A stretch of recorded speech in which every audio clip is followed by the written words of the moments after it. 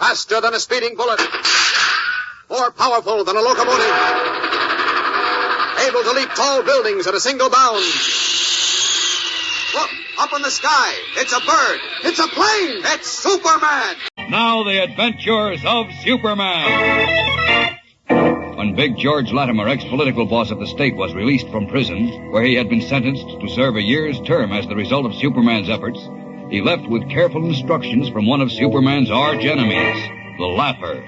Latimer followed the instructions, and as a result, he now has in his possession the one weapon Superman fears, a small, jagged piece of Kryptonite, a curious green glowing metallic substance which robs Superman of all his superhuman strength. Unaware that Clark Kent, the seemingly mild-mannered Daily Planet reporter, is Superman, Latimer paid Kent a visit and requested that he arrange a meeting with Superman. Kent laughed at him until Latimer happened to use the word Kryptonite. As we continue now, the big lumbering politician is backed up against a wall of Kent's office, and Kent, his jaws squared and his fists clenched, faces him. I'm warning you, Latimer. Don't lie to me. What do you know about Kryptonite? All I know is... All you know is what? Wait a minute.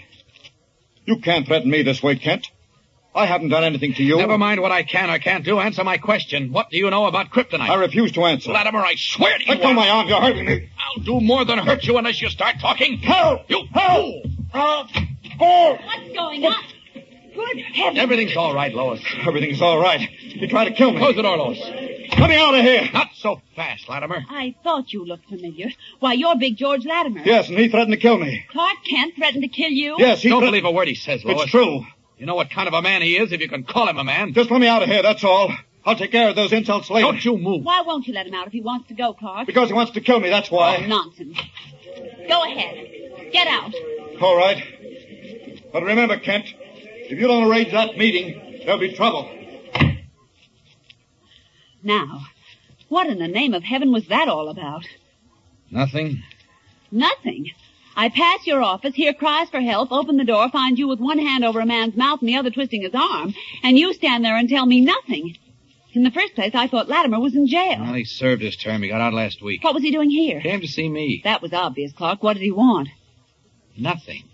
Oh, and because he wanted nothing, you decided to choke him to death, right? Look, forget it, Lois. Please, will you go on about your business? This happens to be my business as much as it is yours. Now, look, Big George Latimer certainly didn't pay you a social call. It must have had something to do with the Daily Planet. All right, and so... just in case you've forgotten, Mr. Kent, I work for the Planet as well as you do, remember? Look, Lois, I don't feel like being cute now. Please leave me alone, will you?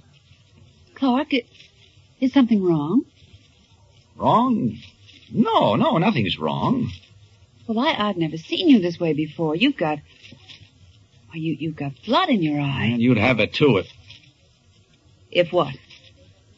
Nothing. Oh, there goes that nothing routine again. What did Latimer want, Clark? I told you. Yes, I know, nothing. That's right. Now, look, I've got some work to do, Lois. If you don't As mind, it happens, I do mind. Something is bothering you, and I want to know what it is. Well, I can't tell you, so don't keep asking. Why not? Why not what? Why can't you tell me? Your phone's ringing. I don't want to talk to anyone. That's ridiculous. Clark Kent's office. Who's this? Lois Lane. Lois.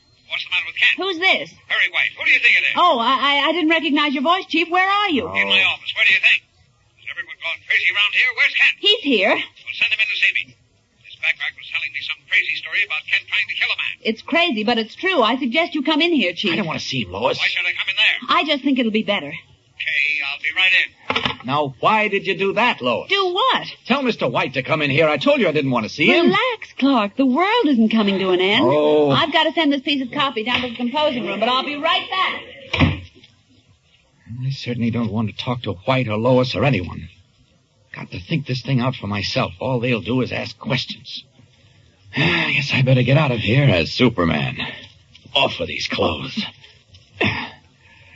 They'll wonder what happened to me, but that's better than having to go through a third degree about Latimer. There we are. That does it. Now, up to the window. Out and away!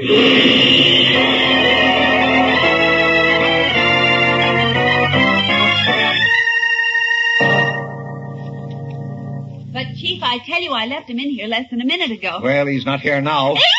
What's the matter? The window. Look, it's wide open. Well, what of it? Clark, he jumped out of the window. Oh, stop it. Stop that blubbering. He must There'd be a crowd down in the street if he jumped out, and there isn't. So stop that blubbering, Lois. Well,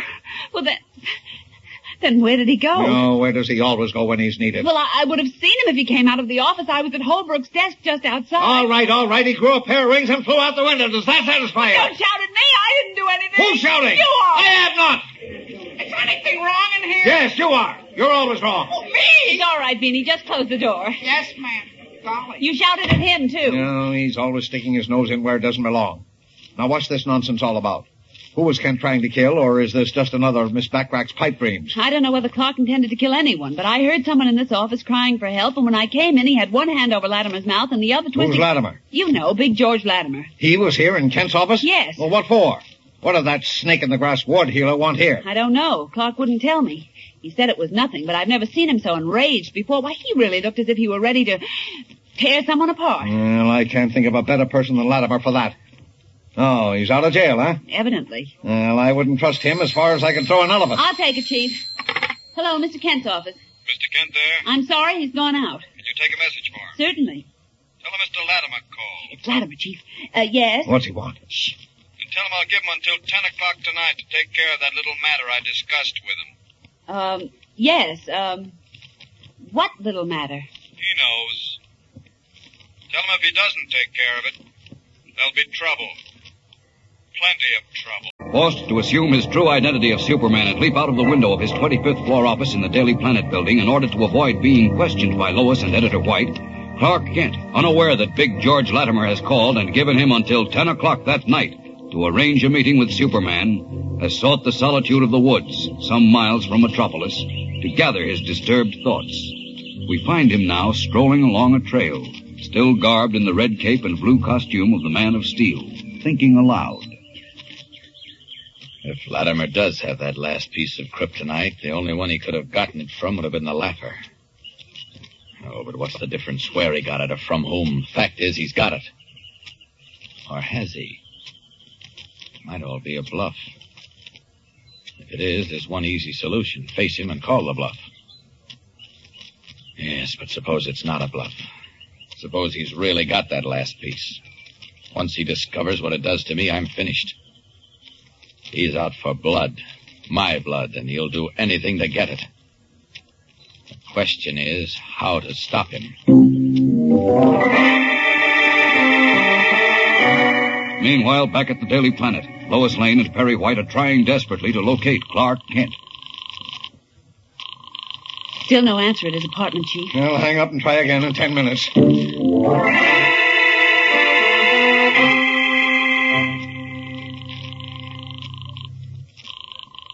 Still no answer. Well, what time is it? 8 o'clock. I'll hang up. We've still got 2 hours. Kent and Batman are alone in the library. So, summing it all up, Clark, you're sure Latimer has the piece of kryptonite? Well, reasonably sure. I don't think he'd chance a bluff. Why not? What's he got to lose? Well, You knuckle under, okay. If not, no hits, no runs, 1 error. what do you mean knuckle under? Well, it's obvious he wants something from you, whether he has the kryptonite or not. What can I possibly give him? I don't know. You sent him to jail, didn't you? Yes. You broke up that crooked situation in the state capitol. Maybe he's just sore at you and wants revenge. I'm afraid there's more to it than that. Well, what can Robin and I do for you? Get that piece of kryptonite, Bruce. Get it and drop it in the ocean 30 miles offshore. I won't rest easy until the last of that stuff is gone forever. You never really found out why it works the way it does, did you? No, and I guess I never will. The reason I brought it up was I thought maybe we might find an antidote for it. By that time, Latimer will have done all his dirty work. No, there's only one possible solution. Get that last existing piece and destroy it. All right. How do we start the ball rolling? Well, Latimer must have it close by him, and that means in his house. Chances are he's got the place guarded. So we break in and give the house a fast going over. Oh, tell me, is it a big house? Too big. Oh, needle in the haystack, eh? Afraid so. Also, what's Latimer going to be doing while you and Robin are searching? If we see him first, he won't do much. Robin's been taking rope tying lessons from an old sailor.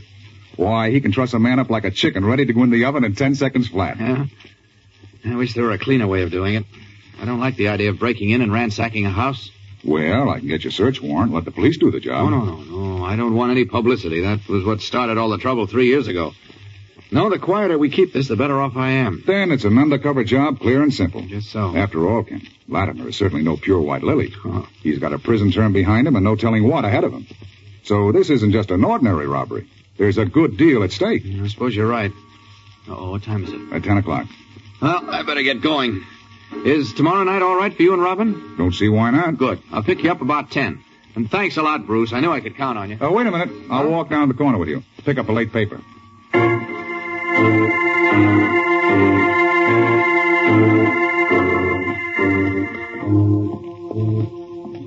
If we don't find the kryptonite in Latimer's house, then we're really in trouble, Clark. Well, I'd rather not think of that if you don't mind. Of course, it might mean Latimer hasn't got it. Maybe the laugher just told him the story, and Latimer decided to capitalize. Evening, Mr. Wayne. Oh, hello, Riley. Taking your constitutional. Yes, down the corner for a paper. You know Clark Kent, don't you? Officer Riley. Best cop on the force. I don't know Officer Riley, but I'm glad to. Did you say Clark Kent, Mr. Wayne? That's right. The Daily Planet Star reporter. Why, you must have heard of him. Sure, and I have, Mr. Wayne. To me sorrow. To your sorrow? That's not a very nice way to talk about a friend of mine, Riley. It isn't so much the talking, Mr. Wayne, that disturbs me. No, sir. It's the doing. Look, Riley, what's this all about? It gives me no pleasure, believe me, Mr. Wayne, to have to inform you that it is my solemn duty to put your friend, Mr. Kent, under arrest.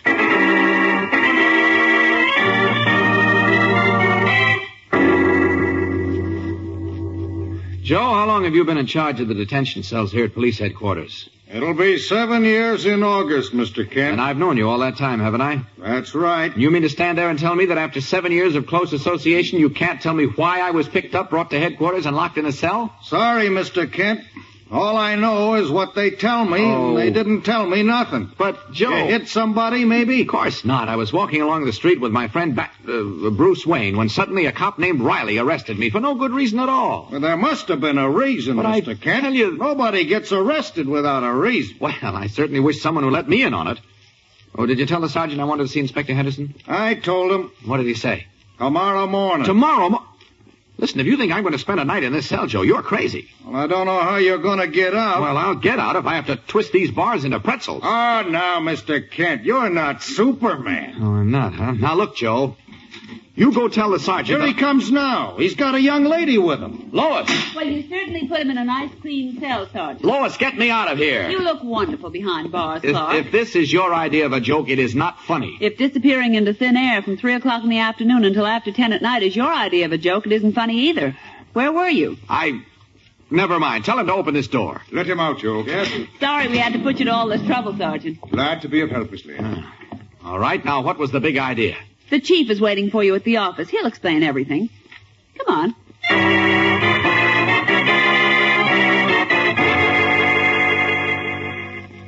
Yes, I had you picked up, Kent. At 9:30, I told the police to send a general alarm out for you. Any objections? Well, only that it's a peculiar way of getting in touch with anyone, having him thrown into jail. How else could we get to you to warn you that Latimer gave you until 10 o'clock to make some mysterious, arrangements? What arrangements was he talking about, Kent? Nothing, Chief, nothing. Oh, there he goes with that nothing routine again. Well, look here, Kent. I've had enough of this flim-flam. This is serious business.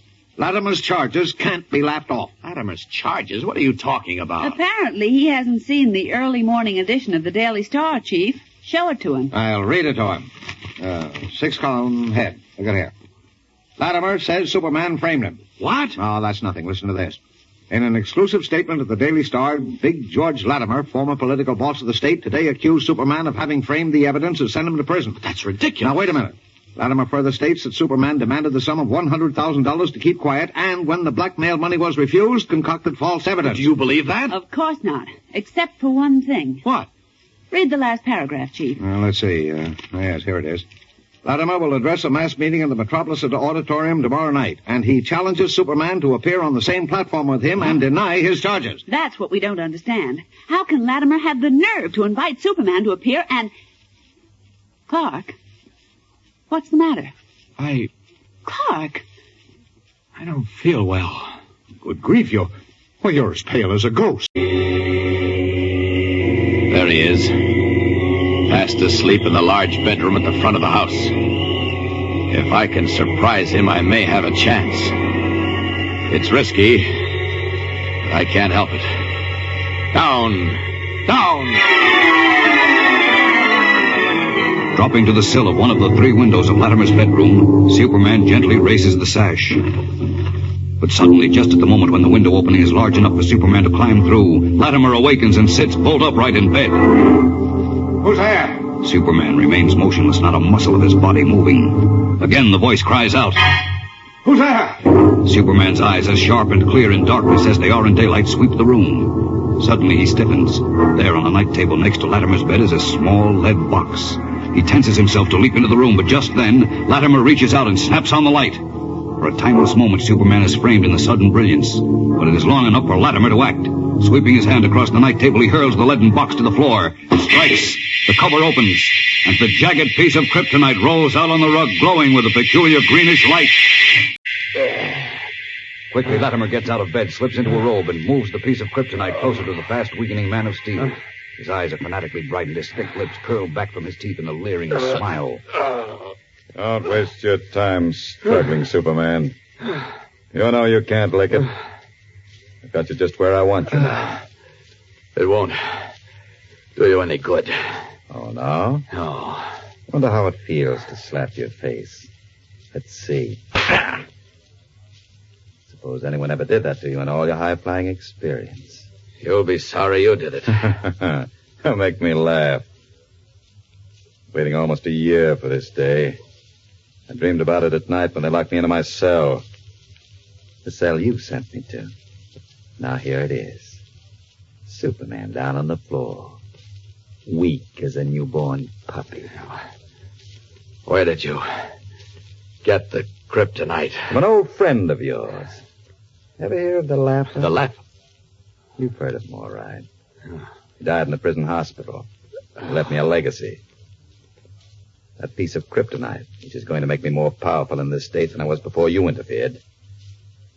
Not only that, it's going to put you under my thumb. You won't be able to rave and rant about racial and religious discrimination. No Jew or Catholic or black man will hold a state job if I have anything to do with it. I'll clean them all out. Did anyone ever tell you that a rattlesnake has more decency than you have, Latimer? Shut up. Shut up, Earl. One thing you can't do, Latimer, is hurt me.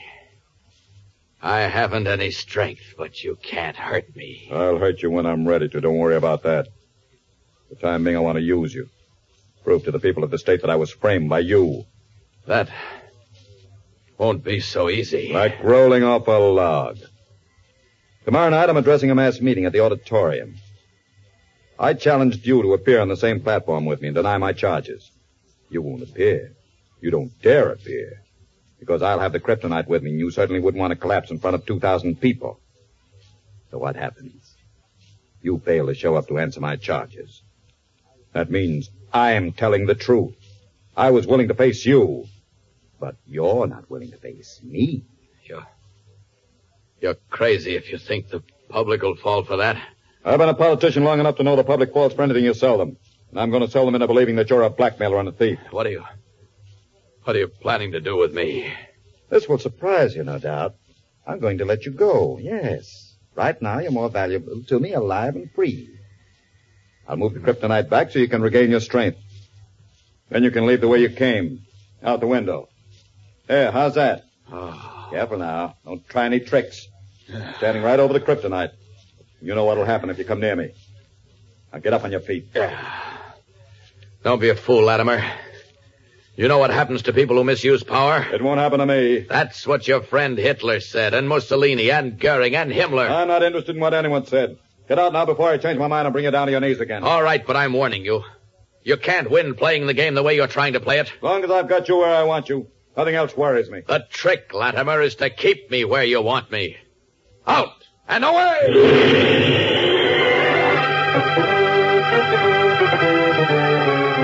Leaping out into the darkness, Superman hesitates for a moment in hovering flight. And then, red cape streaming in the night wind, heads for the suburban home of Perry White, editor of the Daily Planet.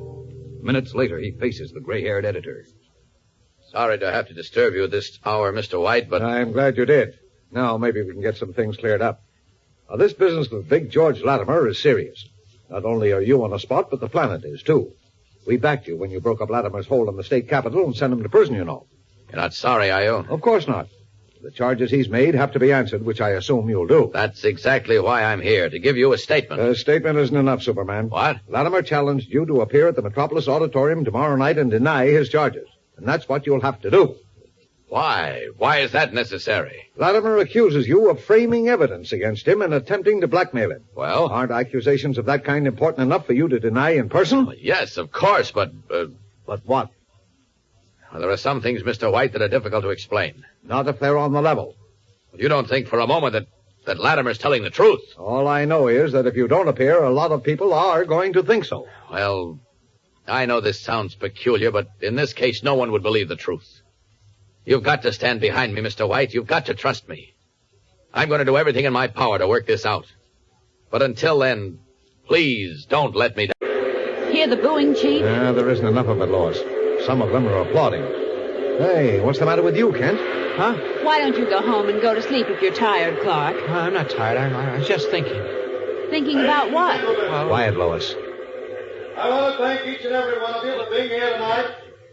Name is the fair play. Fair play. That's a hot It one. is no secret, and I do not intend to make it a secret, that I recently served a term in the state prison on charges brought against me by Superman of the Daily Planet newspaper.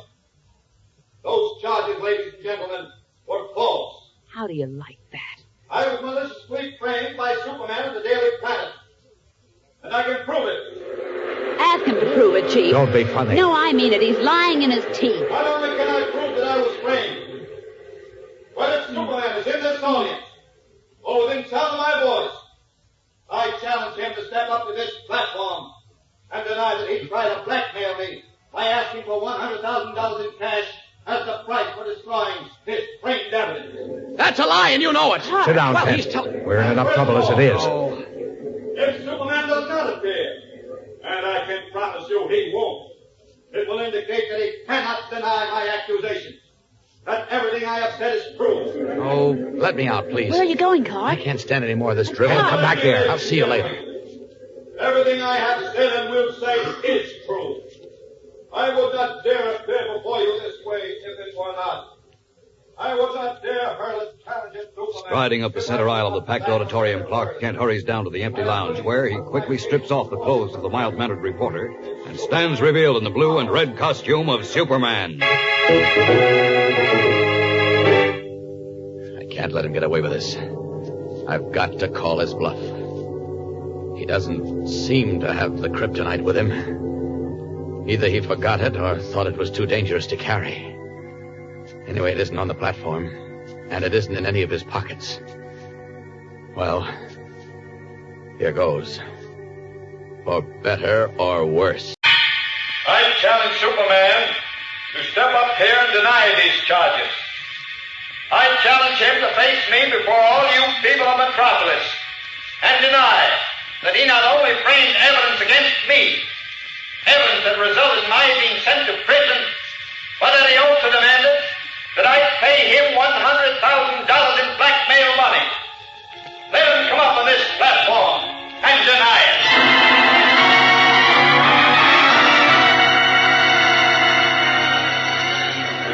In the audience, Lois Lane and Editor Perry White are puzzled as Clark Kent, who, as we know, is Superman, suddenly gets up and leaves. Clark is going to miss the big show. What big show? Superman giving Latimer the business. Well, if that's what you're expecting, Lois, you're going to be disappointed. Oh, now, Chief, act your age. Superman can't afford to have charges like that made public without denying them. I'm only telling you what I think. Don't worry, he'll be here, and then you'll see some fireworks.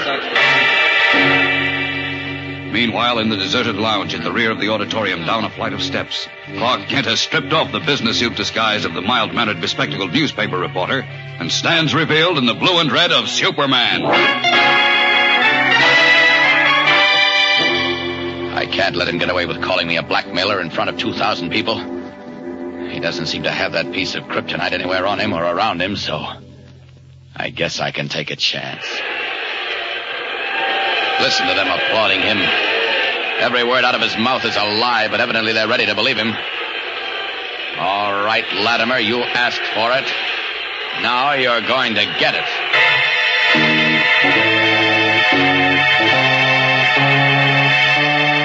crowding up the steps to the main floor of the auditorium where Big George Latimer is still hurling challenge after challenge at him, Superman is determined once and for all to put a stop to Latimer's attempts to regain his political position by making false accusations, despite the fact that it may mean exposing himself to the strength-robbing effect of the last remaining piece of kryptonite. Meanwhile, in the audience, two friends of Superman's, the famous Batman and Robin, attired now in their ordinary street clothes, are listening to Latimer weave his fabric of falsehoods. I feel Leaning I have over, a duty Robin and offers an a low-voiced obligation comment. to the people of this state. If Superman doesn't show up soon and shove that windbag's words down his throat, I'm going to do it. Relax, Robin. Chances are he won't show. Why not? There is some Sunday reasons. Quiet now. I'm going to hear I him. expose him as a charlatan and a blackmailer. Further than that, if he dares to appear on this platform, I will prove to each and every one of you that he is not a Superman. Did you hear what I heard, Batman? Yes. And he can do it, too. You mean to say... Hold it. I will prove beyond the shadow of a doubt that Superman has lost his amazing powers. You will see before your very eyes the spectacle of his weakness. In fact, I will show you how I, George Latimer, can bring the great Superman to his knees. Is he crazy? I'm afraid not. For the first time tonight, he's telling the truth. You mean Superman has lost his strength? Well, not quite. I don't get it. First you say... Hey, what's that for? I don't know. People are standing up and looking around. Uh-oh, it's Superman. Where? Coming down the aisle. Oh, so you were wrong. Now let's see Latimer open his big mouth. He will, don't worry. Robin. Yes? Get up on that platform from the stage entrance. Hide somewhere in the wings. And don't let Latimer see you if you can help it. What's on the fire? There may be trouble. You stand by on the platform. Right, where will you be? I'll stick close to Superman if I catch him going down the aisle. Do you think we can squeeze out of here? Yeah, with a little pushing and shoving. Excuse me, please. I'm getting out.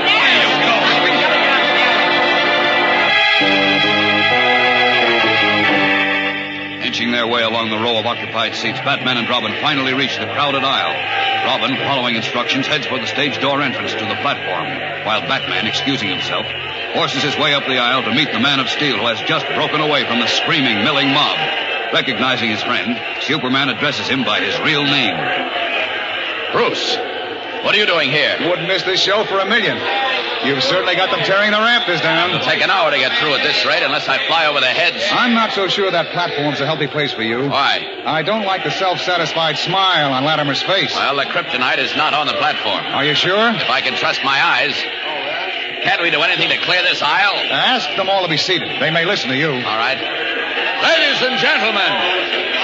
Ladies and gentlemen, please. Tell them someone will get hurt if they don't clear the aisle. Ladies and gentlemen, you must clear the center aisle and return to your seats before someone gets hurt. You'll be able to see and hear everything from your seats. Please return to them. Oh, that did it. They'll settle down now. Watch it. Here come Lois Lane and Perry White. Be careful what you say. Sure thing. I'm certainly glad you showed up, Superman. I was worried for a while. I'm glad to know someone worries about me, Miss Lane. Hello, Mr. White. Changed your mind about coming down, I say. Well, yes. Both of you know Bruce Wayne, don't you? Oh, I'm sorry. I didn't recognize you, Nice Mr. to see you White. again. Oh, here we go again. Please. I see that Superman has decided to accept my challenge and attempt to deny the public charges I have made. Well, if he's got nothing else, he's got nerve. A great many people, I am sure, expect me to withdraw those charges now that Superman has appeared. I do not withdraw them. If anything, I wish to make them stronger. And I wish to repeat the statement I made a few moments ago. The statement that Superman no longer possesses superhuman power. Why, he's out of his That he has mind. lost all his strength. And that I, George Latimer, will bring him to his knees on this platform before your very eyes. Looks like it's your move, Superman. Go up there and show him a thing or two. Yes. Yes, I will. Will you step up to the platform, Superman? Are you sure the stuff's nowhere around? I'm checking again. Hasn't got it on him. There's nothing on the platform except a table, 2 chairs, and a couple of microphones. You'd better go up there, Superman. The crowd is getting impatient. Oh, yes, I'm going. Well, this is it. There is not a sound in the huge auditorium. The audience to a man is on its feet. Suddenly, Lois's whispered voice breaks the silence. I've got a funny feeling something is wrong. Always having funny feelings. This time she's not far wrong, Mr. White. You mean Something's going to happen. I hope not. Now, look, what's this all about? If you know anything... I know plenty, but I can't tell you now. There he goes up the steps. Keep your eye on him. The next 30 seconds will tell the story. Robin lowered that curtain. He must have seen something. You'd better beat it. How can I leave now? Don't ask questions. Duck out the side entrance and meet me at my place. Okay. Now, hurry. Meanwhile, backstage, Robin is attempting to fight off two of Latimer's henchmen who are trying desperately to reach the rope and control the curtain as Latimer screams frantic orders.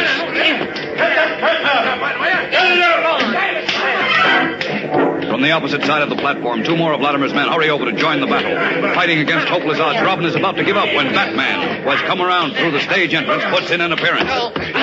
Oh, boy, are you a sight for sore eyes. Come on, give me a hand with these stones. No, let's duck. But Duck, I said, come on.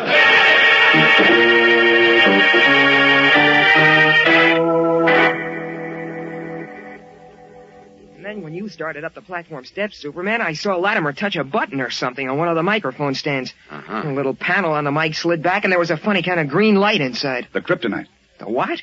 Little boys should be seen and not heard. Oh, fine. How do you like that? It's all right for little boys to trade punches with four husky goons, but when it comes to a showdown... If anyone has a right to know, Robin, you have.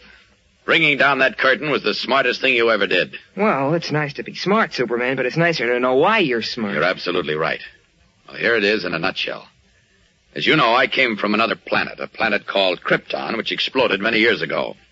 The fragments of the planet have evidently been suspended in space. But recently, it was back in 1944, I believe, one of the fragments came to Earth as a meteor. It was picked up and taken to the Metropolis Museum. You remember that, Robin. It was in the papers. Oh, I think so. Well, at any rate, the museum people called the stuff Kryptonite. It glowed with a strange greenish light, and I soon discovered to my horror that when I got within 10 feet of it, I lost all my strength. Jeepers. To make a long story short, the Kryptonite was stolen from the museum by a woman known as the Black Widow. It was cut into 4 pieces and sold to 4 of my enemies. Over a period of time, I located 3 of the pieces, and they were destroyed, but I could never find the 4th. Uh-oh. I'm beginning to see the light. Latimer has the 4th piece. He got it from a man who died in state prison, a character called the Laugher. And he had it hidden in that phony microphone. Right. Evidently, the microphone was made of lead, the one substance my X-ray vision can't penetrate. That's why I didn't spot it anywhere on the platform. So you see what ringing down that curtain meant? I see now. If you'd gotten close enough to the microphone, Latimer would have been able to do what he said he would in front of that whole audience. Prove to them that you'd lost your strength and power. Exactly. Oh, boy. Gives me goose pimples just thinking about it. Say, did you know about this all along, Batman? Yes, Robin. Well, then why didn't we make a grab for the kryptonite in the microphone instead of ducking out tonight? In the first place, I didn't know it was in the microphone. Well, you didn't give me a chance to tell you. You said duck, and we ducked. And in the second place, they were pulling the curtain up. And I didn't like the idea of staging a free-for-all in front of 2,000 people. Bashful? Since when? No, not bashful, but that audience had been listening to Latimer's hot air for a long time, and was beginning to sink in. If the curtain went up and they saw us battling on the stage, they'd be pretty well convinced he had a case. Particularly with Superman having taken a powder. Yes, I've been thinking about that. About what? Someone in the audience must have seen me leave through the side door of the auditorium. Maybe they all did, I don't know. But I can just picture what's going on there now. Latimer's probably having a field day. Sure, telling them you ran out, that you were afraid to face the music. Hey, wait a minute. Bright idea? I don't know. Nobody's thought of it, so maybe it's not so bright. Let's have it. Well, look, instead of sitting here beating our brains out, why don't we go back to the auditorium, and since we know where the kryptonite is, grab it? Sorry, Robin. Not so bright. Why not? Number 1, Latimer's nobody's fool. You can bet your bottom dollar it's not in the phony mic anymore. Number 2 would be up against the same problem. Staging a battle in front of an audience. Oh, there wouldn't be any battle, not with Superman around Robin, shame. Huh? I'm not much help, Robin, with kryptonite anywhere in the vicinity. Oh, I forgot about that. Okay, not bright at all. Well, where do we go from here? We've got to get that piece of kryptonite. How? There's only one possible way. Beard the lion in his den and take it away from him. Meaning? It's a cinch that Latimer keeps the stuff close by him. Probably wears it around his neck. That's not far wrong. Okay, the next move is to burst into his house and grab it. Oh, just like that, huh? It won't be easy, but what else can we do? As a matter of fact, we've got to work fast. The morning papers are going to be full of the shindig at the auditorium. That's just the trouble. If it's possible, we should get the kryptonite before morning, so Superman can step out and really give Latimer a run for his money. The longer we wait, the more Latimer's going to be able to convince the public he's on the level. Okay, let's go. Now, wait a minute. Keep your shirt on. What time is it? I've got 8:30. Oh, no, it's later than that. Of course, it's after 10. My watch must have stopped. Mine's being repaired. Check the clock in the hall, Robin. No, wait. That's been running slow. Switch the radio on. Right. I wish I could be of more help to you in this mess, Batman. Forget it. You've helped us out of tight jams. Now it's our turn. You the 10:15 edition of the news. 10:15, Robin. Set your watch. Before an Okay, audience turn it off. of thousands of people packed into the Metropolis Auditorium, George Latimer, former state political leader, seemingly made good his daring statement that Superman had not only framed the evidence that sent him to prison, but also attempted to blackmail him. Here it comes. Speaking from the platform, Latimer challenged Superman to appear and deny the charges. To the delight of the vast crowd, the fabulous Man of Steel suddenly appeared in the center aisle, attired in his familiar red cape and blue costume. Accepting Latimer's invitation, he started toward the platform. However, just as he reached the steps, the curtain was rung down and some confusion resulted. Oh, get that When it rose understatement. again, Superman had disappeared, and Latimer took the opportunity to drive home the fact that the Man of Steel was afraid to face him. Turn it off, Robin. The consensus of opinion seemed to be that... I'm sure is that Superman should be drawn and quartered. Don't let it get you down. We'll have that piece of kryptonite before morning, or my name is Mud. Pleased to meet you, Mr. Mudd. Don't be funny, Half-Pint. Get into your costume, and tell Alfred to roll the Batmobile out of the garage. We're going to pay Mr. Big George Latimer a visit. A visit he won't forget. An hour has gone by. In the dark stillness of the night, Batman and Robin, dressed now in their familiar costumes with their faces masked, have climbed to the roof of the front porch of George Latimer's big stone house, and silently raising one of the windows of his bedroom, have slipped inside. We find them now hidden under the bed, waiting for Latimer to return from the meeting at the auditorium. What time is it, Robin? 11:30. He should be showing up soon. The sooner the better. This isn't my idea of comfort. Would you like me to reach up and get you a pillow? Not a bad idea. A mattress and a couple of blankets, too, while you're at it. This floor is hard on my old and weary bones. The only old and weary bones you have are in your head. Oh, nice talk. And who saved Superman at the auditorium? Oh, I suppose I'll never hear the end of that. You heard the end of it right now. I can't take any credit because I didn't know what I was doing. All I had was a hunch that something was wrong. One of the best hunches you've ever had, boy. Keep having them like that. You'll save us a lot of trouble. I'll try. The only trouble is... Wait, hold it. What is it?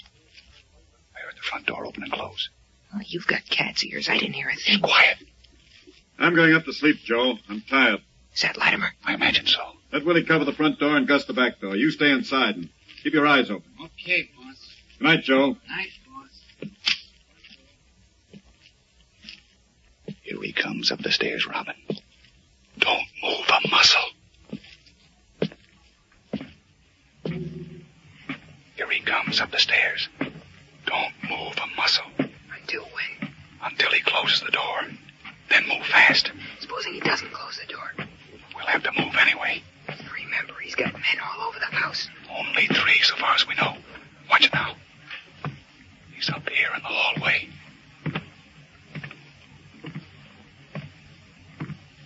Oh, why can't he walk faster? This suspense is killing me. Patience, my friend. Patience, my foot.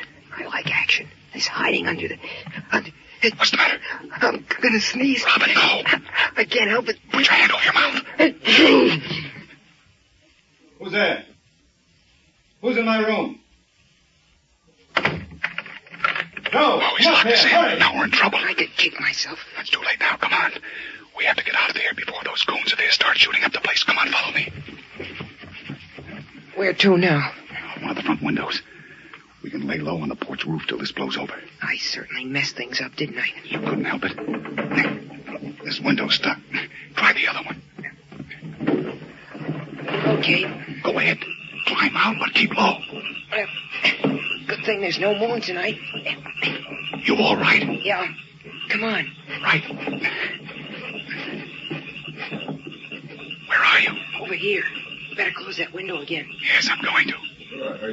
Oh, just in time. Here they come. Well, the chances are they'll turn the light on in the room. We better go up a little ways. Right. Go ahead. On your stomach. Nothing like crawling over a slate roof to keep your figure. We should do more of it. If you did less sneezing, we'd do less crawling. All right. This is far enough. Now what? Now we just wait it out. Here goes the light in the room. Keep down. Don't move. Ain't nobody in here, boss. Who's that? Joe, I guess. Hurt someone. Could have been mice, boss. There's plenty around. Good thing he didn't call us rats. Look under the bed. Yeah, take a good look, Joe. Cut the comedy, Robin. No, nothing. sure I heard something. It sounded like a man coughing or sneezing. Oh, thanks, Mr. Latimer. What are you muttering about? He called me a man. I think I'll write a book, From Boy to Man in One Sneeze. Just be sure it isn't from boy to corpse in one shot. Well, what a cheerful thought. Take a look out on the roof, Joe. The porch roof. Okay. What now, Robin? Relax. You can't see anything out here. It's too dark. Ever hear of flashlights? Watch it. The window's going up. Can't see nothing out here, boys. Too dark. What did I tell you? Wait a minute. I've got a flashlight. What did I tell you? Now we're in trouble. Well, then let's get out of it. We can't move now. They'll hear us. You have to gamble. Hey, Joe. Thanks, boys. Robin. Yeah. He's bound to pick us up with the beam of that flashlight. It isn't even a gamble. The cards are stacked. Start moving. Which way? Down towards the edge of the roof. There's a rose trellis. The one we climbed to get up here. Thorns again. You can pick thorns out. Bullets are a little more difficult. Now go ahead, crawl. Joe, I hear something. Shine the light over there. He's got us. Quick, scramble down. There they are. Stop, we'll shoot. Ow. What's the matter? I cut my hand on the slate. Stop, I said. Down the trellis, Robin, fast.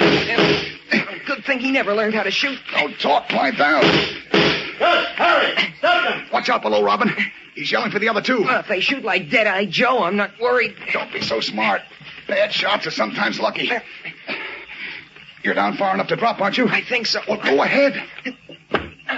You all right? Yeah, it's about 6 feet. You can make it. Stand back. Here I come. That was a long 6 feet. Oh, it stretched after I dropped. Someone's coming. Duck behind that bush.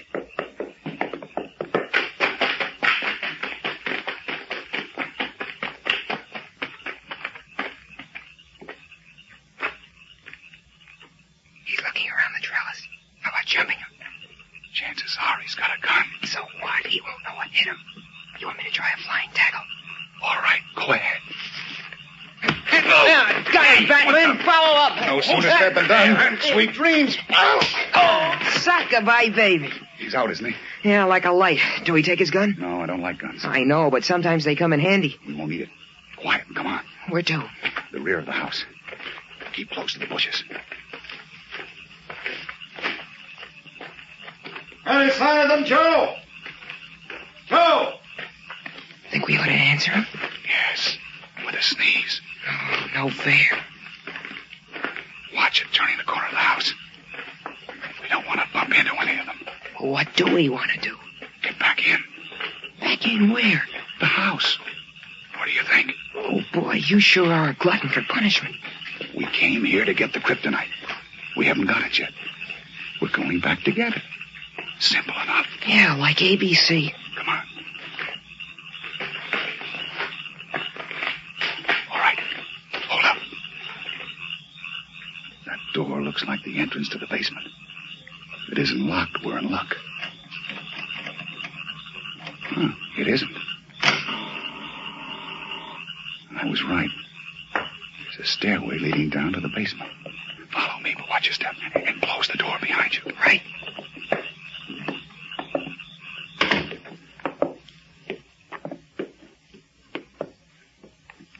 Oh, sure is dark down here. Like the inside of a motorman's glove. The darker, the better. Yeah, sure, if you got eyes like Superman. Watch it now. Don't bump into anything.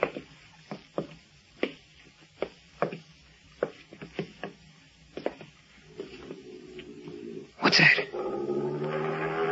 There it is again. What is it, Batman? I don't know. But whatever it is, I don't like it. Suffering catfish, what's that? I don't know, Robin. But whatever it is, I don't like it. It's coming closer. What'll we do? I'd better light a match. We better do something. I don't like things I can't see. Neither do I. Batman, hurry. Here goes. Jeepers, look. Great Scott. It's a dog, isn't it? Yes, but I've never seen an uglier one in my life. Bigger one. Hiya, fella. Be careful, Robin. His tail's as stiff as a ramrod. He's mean. Nice doggy, nice doggy. Not so nice, doggy. Robin, back away slowly. He's getting ready to spring. Oh, if we only had a piece of meat or a pound of hamburger. He looks like it's settled for one of our hands. Or a choice morsel of throat. Oh, gosh. What's the matter? A match, it burned my finger. Quick, light another. If he leaves now, we're... Robin! Robin! Get him!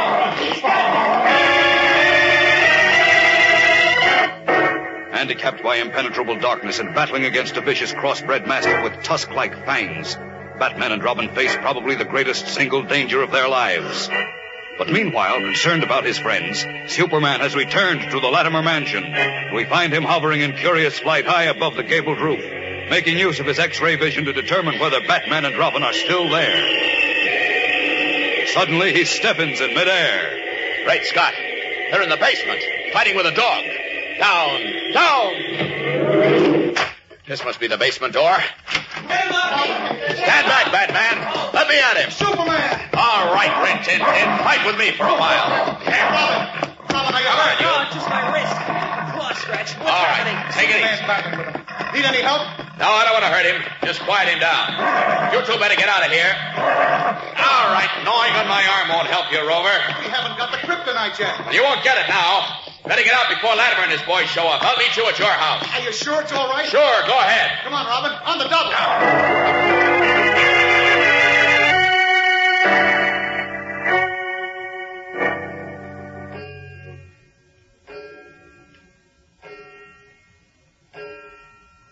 $10 Almost an hour since we left Superman at Latimer's place. Stop worrying about him, will you? He can take care of himself.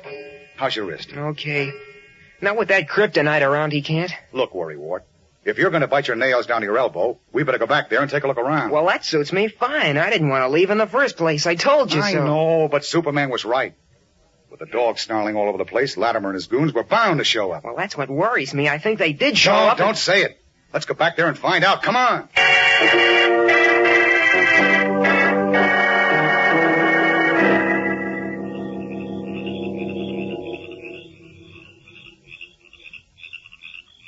Everything looks peaceful.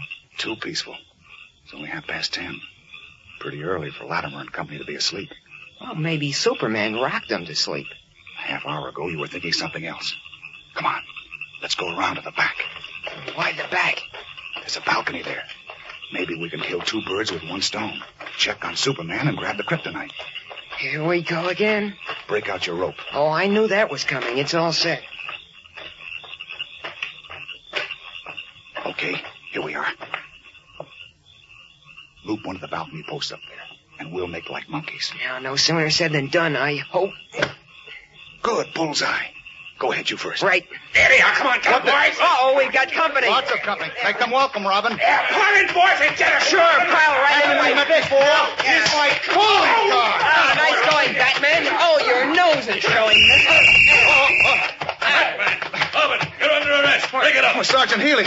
Robin, the fight's over. Well, blow me down. We've been battling the police. I'll say you have. Now listen. Sorry, Sergeant. We couldn't see who you were in the dark. Oh, I'm sure glad you're here. You see, we... Save it, Batman. Put out your hands. You too, Robin. What? Hey, what's the idea of the handcuffs? You're under arrest. Under arrest? That's right. Mr. Latimer tipped us off that you might try to break into his house. Huh? Inspector Henderson couldn't believe it, but he sent me out here when Latimer insisted he was in danger. Looks like he was right, too. Come along now. We're going down to headquarters. Oh, but We've got to wait find a minute. Superman first, Sergeant. He may be trapped in Latimer's house. Superman trapped. Are you kidding? No, you see, it's Save like it this. for the inspector. Come on.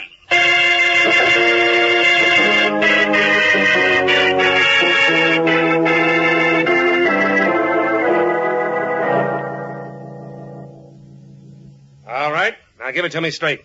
What's the story? Here it is in a nutshell, Inspector. We did break into Latimer's house early tonight. Yeah? Why? To get a piece of kryptonite Latimer has. A piece of what? Kryptonite.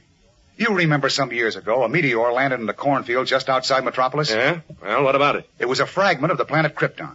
And in the Earth's atmosphere, when Superman was exposed to it, he lost his strength. That's right. I remember reading about it in the papers. Well, Latimer's got the last remaining piece of the stuff. And he's trying to use it to get Superman to knuckle under. Huh? We were just trying to help Superman out by grabbing it. On account of he couldn't do it himself, because when he gets close to the stuff, he's weak as a kitten. Now, wait a minute. So you broke in, huh? Then what? We hid under Latimer's bed, waiting for him. Yeah? But Robin sneezed and the jig was up. Uh-uh. We got out through the window with Latimer's goons shooting at us. We ducked around the side of the house and slipped into the basement. Then we ran into trouble. Yeah? What kind of trouble? A dog. An ugly, mean-tempered mongrel.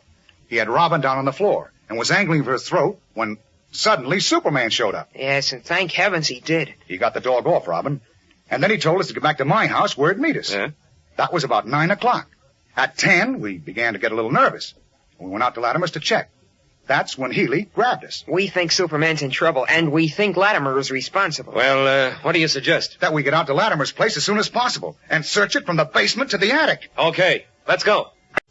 I'm sorry, Inspector, but I don't know what you're talking about. I have no kryptonite, and I haven't seen Superman. That's a lie. Easy, Robin. It is a lie, and he knows it. Shouldn't that little boy be in bed?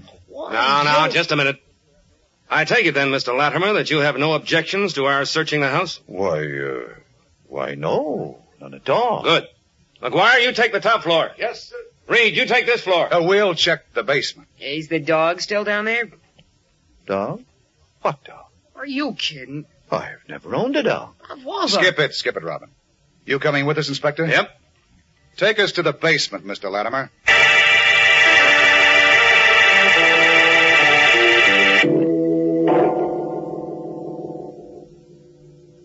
Well, gentlemen, I hope now you're satisfied. Searched my house thoroughly and have found no evidence of what you call kryptonite, a dog, or Superman. Is there anything else I can do for you? Yes, you can tell us the truth. Ixnay, Robin. But he's lying in his teeth. I suggest you take the boy home and put him to bed. He's overtired. For 2 cents. For 2 cents, you'll get those handcuffs slapped back on, Robin. Oh, okay. I know when I'm late. Evidently, you were wrong somewhere along the line, Batman. Superman isn't here. That's what worries me. We're too late. Too late for what? Too late to save him. Robin's right. Mr. Latimer is lying. Somehow he managed to get Superman and the kryptonite together. And I'm afraid that none of us will ever see Superman again. Perhaps you'd like to tear up the floor to search for Superman. I may have him buried under it, you know. Now, wait a minute. Or maybe I burned him in the furnace. Why don't you look in there for his bones? Listen, Mr. Wise Guy. No, you listen, all of you. This joke has gone far enough.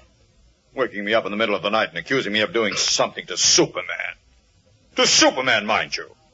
Inspector Henderson, have you lost your mind? Now, wait a minute, Mr. Latimer. I haven't accused anybody of anything. Yet. I'm just trying to get to the bottom of this. Now, Batman and Robin say a dog attacked them in the basement of this house a couple of hours ago. Superman showed up and saved them. Ridiculous. I've never had a dog. What? That's not true, Inspector. Hold it, both of you. Down. Hold it. What about the gunman, Mr. Latimer? There were 3. We knocked one out. You just searched my house, Inspector. Did you see any gunmen? Well, no. They were here. We saw 3 of them. There may have been more. Rubbish. They must have left after Robin and I did. And maybe took Superman with them. Against his will? Superman? Yes, the kryptonite That should convince you these fellows are lying, Inspector. Imagine anyone taking Superman away against his will. It could be done if the kryptonite was used on him, and you know it. The what? Don't try to pull that innocent line on us. You know very Just well. a moment, Batman. Let me handle this. Now, as I understand it, Mr. Latimer, kryptonite is a metal or mineral which fell to Earth several years ago as a meteor. For some unknown reason, Superman loses all his strength and power when he comes within 10 feet of it. Possible. I don't believe it. Well, I admit it does sound screwy, but Batman and Piece of metal makes Superman lose all his strength? That's a hot one. You're a good actor, Latimer, but you can't get away with it. Robin and I know you had the kryptonite. I had it. Yes, you. You got it from the Laugher when he died in prison. Believe me, Inspector, I've never heard anything so fantastic in my life. These two are crazy. Now, wait. I've heard enough. Take them away before I lose my temper, Inspector. I'm going back to bed. Good night. Oh, no, you don't, Latimer. Take your hands off me. Batman! You're not leaving till you tell us what you did with Superman. Batman! Bet you're not. Where is he? Take your hands off me, I said. Let him go, Batman! He knows we're Let him stupid. go, I said, or you'll get in trouble with me. This is an outrage. In case you've forgotten, I have some influence in this city. I'll speak to the mayor about this in the morning. I'm sorry, Mr. Latimer, but, well, a serious charge has been made against you, and, well, it's my duty to investigate. Your duty is to use the brains you are blessed with, Inspector. Don't you see why these fellows made this ridiculous charge against me? Well, they say... Never mind what they say. They're friends of Superman. They're trying to save what's left of his reputation by discrediting me. Now, wait a second Superman before didn't you... dare face me on public platform and deny that he's a blackmailer, did he? And that he framed the evidence that sent me to prison? Did he? That was because you had the kryptonite. He couldn't come near you. Ridiculous. He didn't dare face me because he knew I was telling the truth. So he sent you two to threaten me and spread this fairy tale about my having this kryptonite, or whatever you call it. And you fell for it, Inspector. I didn't fall for anything. I'm just investigating. Just investigating. Rats. Just a minute, Latimer. Now listen. I won't listen to another word from either of you. This door will let you out to the street. Good night, gentlemen. Unless you care to arrest me, Inspector. No, of course not. I'm sorry to have troubled you, Mr. Latimer. Come on, Batman. Out to my car. You too, Robin. But, Inspector, We've got to make him talk. Come on, I said.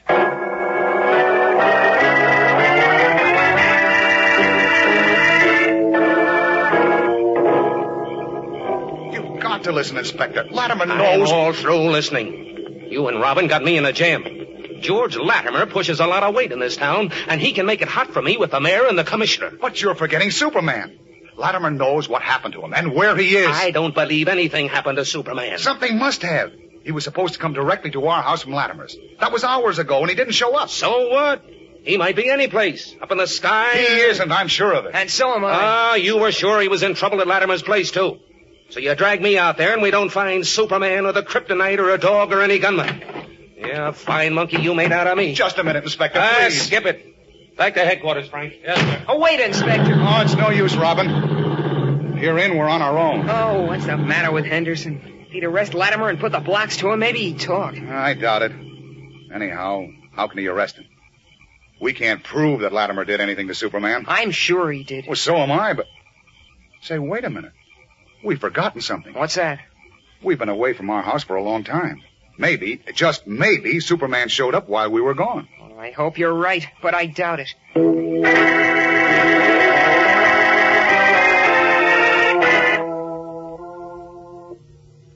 Did Superman show up while we were gone tonight, Alfred? Superman, sir? Why, no, sir. I didn't think so. Were you expecting him, sir? Yes, but never mind, Alfred, thanks. You're welcome, sir.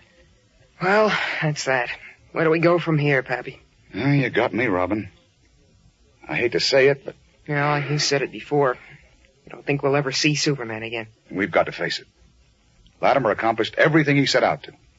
He revenged himself on Superman. And he built himself back into political power by saying Superman framed the evidence that sent him to jail. Ah, the rat. But Latimer knows that while Superman is alive, he's a constant danger to him. If Latimer ever loses the kryptonite, he's a dead pigeon. So... So you think he used the kryptonite to get rid of Superman forever, huh? Yes, he... Say, wait, Robin. I just remembered something. What? Superman told me that while the kryptonite robs him of all his strength, it can't finish him. It can't? No. There's only one way in which he can be killed. What's that? Robin, I don't dare even breathe it. But it takes quite a while. And that means Superman is still alive wherever he is. Well, jeepers, we've got to find him then before Latimer discovers the way to finish him. Right. But how?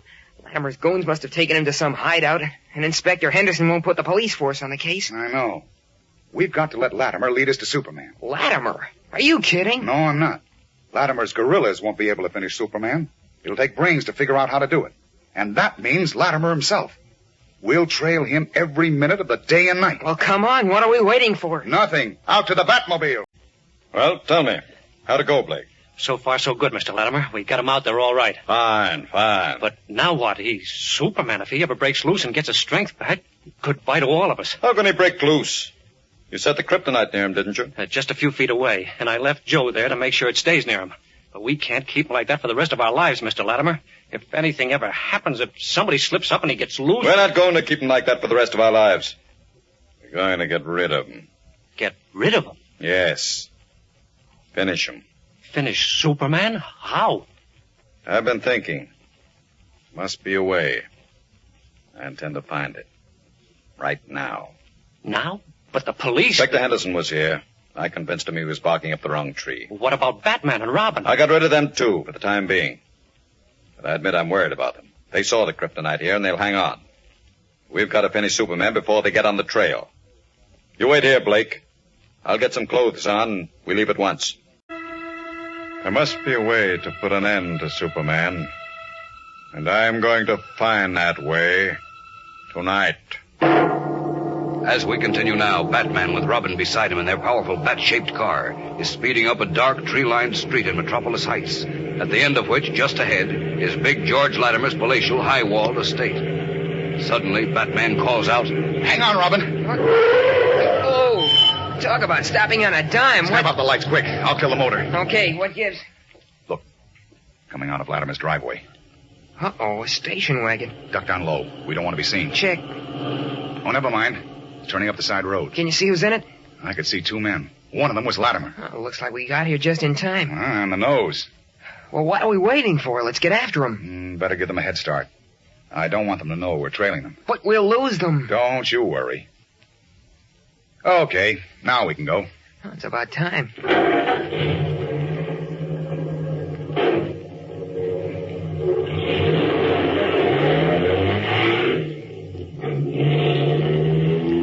right here. I know.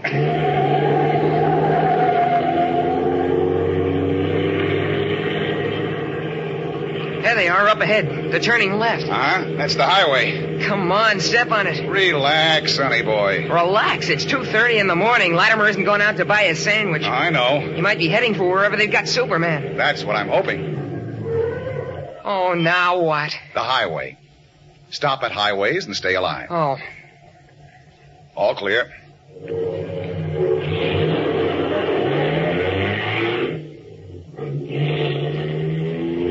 There they go. I see them. Say, what's the matter with you, Robin? You're hopping around like a flea on a hot griddle. I guess I got the jitters. I keep remembering what you said. About what? About Superman. You said he told you there was one way he could be killed. That's right, but I told... And you figured Latimer would try to finish him off now. Because while Superman's alive, Latimer and his dirty schemes are in danger. I also told you it takes brains to discover the one way in which Superman can be finished. Which is where Latimer comes in and why we're trailing him. I'm counting on him to lead us to Superman. Then we take over, savvy? Yeah, I just hope Latimer is leading us to Superman. My hunch says he is. Uh-oh. Oh, they're turning off into Mill Road. That's not so good. What do you mean? Mill Road winds like a snake. And the moon won't help us either. Too many trees. Well, we'll have to use our lights. Oh, won't they spot us? We'll have to take that chance. Look, Robin, you handle the lights. Switch them on only for the turns, then off again. And just use the dimmers. Okay, give me the word when you want them. Right. Hang on, they're speeding up, and we're going with them.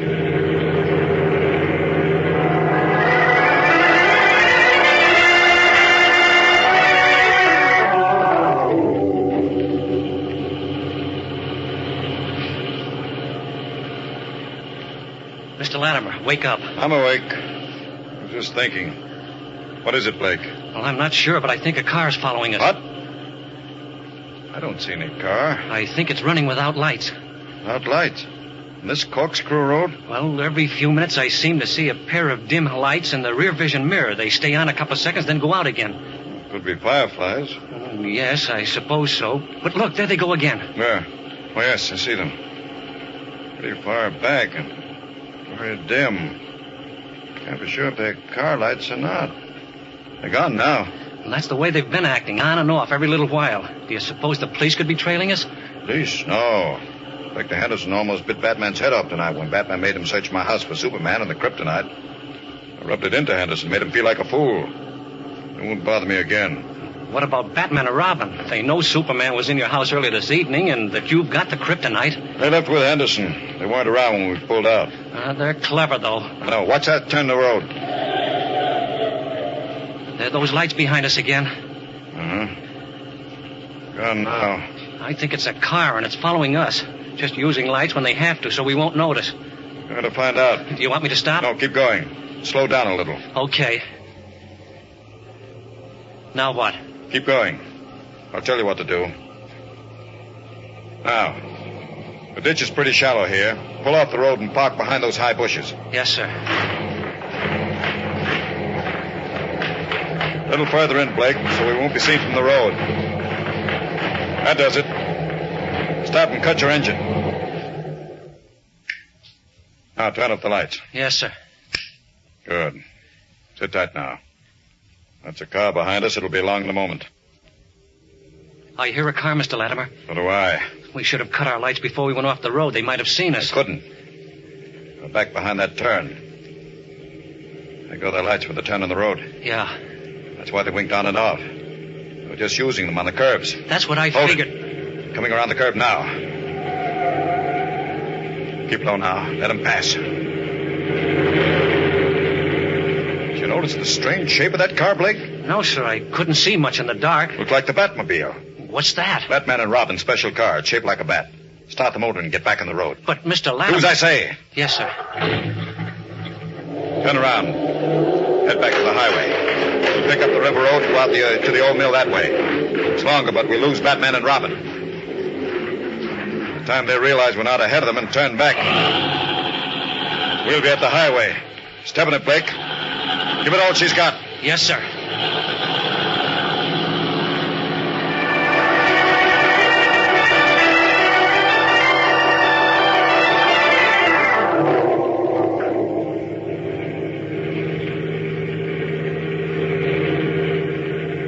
Another hairpin curve. Lights, Robin. Coming up. Is the station wagon still in front of us? I've seen it for a couple of minutes.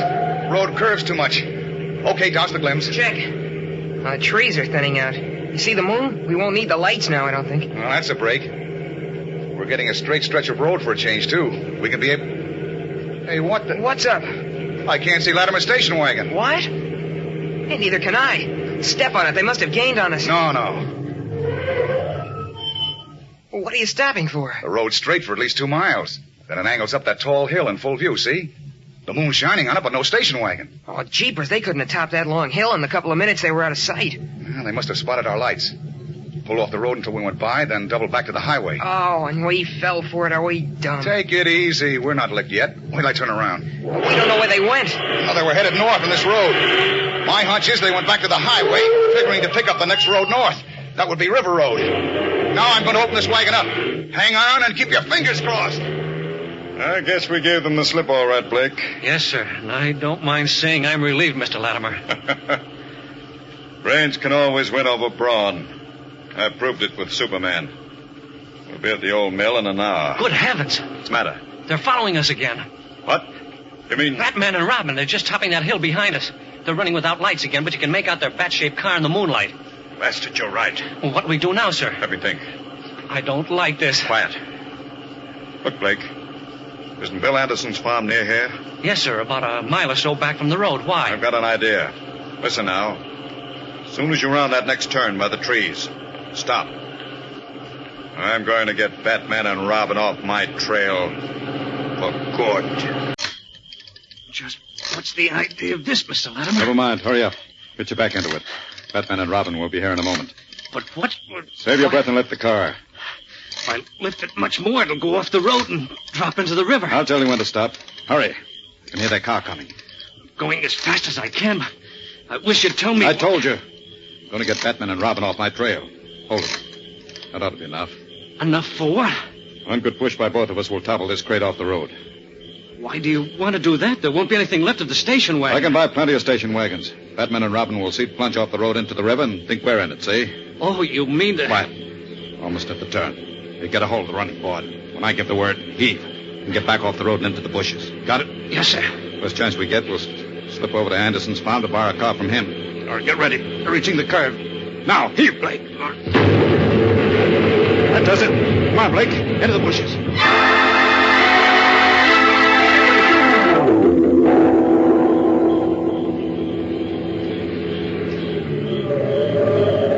Batman, look. Good heavens. The station wagon went off the road. Right smack into the drink. Well, that's the end of Big George Latimer, I guess. It looks like it. Come on. Where to? Down to the river. We've got to see what we can do for Latimer. What for? Good riddance, I say. I'd rather have him alive. He's the only one who can tell us where Superman is, remember? Oh, I forgot that. Okay, let's go. Careful now. Down this cliff. Yeah, careful yourself, Pappy.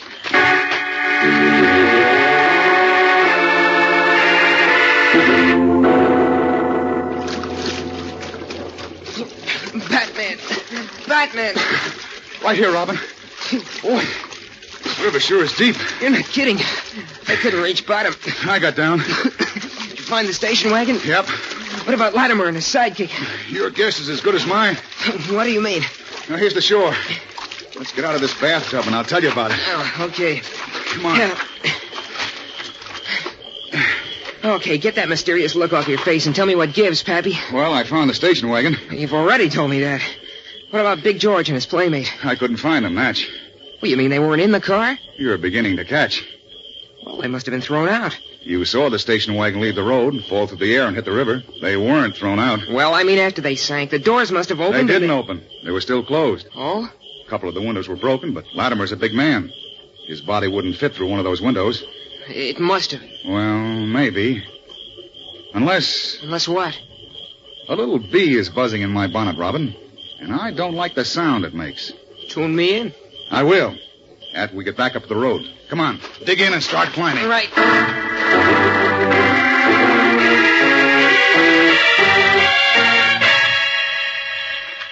Yeah. Phew. It's easier to go down a cliff than up. What are you doing, Batman? Looking for four-leaf clovers? Cut the comedy and take a gander at this. What is it? Oh, looks like a car jack. It is. It's lying here in the weeds beside the road. Oh, well, isn't that ducky? But we're not collecting junk tonight. It isn't junk. It's a brand new jack. It hasn't been lying here long either.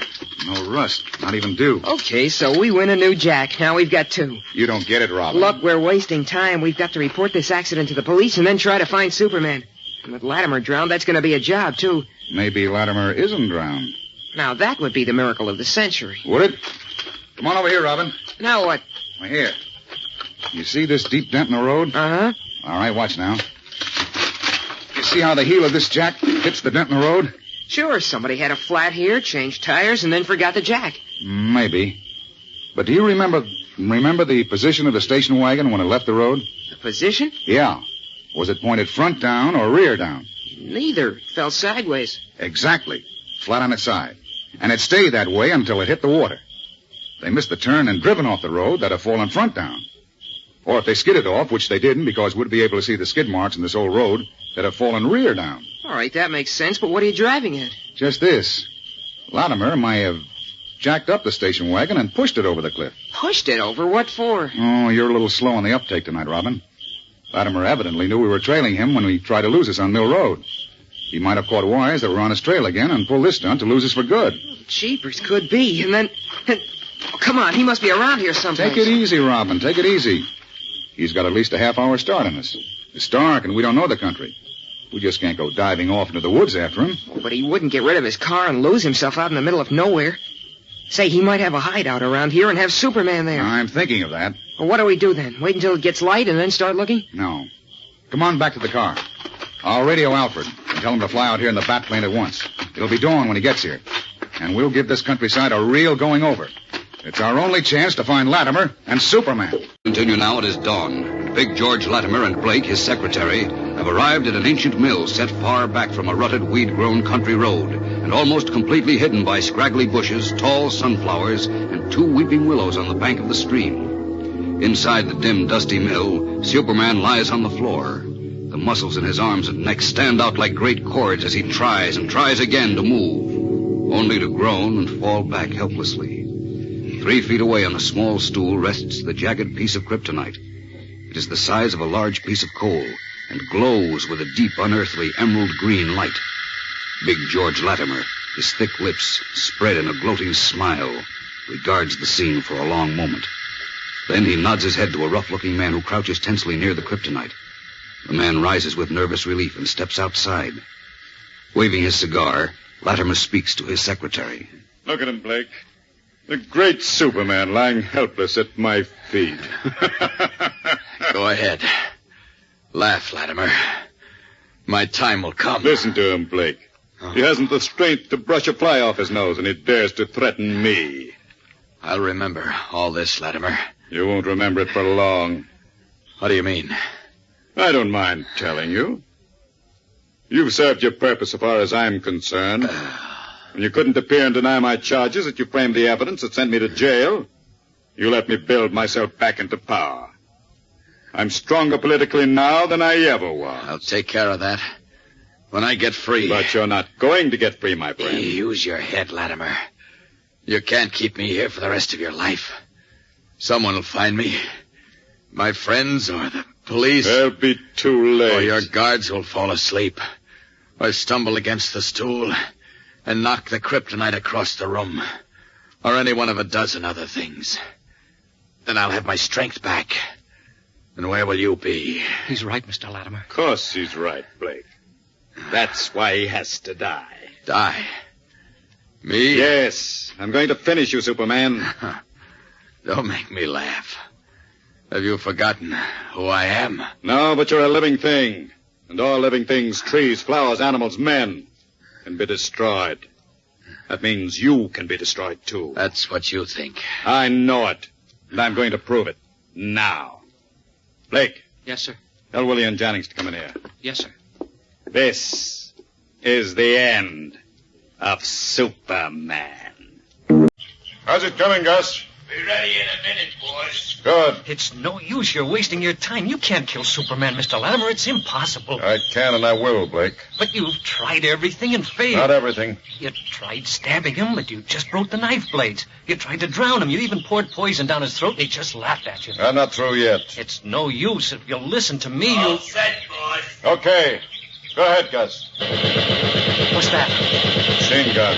Armor-piercing bullets. Good heavens. You see, he's just laughing at you. Shut up. It don't work, boys. The bullets bounce right off him. Got any more bright ideas, Latimer? We haven't tried fire yet. Use the blowtorch, Gus. Okay, but I don't think it'll work. This guy ain't human. Of course he isn't. If you'll give up this silly idea and listen to me... Shut up, Blake. Go ahead, Gus.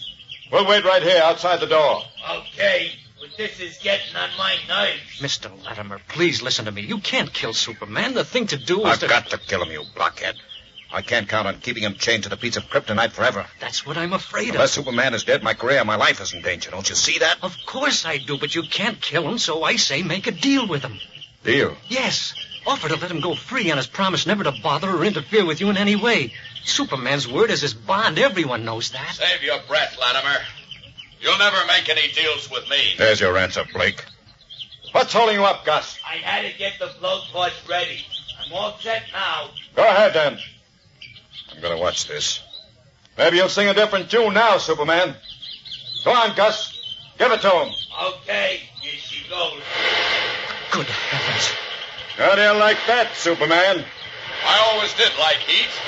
Tell your goon to play it on my head. Maybe he can put a curl in my hair. There. You see, Mr. Latimer? Blast him. Stop it, Gus. All right. Come inside, Blake. I tell you, it's no use, boss. Nothing can hurt this guy. Nonsense. I shoot 50 caliber bullets at him. Bullets that'll go through a tank. And he laughs. I put a blowtorch on him that'll cut through 6 inches of steel. And what happens? Nothing. I give up. I'm through. Oh, he tipped over the stool. The kryptonite's rolling away. Gus, you fool. This is what I've been waiting for. Quick, Now, pick it Latimer. up. Give it to me. Here, take it. No use, Latimer. I've got you now. You got me, eh? Here's the kryptonite. What are you going to do now, Superman? No, I can't. That's it. Fall down. Grovel at my feet. Oh, thank goodness. I thought that was the end of it. Me too. The next time that happens, you won't be so lucky, Latimer. There won't be any next time. You're going to die. Haven't you given up trying to kill me? No. I'll find a way. But in the meantime, I'll be a millstone around your neck. You'll have to watch me every minute of the day, and you won't be able to sleep at night, for fear that I'll get free and come for you. You won't be able to draw an easy breath. That won't last long. You're alive, and everything that lives can be killed, even you. There must be a way. There must be. Forget it, Latimer. I exposed you and put you in jail once, and I'll live to do it again. Or if I don't, the public will. The public are suckers. They believe what they're told. You tell it to them hard enough and often enough. I told them you'd frame me, and when you didn't dare show up and deny it, thanks to the kryptonite, they believe me. They'll wake up eventually, and you'll be finished. Never. The only thing I have to fear is you. That's why I'm going to get rid of you. Huh. You hope. If hope were bread, you'd starve to death. I tell you... Wait. What did you say? I said if hope were... Bread. You said bread, of course. That's the way. Why didn't I think of it before? What are you talking about? Food. All living things need food to stay alive. Yes.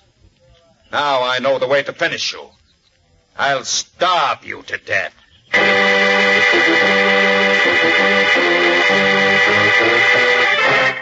Fighting to keep alarm from showing in his face, Superman shudders inwardly as he realizes that he himself has given Latimer the answer. He stumbled on it when I mentioned bread. The one way in which I can be finished. Starvation. Even I need food and water to stay alive. And I tipped him off myself. Oh, what'll I do now? What can I do? Food. All living things need food to stay alive. That's how I'll get rid of you, Superman. I'll starve you to death. Meanwhile, having trailed Latimer halfway to the old mill the night before, only to have the cunning politician slip away by a clever ruse, Batman is aloft in his Batplane, searching over the countryside. Below, cruising roads and highways in the Batmobile, Robin and Alfred, their trusted butler, are in constant communication with Batman by radio. Robin calling Batman. Robin calling Batman. Batman or Robin, did you check on that farm? Yes, a farmer and his wife and their GI son. Nobody stopped at their place last night or this morning, and they've never heard of Big George Latimer. Latimer must have gotten a car someplace last night after he dumped his station wagon in the river to throw us off the track. Yes, unless his hideout was right near the river. I don't think so.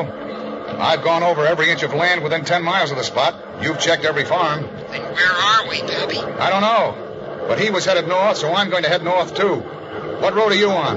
Highway 12. Okay, cruise north on it. If I see anything on the ground that looks suspicious, I'll contact you. Check? Check. Oh, Batman. Yes? You said there was one way Superman could be, Finney. You didn't say what it was. I know I didn't. Well, what is it? Skip it. Oh, whenever I think Latimer might find out what it is before we locate him, I get a gone feeling in my middle. That's it. Huh? What do you mean? You figure it out. And hope as you never hoped before that we find Superman before Latimer figures it out. So long, chum.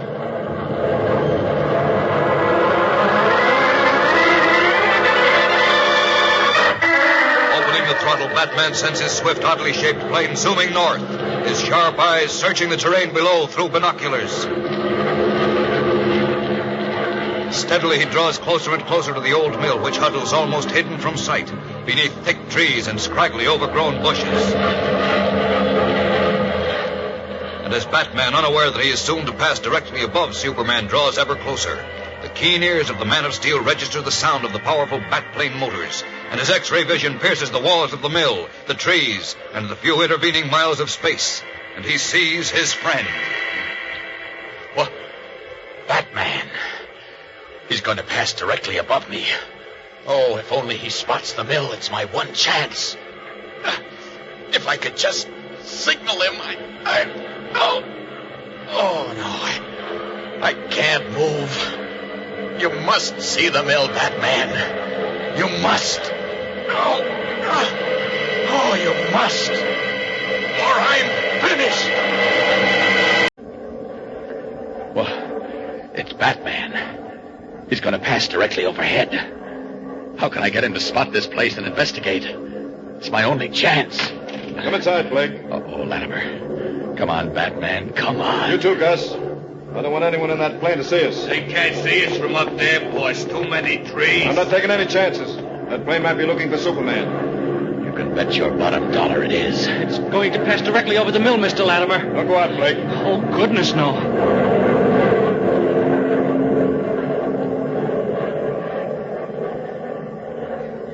Now, Batman. Now, look down. Look down and spot this place. If you don't, I'm finished. Oh, the plane's going away, Mr. Latimer. Good. Sure is a funny-looking ship. Take a gander at it, boss. Where is it? Too late. It just ducked into a cloud way off to the left there. But you should have seen the wings. They was... Never mind, it's gone. It's all that matters. You two can go out now if you wish. I'm going to see how Superman is getting along. All right. Come on, Gus. Here he comes. I can only get my strength back just long enough to get my hands on him. Oh, it's no use. I can't. I owe you an apology, Superman. You owe me more than that, Latimer. I thought of it just after I finished eating. I forgot all about your lunch. That's all right. And I forgot to bring you breakfast this morning, or dinner last night. Don't let it bother you. I guess I'm not a very good host. Decent of you to apologize, but I'm not hungry. How would you like a nice, juicy steak? No, thanks. With French fried potatoes, broccoli, and hollandaise sauce. Crisp green salad. You don't tempt me in the least. Perhaps you're too thirsty to think about food. I'm afraid I forgot to give you anything to drink. No, thanks. How about a pitcher of clear, cold water? Fresh from a deep, cool well. Sound good? I hate to break your heart, Latimer, but you'll find out sooner or later, so I might as well tell you now. I don't eat or drink. You bet you don't. Not anymore. I'm going to starve you to death. You don't understand. I never eat or drink. Who are you trying to kid? I'm not kidding. You forget I'm Superman. You're still alive. Without food and water, you'll ultimately die. May take a week or a month, but sooner or later, it'll happen. You're going to be surprised, Latimer. Better think it over. You can't get rid of me. Oh, yes, I can. I mentioned this once before, but it's worth mentioning again. I'll be a millstone around your neck. You won't be able to sleep or draw an easy breath worrying about my getting away. Because you know what'll happen when I do. It's a good bluff, Superman, but it won't go. You're licked, finished, washed up. Oh. I'll keep you here until you're a bag of bones. Then I'll dump you into a hole in the ground. You'll never get in my way again. That's what you think. I know it. And so do you. I swore I'd get you. Mr. Latimer! Mr. Latimer! What is it, Blake? That plane, Gus says it's the same one. It's coming back. Yes, huh? Let's see. It's the Bat plane. Coming this way again. Maybe Batman will see the mill this time. See? There it is, Mr. Latimer, right up there. Yeah. I see it. It's the same one passed over before, boss. Are you sure, Gus? Yeah. Remember I said it was a funny-looking ship? You see the wings on it? Look like a bird's wings, and they're painted black. Batman's starting to circle and fly lower. Maybe he noticed the mill. Don't go away this time, Batman. Stick with it. Mr. Latimer, it's starting to circle. They've seen it. They can't see us. Trees cover the mill. Then why is it circling and dropping down? I don't know. Batman's seen something down here. He must have, or he wouldn't be hanging around. He's dropping, all right. Dropping fast. I don't like this, Mr. Latimer. Shut up. I told you can't possibly. Good Lord. What is it, Mr. Latimer? That plane. It's shaped like a big bat. Like the car that followed us last night. Batman and Robin's car. I've got a plane, too.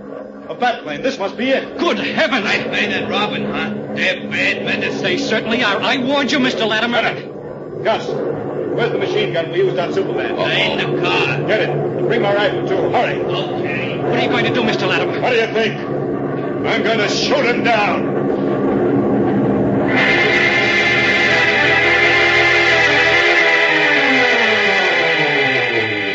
Swooping low over the trees crowding the old mill, the bat plane zooms up into the blue sky again. It resumes its lazy circling, slowly dropping lower and lower. In the cockpit of the plane, Batman snaps the radio switch and calls to Robin, his young companion, who is cruising along a dirt road in the Batmobile with Alfred, their trusted butler. Batplane to Robin. Batplane to Robin. Come in, Goldilocks. Oh, Goldilocks yourself. What's on the fire, Pappy? Maybe something, maybe nothing. I spotted an old shack. Looks like a deserted watermill. I'm giving it the once-over. An old mill, huh? Could make a good hideout. It certainly could. It's secluded enough, and all choked up with trees and bushes. I haven't seen anyone around, though. Well, how about Alfred and me tootling over and having a look-see? I don't know, Robin. I'm pretty low now. 500 feet. Right over it. But I still can't see any sign of life. Well, we might as well look it over. Can't afford to miss any bets. Anyway, we're getting bored. Where is this mill? Well, let's see. I passed over Broad River a few minutes before I spotted it. Hey, you know where the bend is? Uh-huh. We're just a few miles from it. Well, there's a dirt road. Turns off left from the highway just below the bend. I followed that, not having any better ideas, and ran it. Good Godfrey! What's up? Batman, come in. 2 men just came out of the mill. They're shooting at me with a rifle and a machine gun. Holy smokes. Sorry, Robin. I've got to sign off. I got the engine. I'm in trouble. Stay with it until we get there, Pappy. We're on our way. I'll try, but make it fast. Batman's in trouble. If I could only get free and help him. But I can't move. We got his engine, Gus. Get after him. Bring him down. I'll bring him down if he doesn't get out of range. His engine's missing. He's having trouble with the rudder controls. And I have to watch it.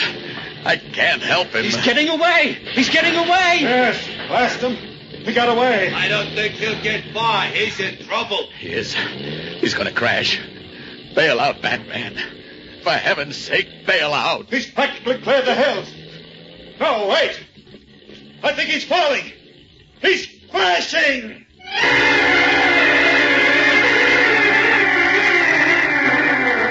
His X-ray vision piercing the walls of the old mill, Superman writhes in helpless agony as he sees the limping Batplane falter over a low range of hills, then begin to plummet down to the earth.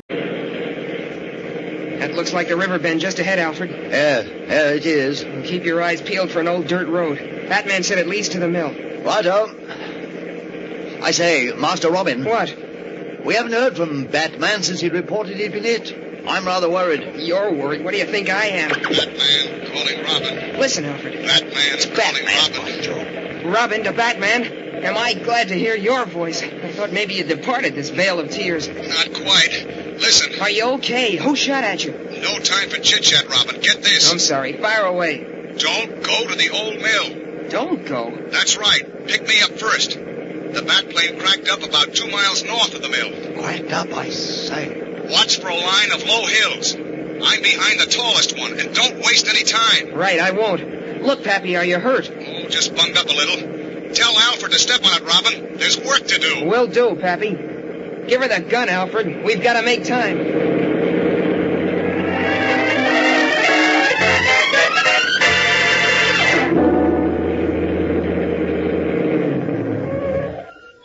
There's the bat plane, Alfred, or what's left of it.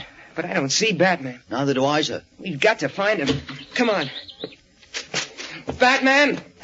Batman! Over here, Robin. There he is, sir, behind the plane. Yes, I see him. You gave me a scare for a minute, Pappy. What were you hiding behind the plane for? I wanted to make sure it was you, not Latimer and Company. Latimer? Yes, he and one of his goons shot me down. You mean Latimer's at the old mill? That's right. I say, sir, you're limping. Let me help you. That's all right, Alfred. I turned my ankle a little bailing out of the plane. Come on back to the car. We're going places. Is Superman at the old mill, too? I didn't see him, but chances are he is. Why else would Latimer try to shoot me down? Did he know he hit you? Of course he did. Oh, you drive, Alfred. My ankle still hurts. Right, sir. Hadn't we better summon the police? No time, Alfred. The mill's about 2 miles up this dirt road. Give it the gun, Alfred. Right, sir. Hang on to your hats. Here we go.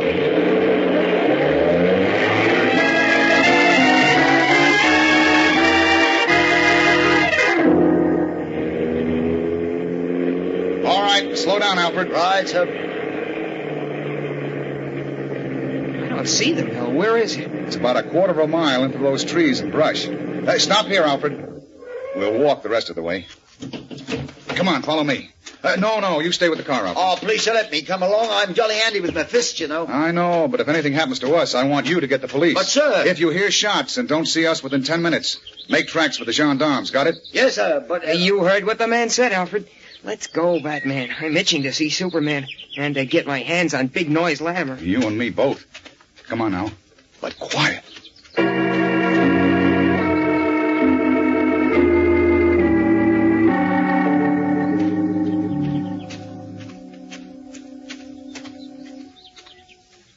Hold it, Robin. There's the mill. Just ahead of those bushes there. See it? Uh-huh. Looks deserted. Looked deserted before when I spotted it from the air. When I circled down just above it, Latimer and another party popped out and opened up on me. Nice sociable lads. You figure they might be sitting in there with their heavy artillery, huh? That's what we're going to find out. How? Knock on the door and say we'd like to borrow a machine gun? Exactly. We'll walk right up to the door, knock, and when they open it, they'll see a couple of harmless young gents in street clothes who've lost their way home. In street clothes? Oh, I catch. It's about time. Now get busy and climb into Dick Grayson's clothes. Well, no sooner said than done. You know, Mr. Wayne, sometimes you come up with a real good idea. Why, thanks. Yeah, but there might be a catch to this one. Like what?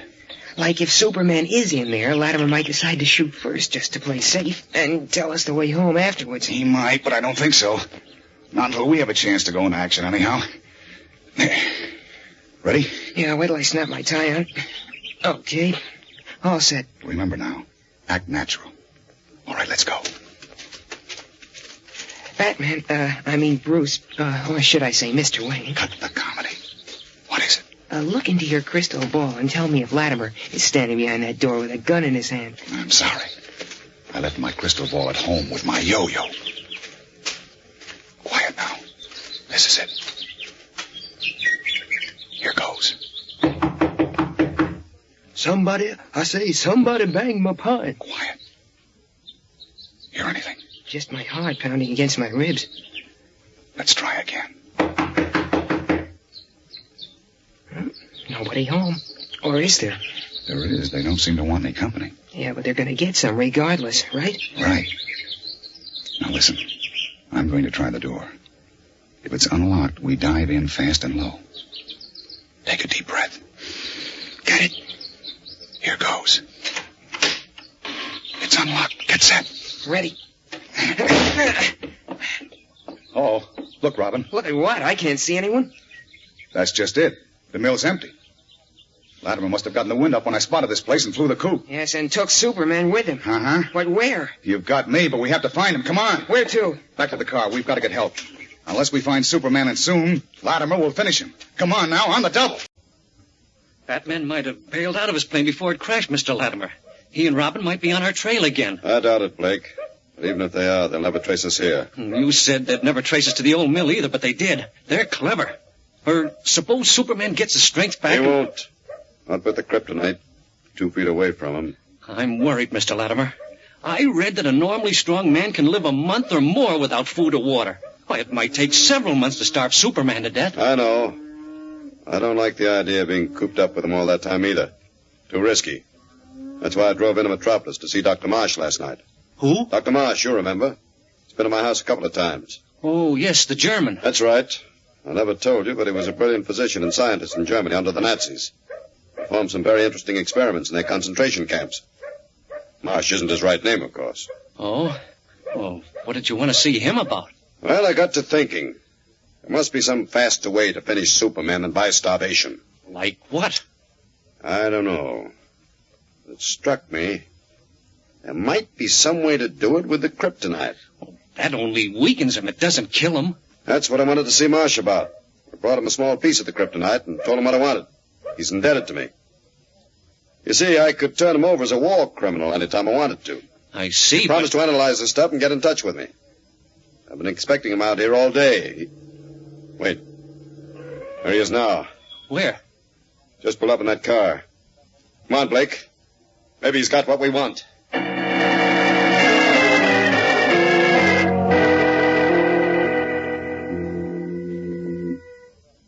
Well, Dr. Marsh, what about it? I have solved your problem, Mr. Latimer. You have? You mean... Yes. In a few hours, I can make you free of Superman. Forever. By means of a jagged piece of kryptonite, a strange metallic substance which robs Superman of all his strength when brought within 10 feet of him, Big George Latimer, a crooked politician, weakened him and then transported him to a hideout. Determined to destroy the Man of Steel, Latimer called in Dr. Marsh, a brilliant brain specialist who had worked for the Nazis. And after analyzing the kryptonite, Marsh determined that if Superman were given doses of it in liquid form, it would make him a broken wreck within 24 hours. To Latimer's delight, Superman became dazed after the first dose and was unable to recognize his arch enemy. Meanwhile, the famous Batman received word that Candy Myers, the private detective whose aid he had enlisted in the search for Superman, had discovered a clue. And as we continue now, Batman has arrived at a village 20 miles from Metropolis, where he has been met by Candy Myers. Listen. All right, talk fast, Candy. What's this clue you picked up? It's a hot one, Batman, I think. Well, what is it? Give. A man named Wilkins, a small-time cattle dealer, saw 3 guys in a car come out of the lane from the old mill yesterday. Oh? When yesterday? About 3:30 in the afternoon. Robin says that's just about the time Latimer and his goons shot the motor out of your plane and sent you into a spin. That's right. Robin picked me up when we got to the mill a little after 4. But Latimer had flown the coop by that time. And unless I'm wrong, they had Superman with them. Could be. But where'd they go? To another hideout, I figure. Sure, but where? Doggone it, Candy, I thought you had a hot clue. Keep your shirt on. The kid thinks his old man knows where they went.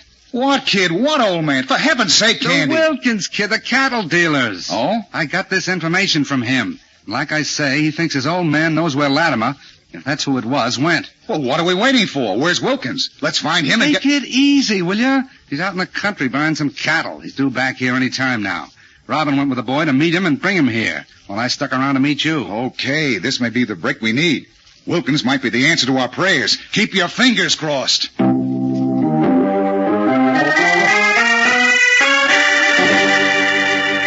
As Batman and Candy Myers wait anxiously for the cattle dealer, Big George Latimer has just climbed to the hayloft of the barn in which Superman is imprisoned. Lying half-propped against a wall, his blue costume and red cape replaced by a grimy suit of overalls, the Man of Steel looks about him blankly, a dazed expression in his eyes. On the floor, less than 2 feet away, is the jagged piece of kryptonite, a bit smaller now, but glowing with a deep, unearthly green light, and draining every ounce of strength from Superman's body. Watching him intently is the swarthy, owl-eyed Dr. Marsh. Gus, one of Big George Latimer's henchmen, sits nearby. How's it going, Doctor? Excellently, Mr. Latimer. I've just given our muscular friend a second dose of the liquefied kryptonite. Well? What happened? He is now in a state similar to what may be called amnesia. He has no memory of the past or even of his own identity. He hasn't, Let's see. You, mister. Huh? What's your name?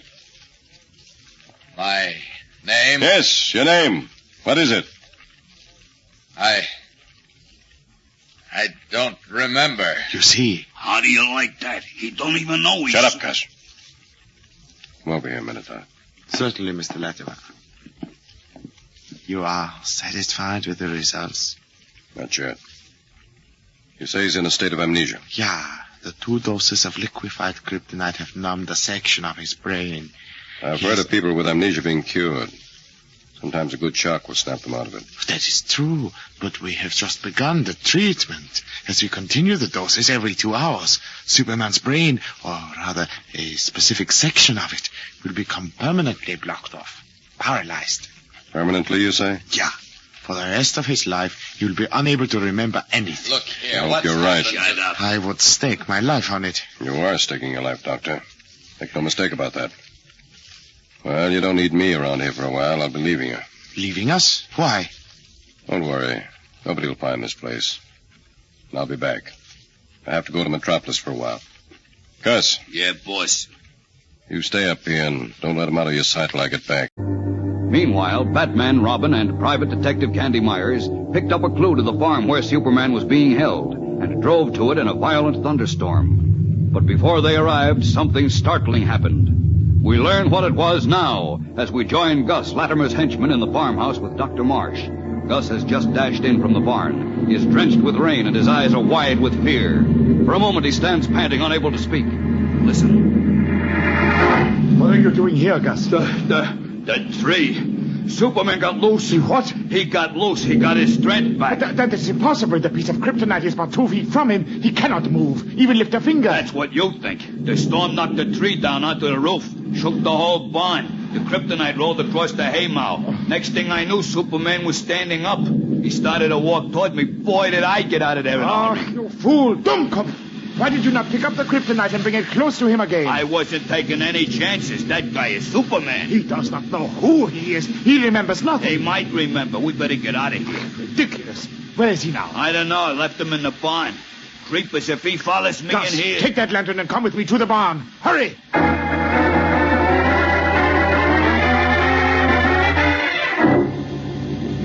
ain't up here in the hayloft, Doc. Where can he be? I don't know. He wasn't on the ground floor, neither. He must have walked out of this barn into the rain. Must find him. Here. Here's the kryptonite. The lead box for it is over there by the wall. Get it, Gus. Quickly. Okay. Well, how are we going to find him? It's pitch dark outside and raining cats and dogs. It's only a few minutes since he left. He cannot be very far away. Give me the lead box. Doc, but... Now, come, hurry. Where's the ladder? Over here. Well, listen, Doc, how are we going to find him? That guy can fly, you know. He has forgotten he can fly. Have I not told you he has forgotten everything, even who he is? Well, he has amnesia. But it is possible to recover from amnesia.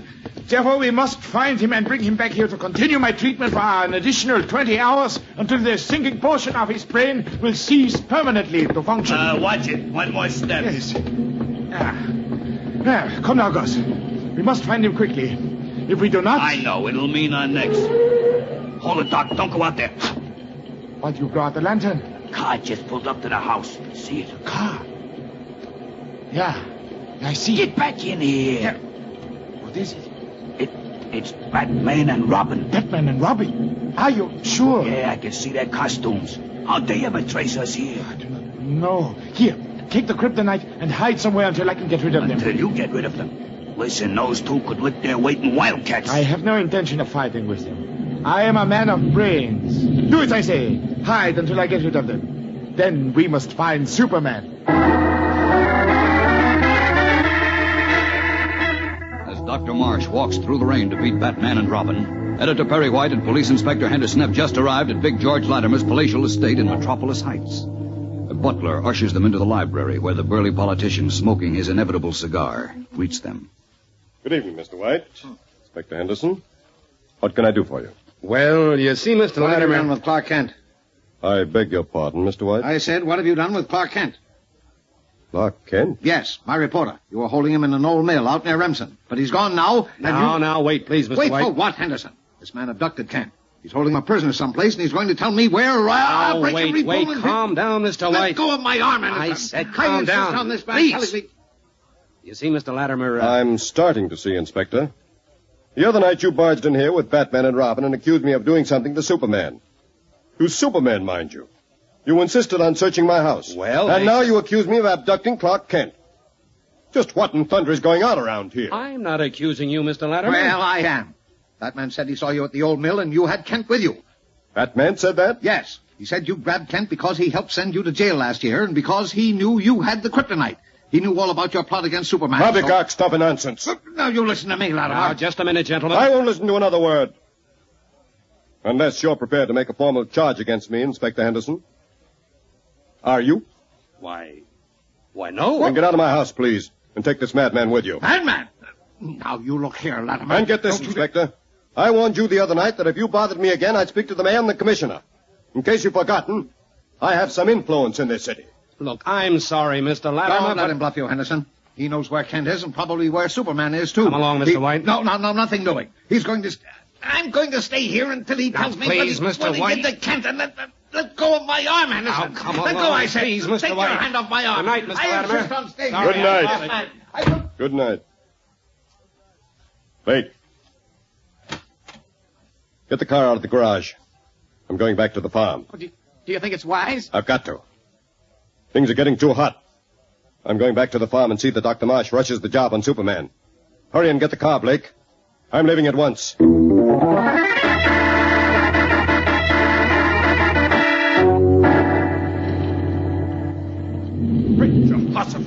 You say Superman got away, Marsh? And you haven't been able to find him? Yeah, Mr. Latimer. After Batman and Robin left, Gus and I, we looked everywhere. In the woods, in the fields, everywhere. You idiots.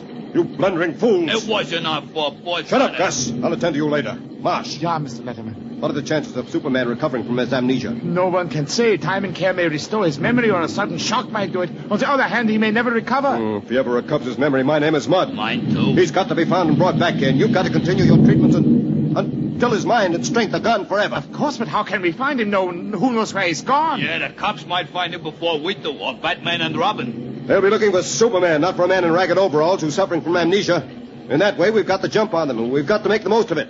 I'll put some private detectives on the trail. Men I can trust. They'll find Superman. They've got to. Where you going, Bud? I don't. What did you call me? I didn't call you anything. I just said, where you going, Bud? You called me Bud. Somebody else back there on the road called me Bud, too. Maybe that's that's your what? Oh, nothing. Bud. Hey, you're a funny guy. Hiking along a country road at night and in the rain at that. You don't look like a tramp. You don't talk like one either. I don't? No. Say, where you headed for? I don't know. You don't know? No, you see, I... Look, Bud.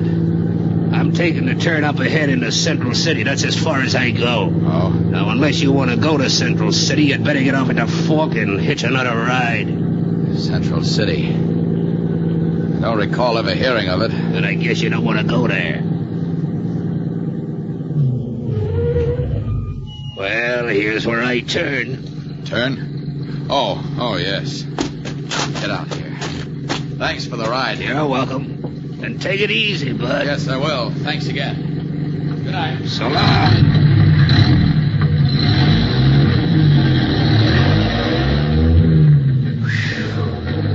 Sure am glad to be rid of him. That guy's off his trolley. Now, look here, Henderson. You've got to arrest Latimer. What do you mean you can't arrest him? He knows where Kent is, and I say so. And Batman says so. The trouble with you is you're afraid of Latimer. Easy, Chief. Now, just a minute. You listen to me for a change. Henderson! Oh, confound it, he hung up. Well, no wonder the way you talk to him. You shouldn't tell him that he's afraid of Latimer. Well, if he isn't, why doesn't he arrest him? Answer that. Because there's no real evidence that Latimer abducted Clark. Well, Batman says he did. Batman said he thinks so, and that isn't proof. Oh, no? Well, if Latimer wasn't holding Kent, and maybe Superman too, in that old mill, why did he shoot down Batman's plane when he was flying over it? Look, Chief, I'm not trying to say that Latimer didn't abduct Clark. Of course I'm just you are. telling you why Henderson can't arrest him. He hasn't got anything on him. Latimer is too clever. No, now, don't you worry. We'll find Kent. Or Batman and Robin will, or Candy Myers, or the police. I haven't been able to find him yet, and it's almost a week since... I know, but we'll find him, I tell you. Now, come on, Lois, fix your face and put your hat on. We're going out. Where? Well, first to see the mayor, and then to the police commissioner. And then, if necessary, to see the governor. The governor? Latimer may be a big shot in state politics, but I've got some influence around here myself. I'll find Kent if it's the last thing I ever do. Come on. Determined to get action, Perry White starts for the mayor's office to set all possible machinery in motion in the search for the missing Clark Kent.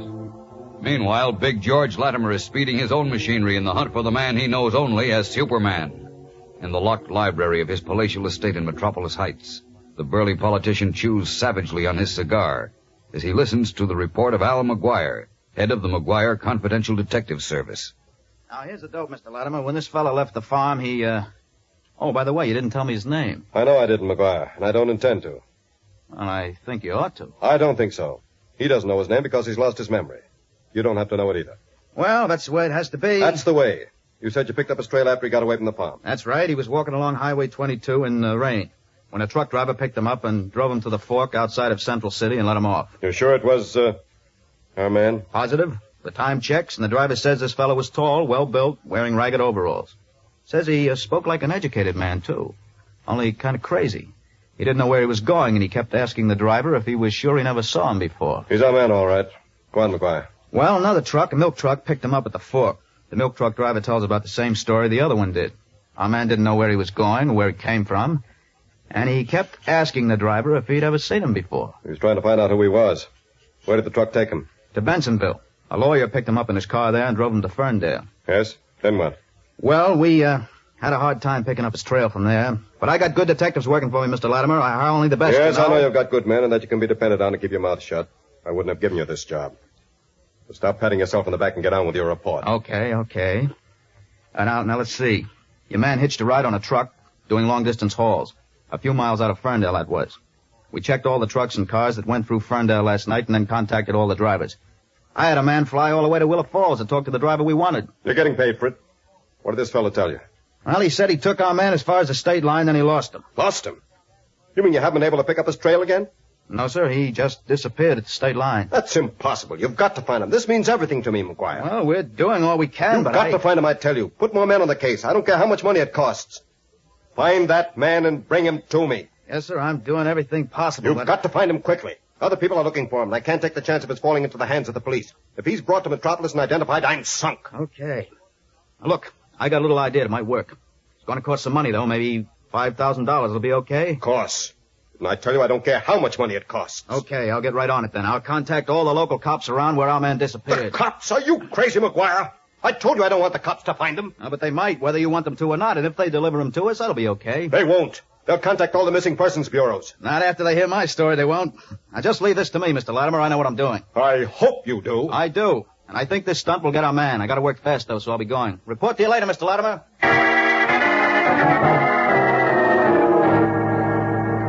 As Big George Latimer's private detective prepares a trap which he believes will net the missing Superman, the Man of Steel stands on the quiet main street of a small village. Clad in the ragged overalls Latimer and Dr. Marsh put on him, he stares about him blankly, not knowing who he is or where he came from. Constable Toomey, elderly, wiry, coatless, the large star in his vest gleaming in the noonday sun, approaches him. Howdy, mister. What? Oh, hello. Visiting friends in this village, maybe? Why, no, I don't think so. What you doing here, then? I don't know. You don't, huh? What's your name? My name? Yeah, your name. Why, You got one, ain't you? You sure? I must have. Those men in the trucks, they called me Bud. That's it, Bud. Bud what? Why, Got any means of occupation? Occupation? You mean that job. Got a job? Why, I don't know, Constable. I can't seem to remember. I thought not. You're a vagrant. I'm going to lock you up. Come on. Oh, wait a minute. You can't arrest me. I didn't do anything. That's just it. You're a vagrant. You gonna come along peaceable like, or do I have to put the handcuffs on you? But you can't arrest me, Constable. Please, I've got to find out who I That'll am. be all out of you. Come along. But this isn't... I just locked up, Ed.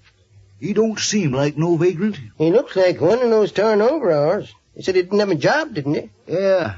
He talks like educated young fella. Claims he can't remember nothing. Where he comes from, why he was hitchhiking, nothing. It's all. Yeah. I've heard about cases like that. Fellas losing their memories. Amnesia, I think they calls it. That's right. Tell you what, Ed, I'm going to call the county sheriff's office. Have a description of this fella, go to the missing persons bureaus all over the country. Now, wait till I see who this is. Village jail constable told me. This is Frank McGuire of the McGuire Confidential Detective Agency in Metropolis, Constable. Detective agency in Metropolis, you say? That's right. You may be able to help me, Constable, and at the same time make yourself $5,000. 5,000? What are you talking about?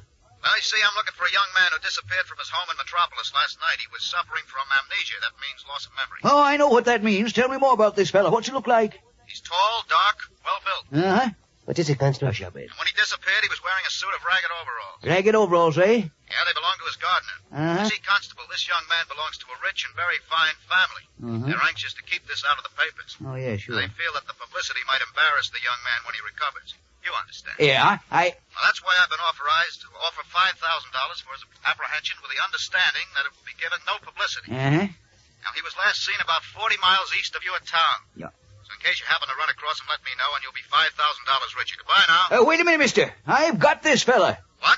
You've got him? Yeah, I got him in my jail this minute. You see, Does anybody else know you got him? No, not yet. I was just going... Fine. Now, you wait right there, Constable. I'll be there in 2 hours with the young man's father and with $5,000 in cash for you, okay? Oh, I'll say it's okay. Hurry right along, mister.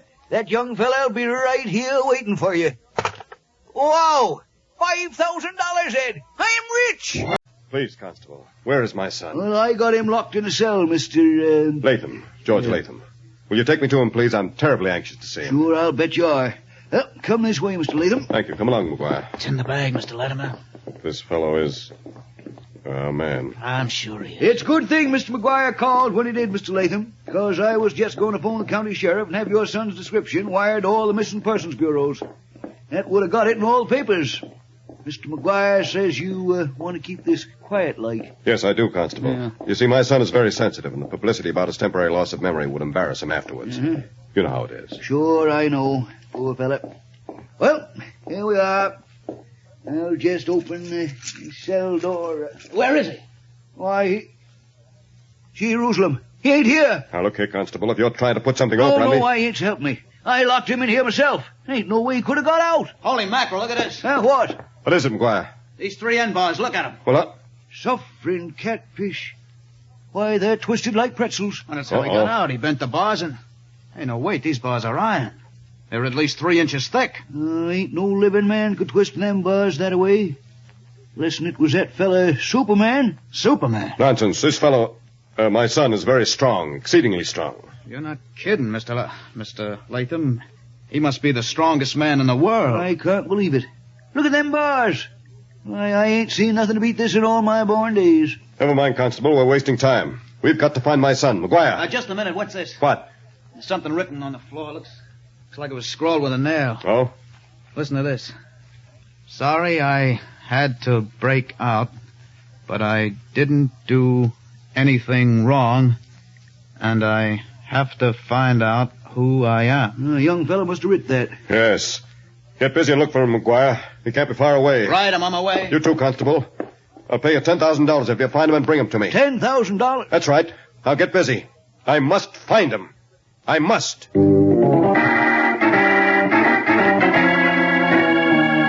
As Big George Latimer urges on the hunt for Superman, a friendly motorist has driven the Man of Steel to the town of Gainesville, 50 miles north. Clad in his ragged overalls, a blank expression in his eyes, Superman wanders the streets, hoping someone will recognize him. Finally, as he saunters beside a high board fence, he sees a police officer approaching. Fearing he will be arrested again, he turns swiftly to the high fence, vaults over it, and finds himself at the edge of a baseball field on which some 20 men in uniform are practicing before a small, empty wooden grandstand. 2 men, their backs turned to Superman, stand watching the practice. One, stocky, bow-legged, and gray-haired, wearing a uniform, is talking. Look at them guys. You think they was at a tea party? No wonder we can't win any ball games. Come on, you guys. Show some pepper out there. The Colts need more than pepper, Shorty. You fellas could use a good pitcher or two. You reporters know everything, don't you, Harris? Maybe you can tell me where to find a good pitcher. Wish I could, Shorty. I'm getting tired of beginning every story with the Colts lost again last night. Oh, rub it in, wise guy. Sorry, didn't mean to. This Bush League club is getting me down. Unless we start winning some ball games and get the fans coming to the park again, I'll be out on my year. Hope not. Hey, look out, Shorty! Shouting a warning, the reporter ducks as a ball driven by a batter screams on the line straight at the unseeing Shorty's head. Quick as a flash, Superman leaps forward and catches the ball in his bare hand, an inch in front of the startled little manager's face. Holy smokes.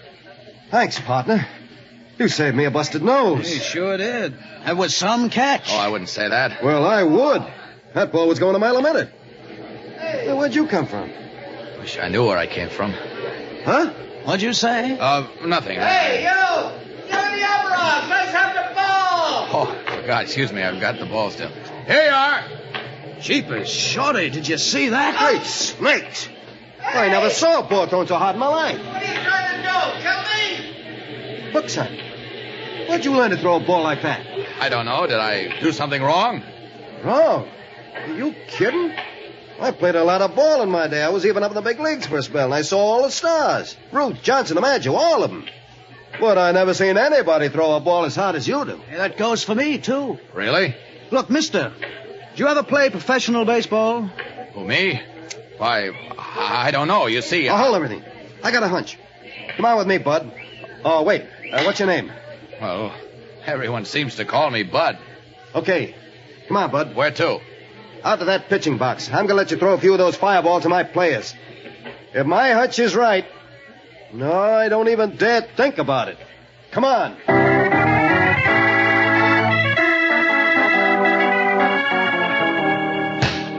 Holy smokes. I tell you, that guy's got a cannon up his sleeve. I never saw a ball pitch that fast, Shorty. Why, you can't even see it travel. It's just a blur. Uh-huh. I can't believe my eyes. He's twice as fast as Bobby Fallon. He's got perfect control. Want me to pitch some more, Mr. Taylor? One more, Bud, just to make sure I'm not dreaming. Okay, I'm enjoying this. Here goes. Wow. Did you see Hafey swing at that? Before he was halfway around, the ball was in the catcher's mitt. Yeah. That enough, Mr. Taylor? I'll say it's enough. That's all the game tonight, boys. Go get your showers. Look, but put me out of my misery quick. How'd you like a job pitching for the Colts? Why, I don't know. I'll pay $100 a week. And unless I'm crazy, I'll sell you to the big leagues before the season is over for $100,000. And I'll split the $100,000 with you. What do you say? That's a very fair offer, Bud. Well, is it a deal? Yes. It's a deal. Oh, boy, this is terrific. Just terrific. White. Mr. White, it's him. What? Oh, it's you, Jim. What's the idea of rushing into my office like a wild man? It's him, I tell you. It's him, Leaping Lizard. Stop shouting. Who's who? This Bush League ball player. Ball player? Yeah, Bud Smith.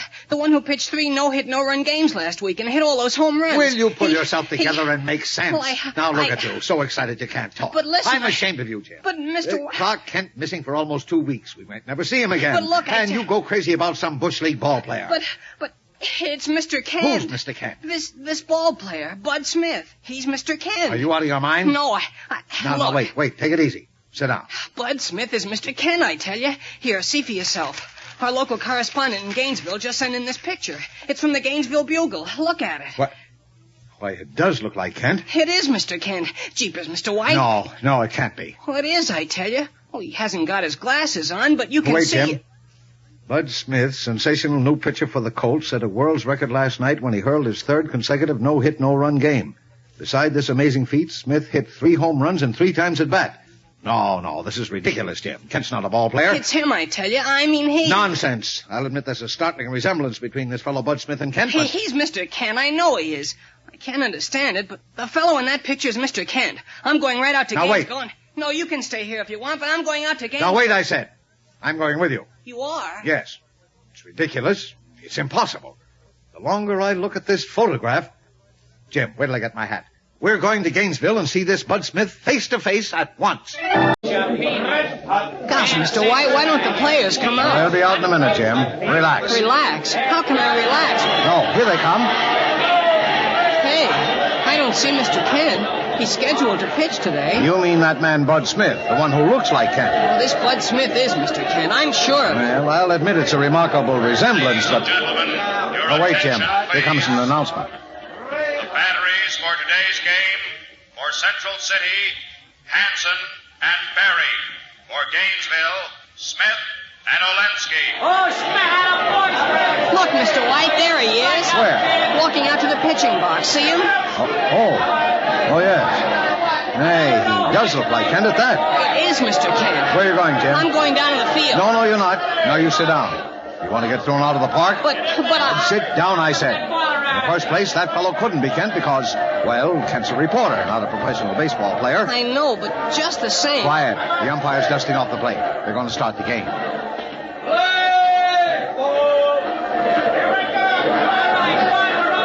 Gosh, the way that pitcher moves, everything about him, he's just like Mr. Kent. Quiet.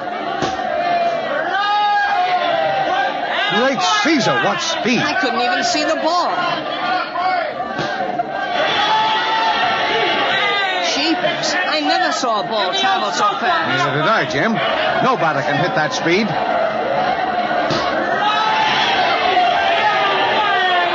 Leaping lizards. I could see a kind of blur that time, but that's all. That's incredible.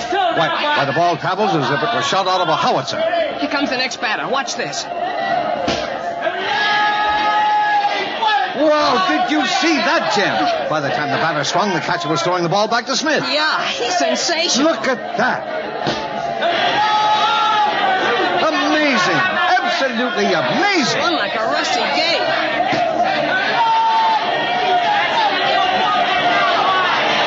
Holy smokes. Can this be Mr. Kent?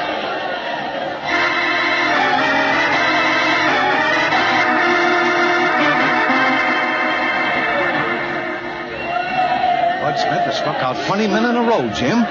He strikes this one out. He did it, Jim. He did it. He sure did. Ladies and gentlemen, your attention, please. Now, what's this? Bud Smith has just struck out his 21st straight batter. That means he has set 2 new world records. One for consecutive strikeouts, and the other for most men struck out in a single game. Leaping lizards. As you know, Bud Smith set another world's record here the other night when he pitched his 3rd consecutive no-hit, no-run game and hit a home run each time at bat. Oh, what a pitcher. Well, Jim, are you satisfied now? Or do you still think that Bud Smith is Clark Kent? Gee, I don't know, Mr. White. Maybe it is impossible, but I still say that man is Mr. Kent. But, oh, no. How could you even think of Kent as the greatest pitcher in the world? He's no athlete. Why, the whole thing's ridiculous. But, come on, Jim. Where are you going? The game isn't over yet. It's almost over. I want to be down at the gate when the players leave the field. I want a close look at Bud Smith. But why? You just said he couldn't be Mr. Kent. Never mind what I said. Are you coming along, Olson? Yeah, just a minute. He's just coming to bat. I want to see him hit again. Never mind that. Come on. Follow me to the dressing rooms.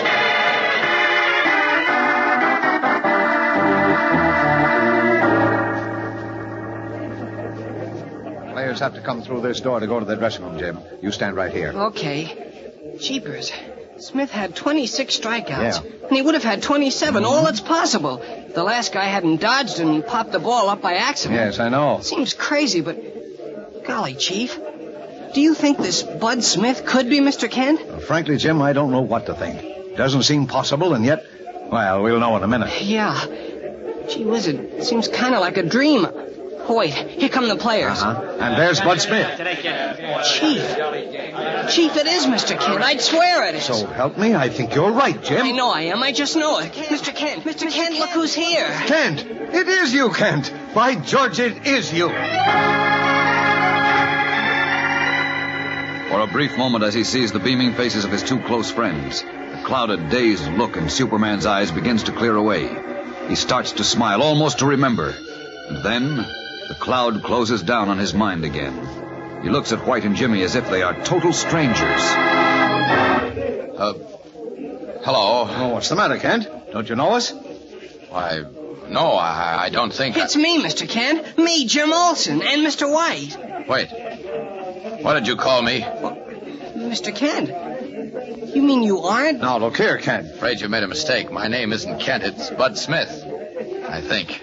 You think? You must be, Mr. Kent. I know you are. Jimmy. Gosh, look at me, Mr. Kent. You must know me. Sorry, son, you made a mistake. No, I haven't. I'm sure. Listen. No, it's no use, Jim. I'm afraid this is a case of mistaken identity. But I'm sure. Oh, can't you tell by his voice? That isn't Kent's voice. Oh. Yeah, I didn't think of that. Guess you're right, Chief. Sorry, son. Gotta run along now. So long. So long. Goodbye, Smith. Wonderful game you pitched today. Thanks. See you again sometime. Well, that's that, Jim. Just an amazing resemblance, that's all. Yeah. And I thought he... Gosh, now what are we going to do, Mr. White? I was sure we'd found Mr. Kent at last. Yeah, so was I until I heard his voice. But, well, there was something familiar about his voice. Did you notice it, Jim? I don't know, and I don't care. All I want to do is find Mr. Kent, but now I don't think we're ever going to. Well, we won't find him around here, that's certain. Well, come on, son. Let's go back to Metropolis. This trip's turned out to be a wild goose chase.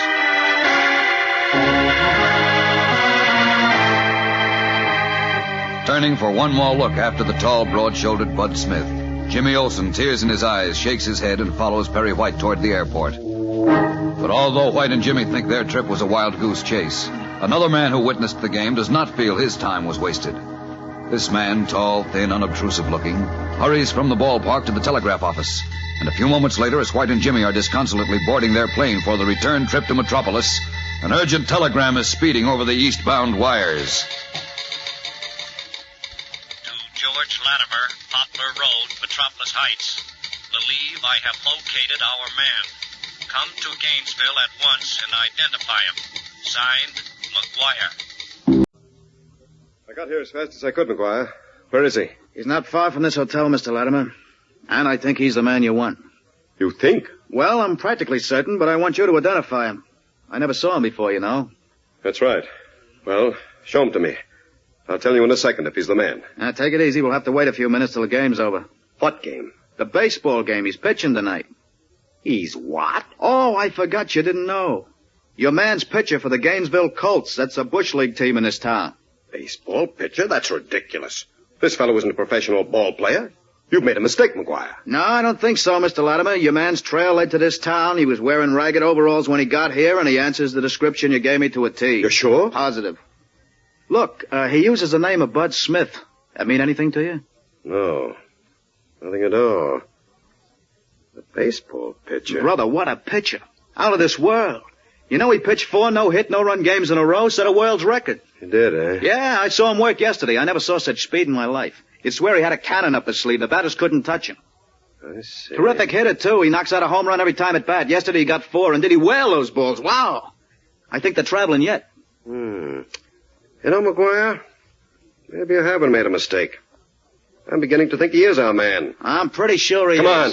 Take me to him, McGuire. I've got to make sure if he is. But, Mr. Latimer, like I told you, we got to wait till the game is over. Why? Because there are thousands of people at the ballpark. We can't get near him. But we might lose him. Don't worry. I got a man watching him. He'll phone us as soon as the game is over and he finds out where Smith goes. Okay, if you insist. But I tell you, we've got to work fast, McGuire, because if he is our man, he should recover his memory. Guess that would be bad for you, huh, Mr. Latimer? Yes. Worse than you can imagine. Hey, look, Mr. Latimer, just who is this guy? As I told you before, that's none of your business. Maybe. Just the same, I'd like to know. Forget it. I can't help being curious about a guy who can bust out of a jail by twisting iron bars 3 inches thick like pretzels. Look, McGuire. Who can throw a baseball twice as fast as Walter Johnson or Bobby Feller ever threw it. McGuire, there's an old saying you might remember. What's that? Curiosity once killed a cat. Oh, now listen, Mr. Latimer. The phone. Maybe it's our man. Answer it. Okay. Hello? It's him, all right. Yeah, John, what's the dope? Oh, it is, huh? What about Smith? Uh-huh. Uh-huh. Okay, swell, John. Stick around. So long. Well, is the game over?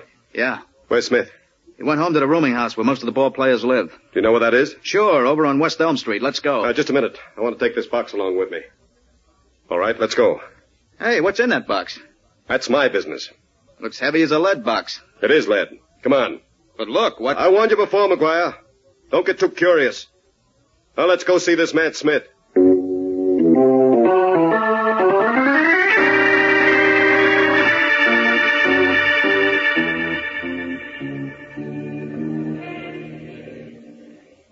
Smith's rooming house over there at the corner, Mr. Latimer. Good. Let's... Now, wait.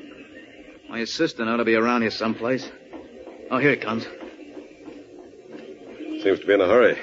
Hope nothing's wrong. I will know in a minute.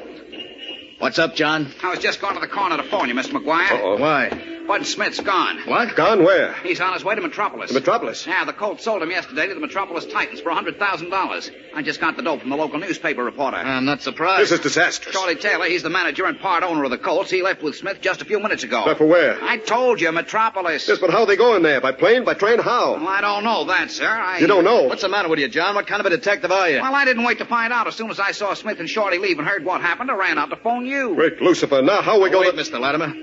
Look, John, there are a couple of ball players sitting on the rooming house porch. Maybe they know how Smith and Taylor are traveling. Now, beat it up there and ask them. Go ahead, step on it. Okay, Mr. McGuire. Hold everything.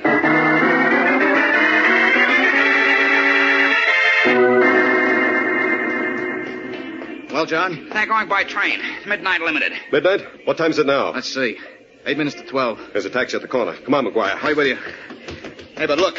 What's the rush? We can have him in... If Smith gets to Metropolis, he might be recognized. Then I'll be done for. We've got to get him before he gets there.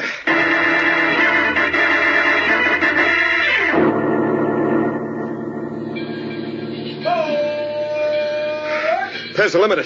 Come on, McGuire, hurry. I'm afraid we'll never make it, Mr. Latimer. We've got to make it. Got to. Come on.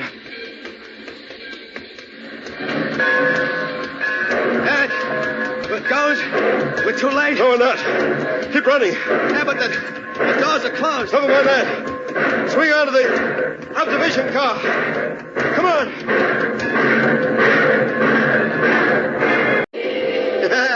Yes, sir, Bud. First time I saw you pitch, I said I'd sell into the big leagues before the season was over, remember? Huh? I said I'd get $100,000 for you, too, and I'd give you half of it. And that's just what happened. Boy, oh, boy. Was a lucky day for both of us when you walked down to the Colts field, wasn't it? Huh?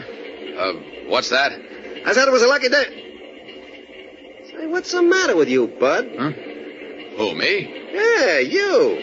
You haven't been listening to a word I've been saying. Oh, yes, Come to think of it, you haven't cracked a smile since I gave you the big news. Well... Aren't you glad you're collecting $50,000 and going up to the big time? Oh, sure I am, Shorty. Well, you certainly don't act it. You just keep on sitting there like you always do, as if you're 1,000 miles away. Sorry, I guess I was just thinking. Thinking? About what? Oh, who I am and... Who you are? I'll tell you who you are. You're Bud Smith, that's who. The greatest pitcher and home run hitter that ever lived. I wish I could be sure of that. Take my word for it. Why, I've seen all the great pitchers in the last 30 years. Matty, Alexander, Johnson, Hubble, all of them. And I'm telling you, you're better than any of them in their best days. Well, thanks, Shorty. You're very flattering, but I wasn't referring to my pitching. I was talking about my name. Your name? What do you mean? Well, you see, Shorty, Oh, what's the use? I'll just have to work this out by myself. Work what out? Look, Bud. Just what is eating you? Oh, nothing. Forget it, Shorty. I'm just tired, I guess. Sure you are.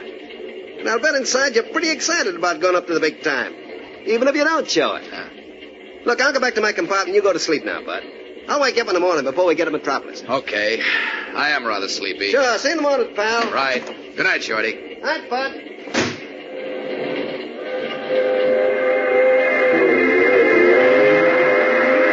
Wait, Mr. Latimer, somebody's coming. What? Oh, the porter. Quick, McGuire. Back to the smoking room. We'll wait till he's gone. He's making up the berths in the compartment next to, Bud Smith's. I wish you'd hurry.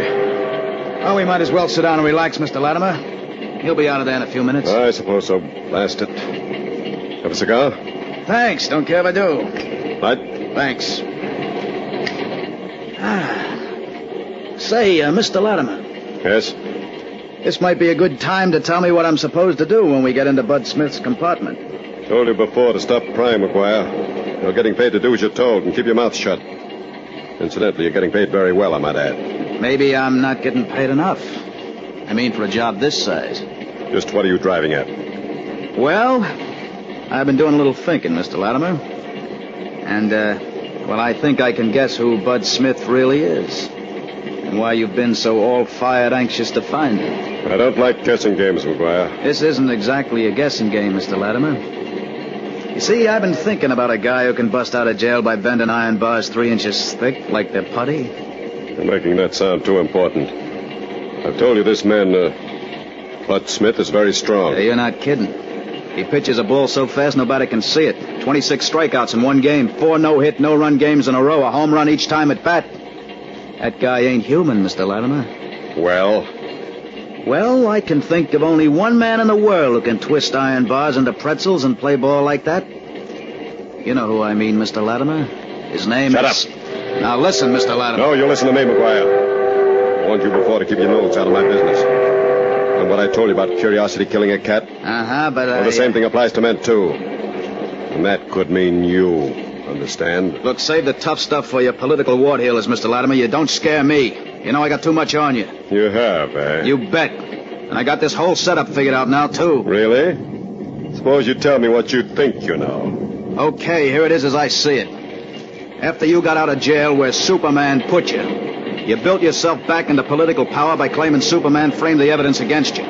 Because you said you wouldn't let him blackmail you. That's right, and it's true. Baloney. Superman's no crook, and you know it. And why didn't he meet me face-to-face in the Metropolis Auditorium and deny my charges? My guess is it was because he didn't dare get close to the stuff you got in that lead box. What? Yeah, that's kryptonite. That's what it is. Stuff that makes him weak when he comes close to it. All the nonsense. Listen. I remember now reading all about it.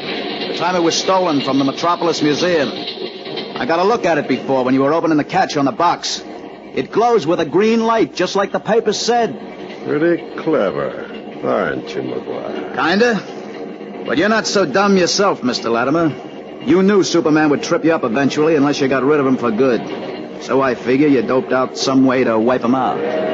But he must have scrammed somehow before you could finish the job. He lost his memory, but you're afraid he might recover it and come after you. McGuire, I warn you. So you hired me to find him so you could finish the job, and I did find him. Will you be quiet, you fool? Yeah. I'll be quiet.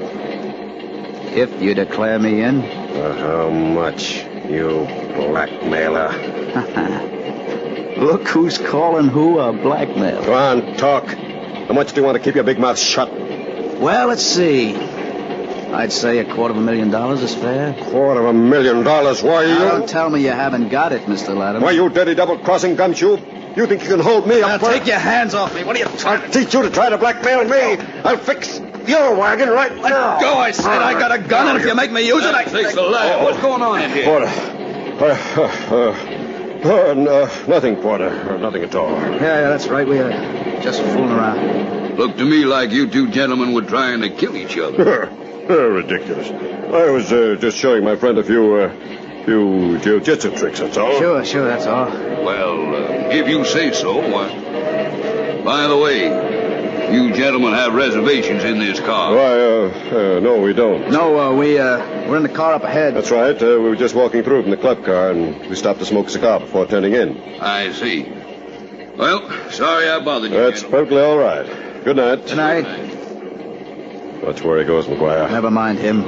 We got some business to finish, and this time I'd suggest you take it easy because I'm holding a gun in my pocket. You won't need it. Okay. Now, how about our deal? I still say it's a hold-up, but... Well, I guess I can afford it. I'm sure you can. All right, then. It's a deal. Now, let's get to work. Is the porter gone? Wait, I'll see. Well? I can't see him, and that compartment door is closed. He must have left the car. Good. Let's go. No, wait. What are we going to do?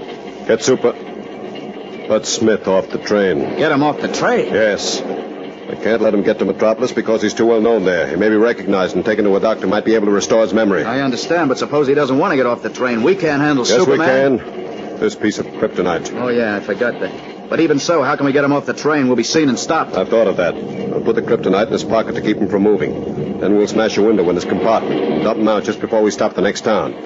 We'll get off the train at the first depot and go back for him. It's risky. I know that. But I'm playing for big stakes, McGuire, for my life. Come on now. Let's go.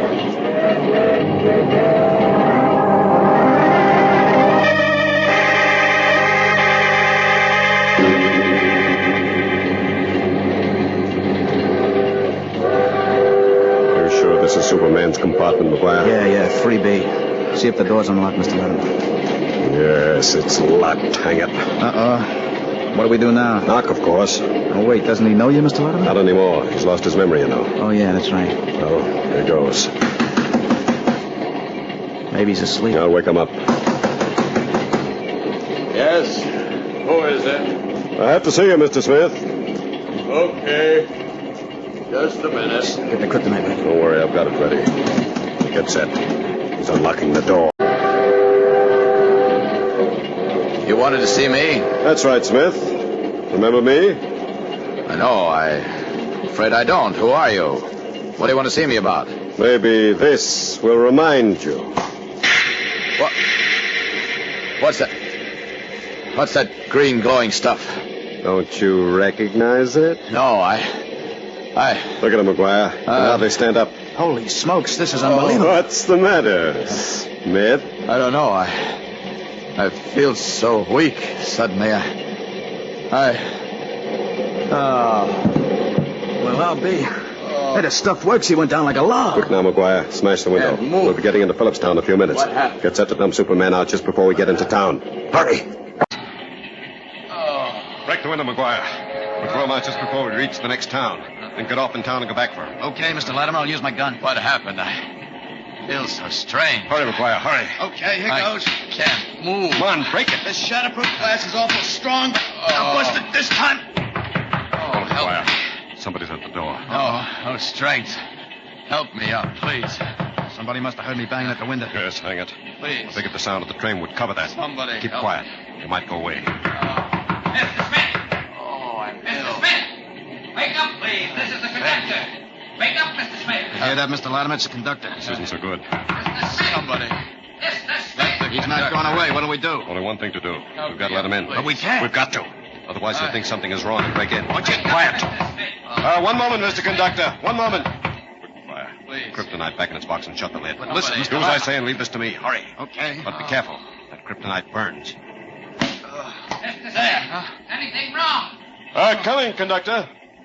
Let him in, Squire. Let me do the talking. You're the doctor, but I don't like this. Well. Hi. Feeling better, Smith? Yes, much better. I'm in. Oh, that's fine. Here, let me help you out. Thanks. I'm all right now, thanks. Hey, what happened, Mr. Smith? Why, I don't know exactly. He had a sort of fainting spell, Conductor. Fainting spell. Fortunately, we were here at the time and could help him. How are you feeling now, Smith? Well, fine. I can't understand what came over me. All my strength seemed to drain away suddenly, and everything went sort of blank. Poor chap. I'm certainly glad Mac and I were here. Yes, so Yeah, am I. good thing we were here. Who are you two gentlemen, may I ask? My name is Latimer, George Latimer, of Metropolis. You've probably heard of me. Can't say that I have. And this is Mr. McGuire. He's a business associate of mine. Hiya. These men friends of yours, Mr. Smith? Why, no. At least I don't think so. You see, Conductor... Just a minute. May I see your tickets, please, Mr. Latimer? Tickets? Yes, your reservations on this train. We don't have any. I thought not. You're the two we're looking for. What do you mean? The porter on this car reported seeing two men fighting in the smoking room a little while ago. Oh, no, we weren't fighting. Of course not. You told him your compartment was in the car forward of this one. But it so happens this is the front car. The only thing forward of it's the mail and baggage cars and the engine. Well, listen... We knew you didn't belong on this train. We've been hunting you ever since. Now, you'll have to get off. The next stop, that's Phillipsburg. Get off. Just a moment, Conductor. We didn't have time to buy tickets in Gainesville. We barely caught the train. But I'll be happy to purchase tickets and reservations from you. Sure, any price. All right, can't do that. This train's filled. Oh, but Look, see if here, it will help, I'll be glad to put them up in my compartment, Conductor. They can have my bunk. I won't mind sitting up. Oh, I thanks. say, that's mighty decent of you, Mr. Smith. Not at all. Sorry, gentlemen, can't do that on the limited. Company rules say no passenger may ride unless there's sleeping accommodation for him. Oh, but see here, Conductor. It's important that Mr. McGuire and I get to Metropolis as soon as possible. I'll pay our fares. I'll even pay extra. That ought to do it. Sorry, Mr. Latimer, but rules are rules. There's a train carrying coaches following us an hour back. You can get on that in Phillipsburg. Oh, but I can't be delayed an extra hour. I must get to Metropolis as soon as possible. On this train. I'm sorry, but... now see here, Conductor. I told you who I was. Look, mister, I don't care I happen who to be you the are. head of the political party now in power in the state. I have friends on the governing board of this railroad. I warn you, if you put me off this train, it'll mean your job. Better think that over, Mr. Conductor. I'm not paid to think like that. My job's obeying the rules, and they say nobody rides on the limited without a sleeping accommodation, no matter who they are. We're getting into Phillipsburg now. You and your friend will have to get off, Mr. Latimer, or it'll be the duty of myself and my crew to put you off. Now, which will it be? Guess we'll have to get off, Mr. Latimer. All right. We'll get off. But you'll regret this, Conductor. Come on, McGuire. I'll see you again Mr. Smith? I hope so. Awfully sorry, Mr. Latimer.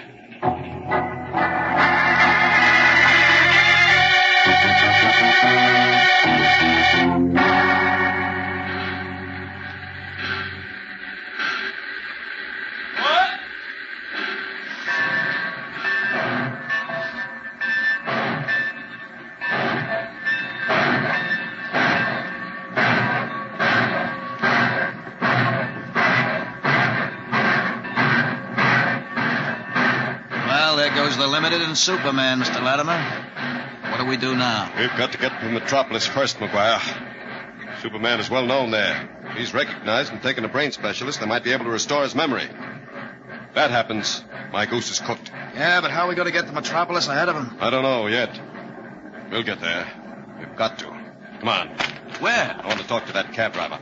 Cabby! Yes, sir. Where to, sir? Is there an airport in this town? Sure, we got one. Good. But there are no flights scheduled till 6 o'clock in the morning, though. Eastbound. That's too late. Now, wait, McGuire. Look, cabby. Do you know if we could charter a plane to take us to Metropolis? Well, I wouldn't know. Small town, you know. Pretty small setup out there at the airport. Take us to the field. Come on, McGuire. And hurry, please. Okay.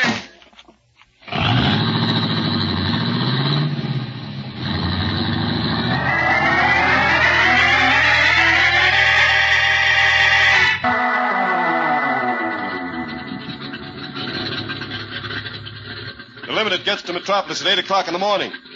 It's worth $1,000 to me if you can get us there ahead of the Limited. $1,000, huh? Yes, what'd he say? You got a deal, Mr. Latimer. There's my crate over there. Come on. When the porter told me I had a fainting spell, I came in on double. You sure you're okay now, Bud? What? Yes, I'm fine, Shorty. You must have had too much sun yesterday. It was hot on that old ball field. No, I don't think it was the sun. You don't, huh? No.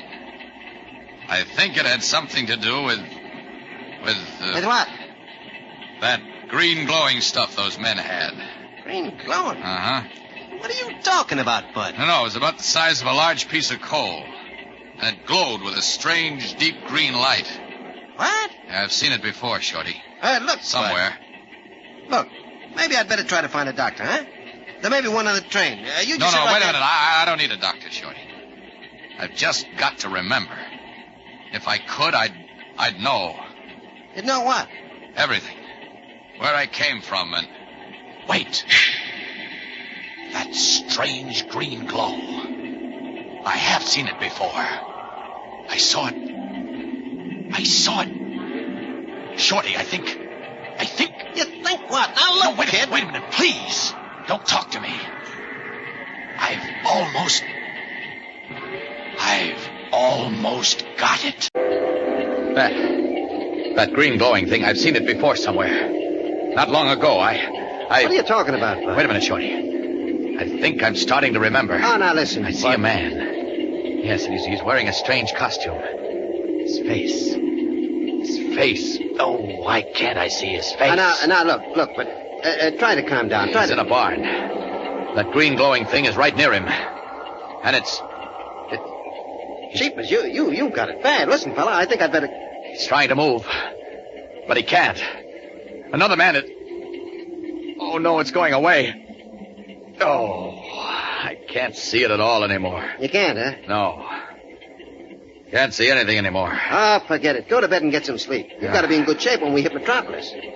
Okay, Shorty. I might as well. For a minute, I was sure I was going to remember everything. I'll wake you up before we get to Metropolis. Good night. Good night.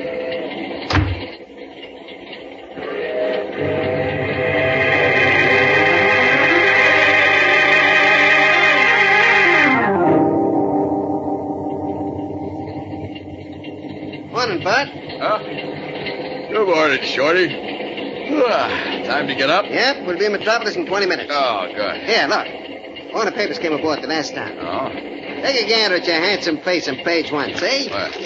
You're famous, Bud. Oh, let's famous. see. Look at that headline. Bud Smith joins Titans today. Baseball's new Superman may pitch against Dodgers this afternoon. How do you like that? Calling you Superman. Superman? Who's that? Look, are you kidding me? No, Shorty, really. I never heard of him. So where have you been all your life? I wish I knew, Shorty. You wish it... Go on. You're a great kidder, Bud. You know, I'm just wising up to it. No, I'm serious, Shorty. Except for the last few weeks when I've been with you and the Colts, my whole life is a blank in my mind. Cut it out, will you? Come on, now get dressed. Make yourself look sharp. We'll be in Metropolis in a few minutes. Now, unless I miss my guess, every reporter in town and half the fans will be at the station to meet you. Okay, I'll be ready for them.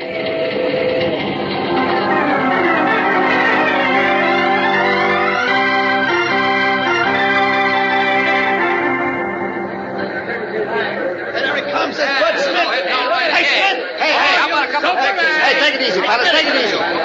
Bud's got to use that arm today. A picture with a blade, Smith. Hey, now wait, guys. Wait. This way, Smith. The big smile. Quit pushing, will ya? Thank you. Bud will park all the pictures around, won't you, Bud? Yes, I guess that's right. Sure. Just quit pushing. Give us a little room. Please, quit pushing.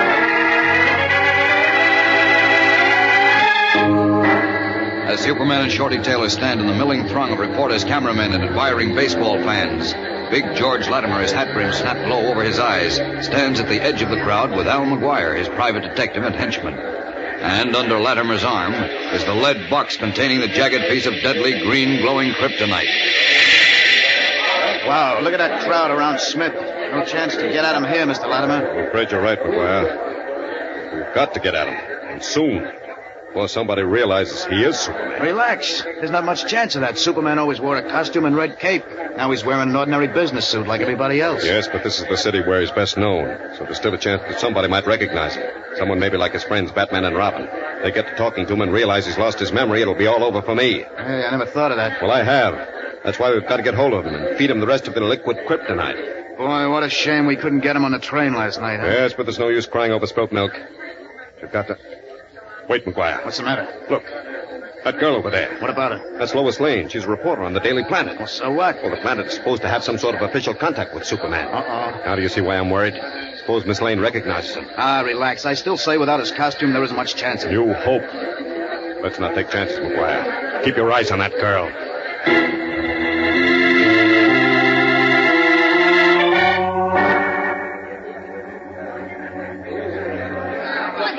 Jim. He does look like Clark Kent. Didn't I tell you, Miss Lane? I know it sounds crazy, but I still say he is Mr. Kent. Oh, nonsense, Jim. This Bud Smith is a great baseball pitcher. Clark isn't an athlete, not by a long shot. But just the same. Well, the longer I look at him... Come on, Jim. I want to talk to him. That's the only thing that stops me. His voice isn't like Mr. Kent's. It isn't? No, it's deeper. Oh, here he is now. Mr. Smith. Yes? I'm Jim Olson, reporter for the Daily Planet. I met you down in Gainesville, remember? Why, yes, I think I do. How are you? Fine, thanks. This is Miss Lane. She's a reporter on the Planet, too. How do you do, Miss Lane? Amazing. Absolutely amazing. Beg your pardon? Come on, Bud, let's get moving. Wait a minute, Shorty. What were you saying, Miss Lane? Well, you look exactly like a friend of ours, but exactly. Didn't I tell you? I do? Now, look, Bud, we gotta get... Hold it, Shorty. Who is this friend I look like, Miss Lane? Clark Kent. He was a reporter, too. Was? You mean he passed away? Oh, gosh, I hope We not. don't know what happened to him, Mr. Smith. He just disappeared. Disappeared, you say? Yes. For a moment, I was sure you were Clark, but... Well, now I see I was mistaken. Sure you were. Your voice is different from his. Only what, Miss Lane? Well, there's something very familiar about your voice. Have you noticed it, Jim? Well, yes. Now that you mention it, Mr. White noticed it, too. Bud, will you please come out? We gotta Wait a get out... minute, Shorty. Wait, this is very interesting. Who does my voice remind you of, Miss Lane? Well, I can't quite place it, Mr. Smith. It's very familiar, though. Tell me, have you ever lived in Metropolis? Why, I don't know. Huh? You don't know? No, you For see... the last time, Bud, come on. We gotta get up to the ballpark. Okay, Shorty. Sorry, Miss Lane. I've got to go to the ballpark and have some pictures taken of my new uniform. I'd like to see you again, though. Why, thank you. Look, Mr. Smith, I have my car outside. Jim and I can drive you to the ballpark. I'm sure if we talk some more, I'll be able to place your voice. Swell idea. How about it, Mr. Smith? Sounds fine to me. What do you say, Shorty? Well, it's mighty kind of you, miss, but our bags... We'll and all go that- get them. Swell. We'll meet you outside the main entrance of the station in 5 minutes. Good. We'll be there, Miss Lane. Let's go, Shorty. Okay. Come on, Jim. Isn't he a dead ringer for Mr. Kent? He certainly is. And his voice, if only I could remember where I heard it. Yeah, I know that voice, too. And that strange thing he said, Jim, about not knowing whether he lived in Metropolis or not. Jimmy, I have a feeling this is going to be a very interesting ride. Hey, Hear what Miss Lane said, McGuire? That she and that young fellow are going to drive Superman to the ballpark in their car. Yeah, I heard him, Mr. Latimer. This is the chance we're waiting for. Bring your car to the main entrance of the station and wait there for me. Well, what are you going to do? I'm going to make a phone call. When I'm through, Miss Lane and that kid will never see the ballpark or any place else again. And what's more important, I'll have Superman under my thumb where I can finish him. Yeah, but what are you going to do? Don't waste time asking questions, McGuire. Get the car while I make my phone call. Yes, sir. This works out perfectly. Perfectly. Don't get too close to them, McGuire. I don't want them to suspect they're being followed. Don't worry, Mr. Latimer. My business is trailing people. Now tell me what you got in mind. Who did you phone back there in the railroad station? Blake, my secretary. I told him to have a few of the boys in a big truck on Dunhill Road. That's the direct road to the ballpark. Yeah, I know. But what's that got to do with Miss Lane and Bud Smith? I mean, Superman. I told Blake to have everyone cleared off Dunhill Road except a few of our own boys and close it to traffic. That means all cars will have to detour around it, except Miss Lane's car and ours. I think you I see, get Dunhill it. Road was built over the old shore railroad tracks, so there's no houses on it. Just right. Now, wait a minute. If the road is closed, how is Miss Lane's car going to get on it? Easy. I ordered all approaching cars to be flagged to a stop at this end of the road and then directed to the detour. Uh-huh. Blake and Gus will be there. They both know Superman. When they see him in Miss Lane's car, they'll say the road work was just finished and send the car through on Dunhill. I get it. And there's a little hold-up or accident or something, huh? Something is right. We'll be right behind him, and I've got the piece of kryptonite with me to weaken Superman, so we won't have to worry about... Hey, what's that turn? I see it. Look, I can figure out what happens to Superman, all right. We load him into the truck, take him to some nice, quiet place where you and that Nazi doctor finish up the job you started on him. Right. This time he won't get away until the job is finished. Well, that part's okay, Mr. Latimer, but what about the other two in the car, Miss Lane and the kid? You can't just let them go after they see what happens? Naturally not. We'll take care of them. What do you mean, take care of them? That's what worries me. You'll see when the time comes. Now, wait, Mr. Latimer. I said I'd go along with you on the Superman angle, but I don't want to get mixed up in any more kidnappings or killings or anything like that. What's the matter, McGuire? Getting chicken-hearted? No, just careful. But I got a business, Mr. Latimer, and a family. You should have thought of that before you pulled that blackmail on me.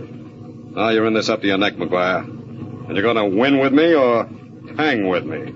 Understand? Sure, but look, Getting close to Dunhill Road, and I want to be right behind Miss Lane and Superman when Blake and Gus flag them down. Okay, Mr. Latimer. Hang on.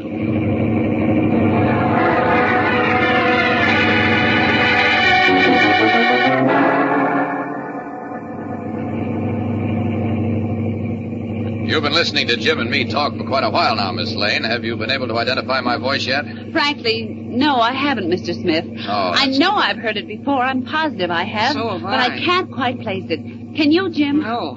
What bothers me most is how Bud here... You mean Mr. Smith, Jim? Oh, I'm sorry, Mr. Smith. That's okay. You can call me Bud, Jim. Most of the players and fans do. Now, what are we going to say? Well, I can't understand how you can look so much like Clark Kent.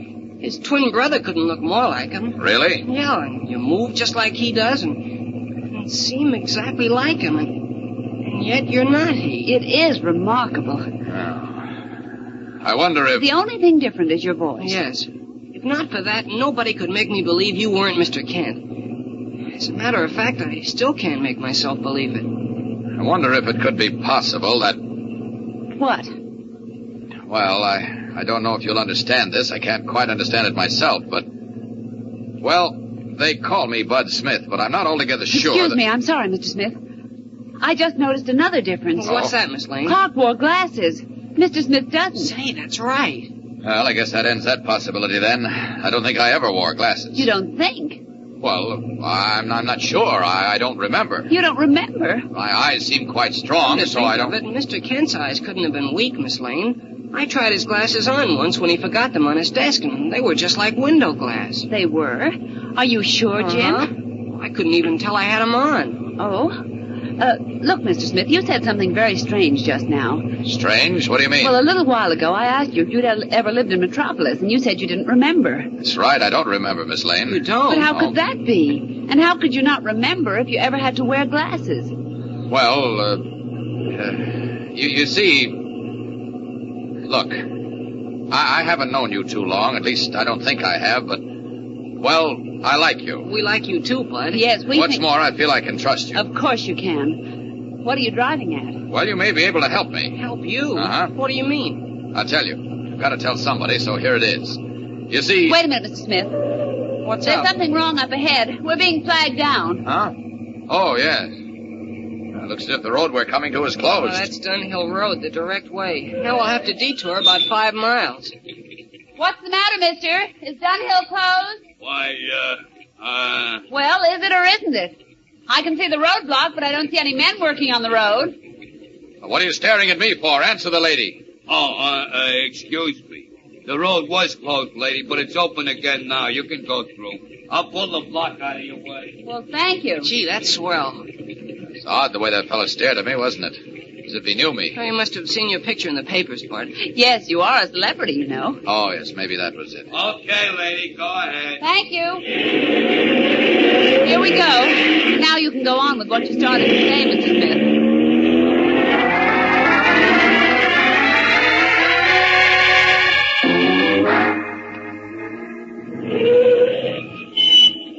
Everything okay, Gus? Yes, sir. The car with the diamond, you know who just went through, Mr. Latimer. Fine. Get that roadblock back as soon as we pass now. You bet, Mr. Latimer. Okay, McGuire. Get going. This is it. Good. Gus closed the road behind us, and it's blocked to the other end, too. Everything's all set, McGuire. What's the play, Mr. Latimer? You'll see in a moment, as soon as we get around the turn. There. See that big truck moving up the road?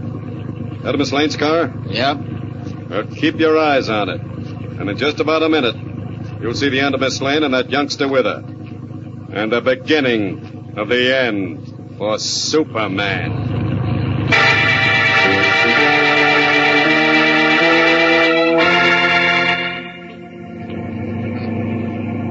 Please, Mr. Smith, go on with what you were telling Jim and me. Oh, yes, Miss Lane. As I say, I like you and Jim, and I feel I can trust you, and, well, maybe you can help me. Oh, we'll sure try. What's on your mind, Mr. Smith?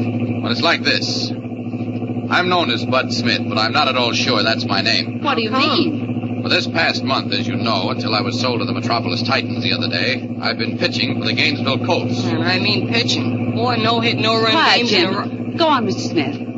Well, everything that's happened in this past month is clear to me.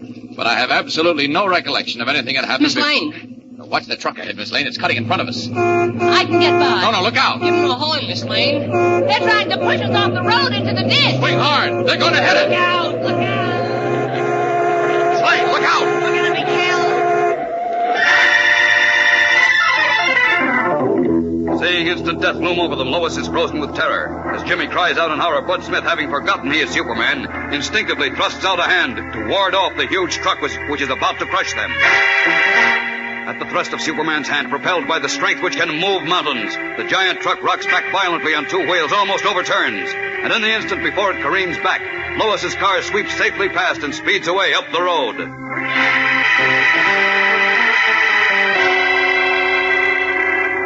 Pale and shaken after their miraculous escape, Lois and Jimmy cannot speak. Bud Smith, not realizing that it was his superhuman strength that saved them, finds his voice first. Was that close? Oh, dear. That's putting it mildly, Mr. Smith. And how? I thought sure we were done for. Frankly, so did I, Jim. One moment that truck was practically on top of us, and then it just seemed to tip backwards and let us pass before dropping again. Yeah. I wonder what did happen. Oh, I don't know, except, well, maybe, I guess the driver just managed to swing away in time. But the way the truck tipped back, as if a pile driver or something had hit it. Why, I thought... What's the matter with your forehead, Jim? I don't know. Why, there's a lump on it as big as an egg. Jim, you're hurt. I am. Watch the road, Miss Lane. Here, let's have a look at you, son. I do feel kind of groggy. Oh. I think I must have bumped my head on the windshield back there. Oh, Jimmy. He'll be all right, Miss Lane. We better get him to a doctor for a checkup. Step on it. All right. Oh, dear.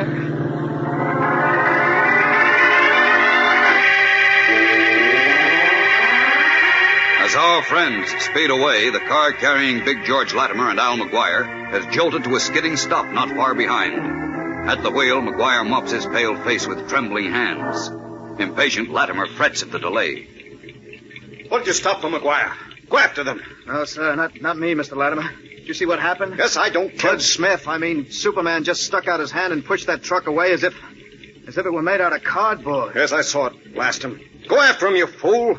This is our chance to get him. No, nothing doing, Mr. Latimer. I'm not tangling with guys who juggle 10-ton trucks like cardboard boxes. But I have the kryptonite with me. He loses strength when it's brought within 10 feet of him. Yeah, maybe so, but... Anyhow, it's too late. We'll never catch up to them now. Why, you sickly coward. I ought to... Take it easy, Mr. Latimer. You're not Superman, you know. I'm not afraid of you. In case you've forgotten, I got a gun. I haven't forgotten, McGuire. And I won't forget it's your fault that Superman got away from me again, either. Now, listen. Now, if he recovers his memory, I'm done for. My only chance is to make sure he never recovers his memory. And I can do that with the liquid kryptonite. I've got to get hold of him again. Okay, now, if you'll listen to me... Quiet. I think I've got it. Oh, yeah? How? I'll tell you at my house. Right back there. But look, Get started. We've got to work fast. Okay, you're the boss.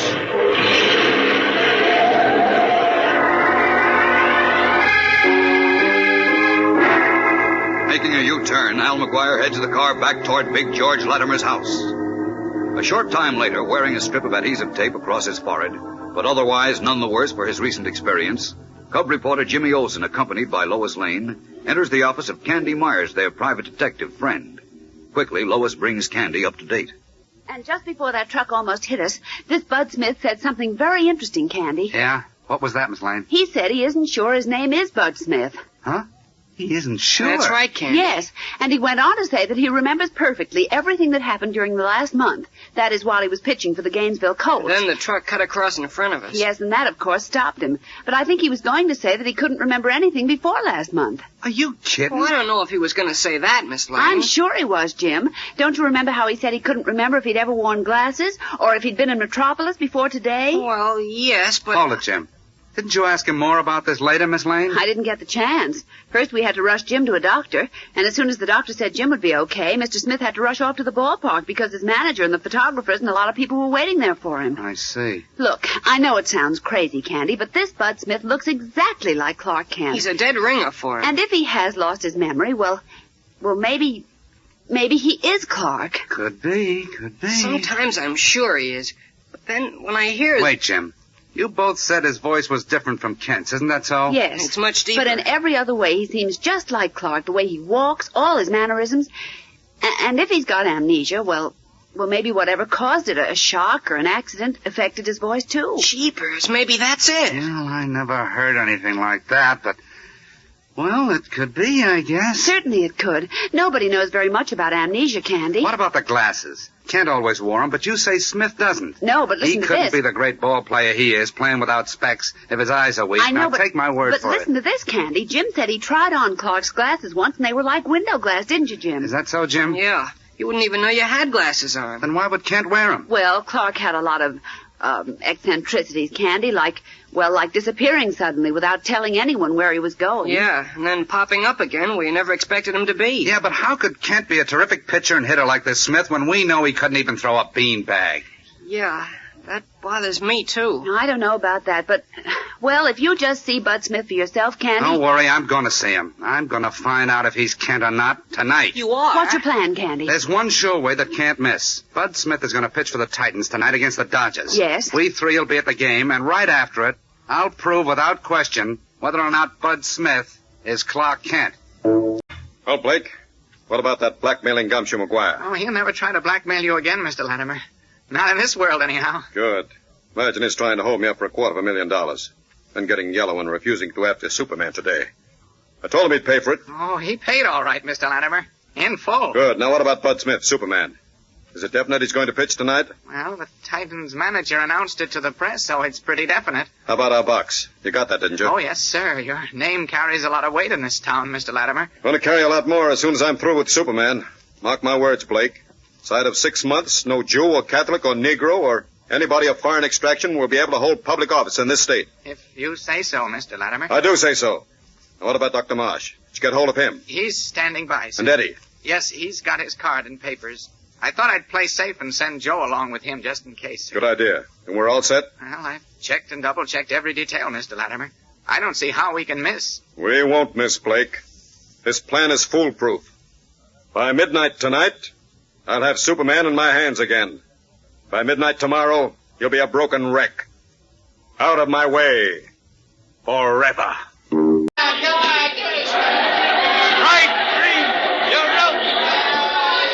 Wow, Smith's struck out the side again.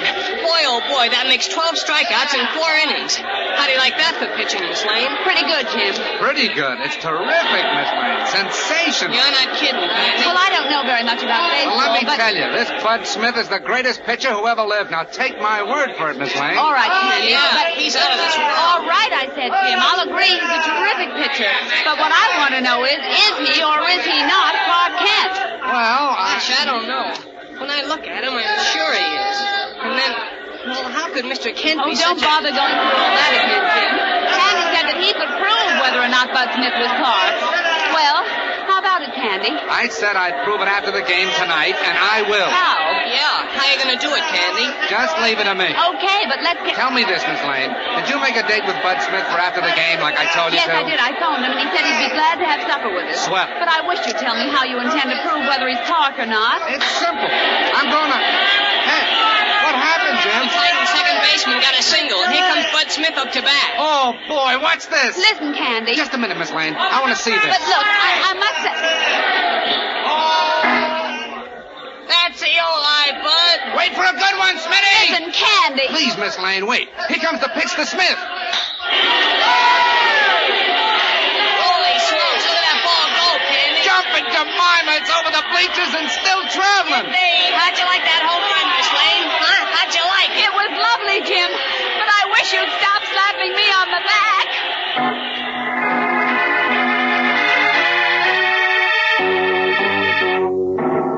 Meanwhile, in another box across the diamond from our friends, Big George Latimer sits watching the game with Blake, his secretary. Behind them are half a dozen quiet, hard-faced men. This fellow Smith is quite a ball player, Mr. Latimer. You ought to be, considering who he is, Blake. That's quite right, sir. Well, the game will be over soon. And then... So where's Eddie? I don't see him. I told him to get started on his inspection. Oh. Joe with him? Yes, sir. And everything's in order. Cards, papers, everything. With your political connections, it was easy to arrange, Mr. Latimer. Good. Now, let's see. Boys are here. I've got the Kryptonite. Now, what about the car, Blake? It's all set. Don't worry, Mr. Latimer. I'll worry until I see Superman where I want him. All alone with me and Dr. Marsh.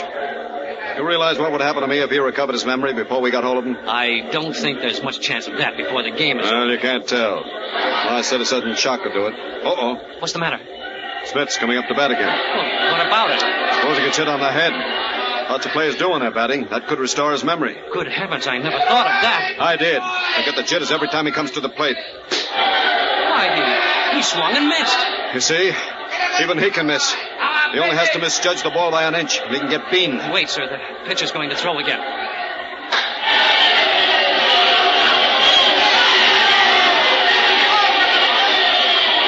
Smith hit another home run, Mr. Latimer. Just look at that ball travel.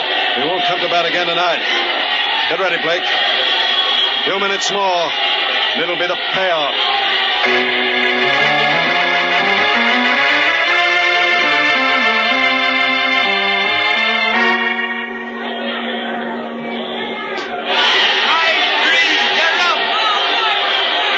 That's 2 outs, Candy. If Bud Smith gets his last dodger, the game will be over. And he'll have pitched another no-hit, no-run game. I know, Jim. What a pitcher that guy is, and what a hitter, too. Listen, Candy, I wish you'd tell me. Who's holding up the game? Where's the next batter? I don't know. Hey, there's a huddle in the Dodger dugout. I guess they're trying to decide what pinch hitter to send up. That's all very interesting, but the game is practically over, and you still haven't told me how you intend to prove if Bud Smith is Clark Kent or not. Did you ever hear of fingerprints, Miss Lane? Fingerprints? Sure. They... Uh-oh.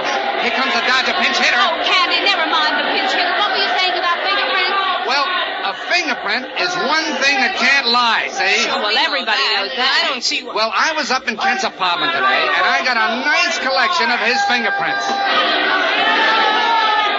Wow! Did you see that? What speed! Nobody can see Smith's pitches. Forget that, Candy. Will you tell me what you plan to do with that collection of Clark's fingerprints? Okay. I'm gonna... Wait. What's this? Why, Candy, please! Well, right after this game, I'm going to get a set of Bud Smith's fingerprints. Savvy? You are? Yeah. Then we compare Smith's prints with Kent's. And if they match... Then Bud Smith is Clark. Right. Hey, that's a swell idea. It certainly is, Candy. It can't miss.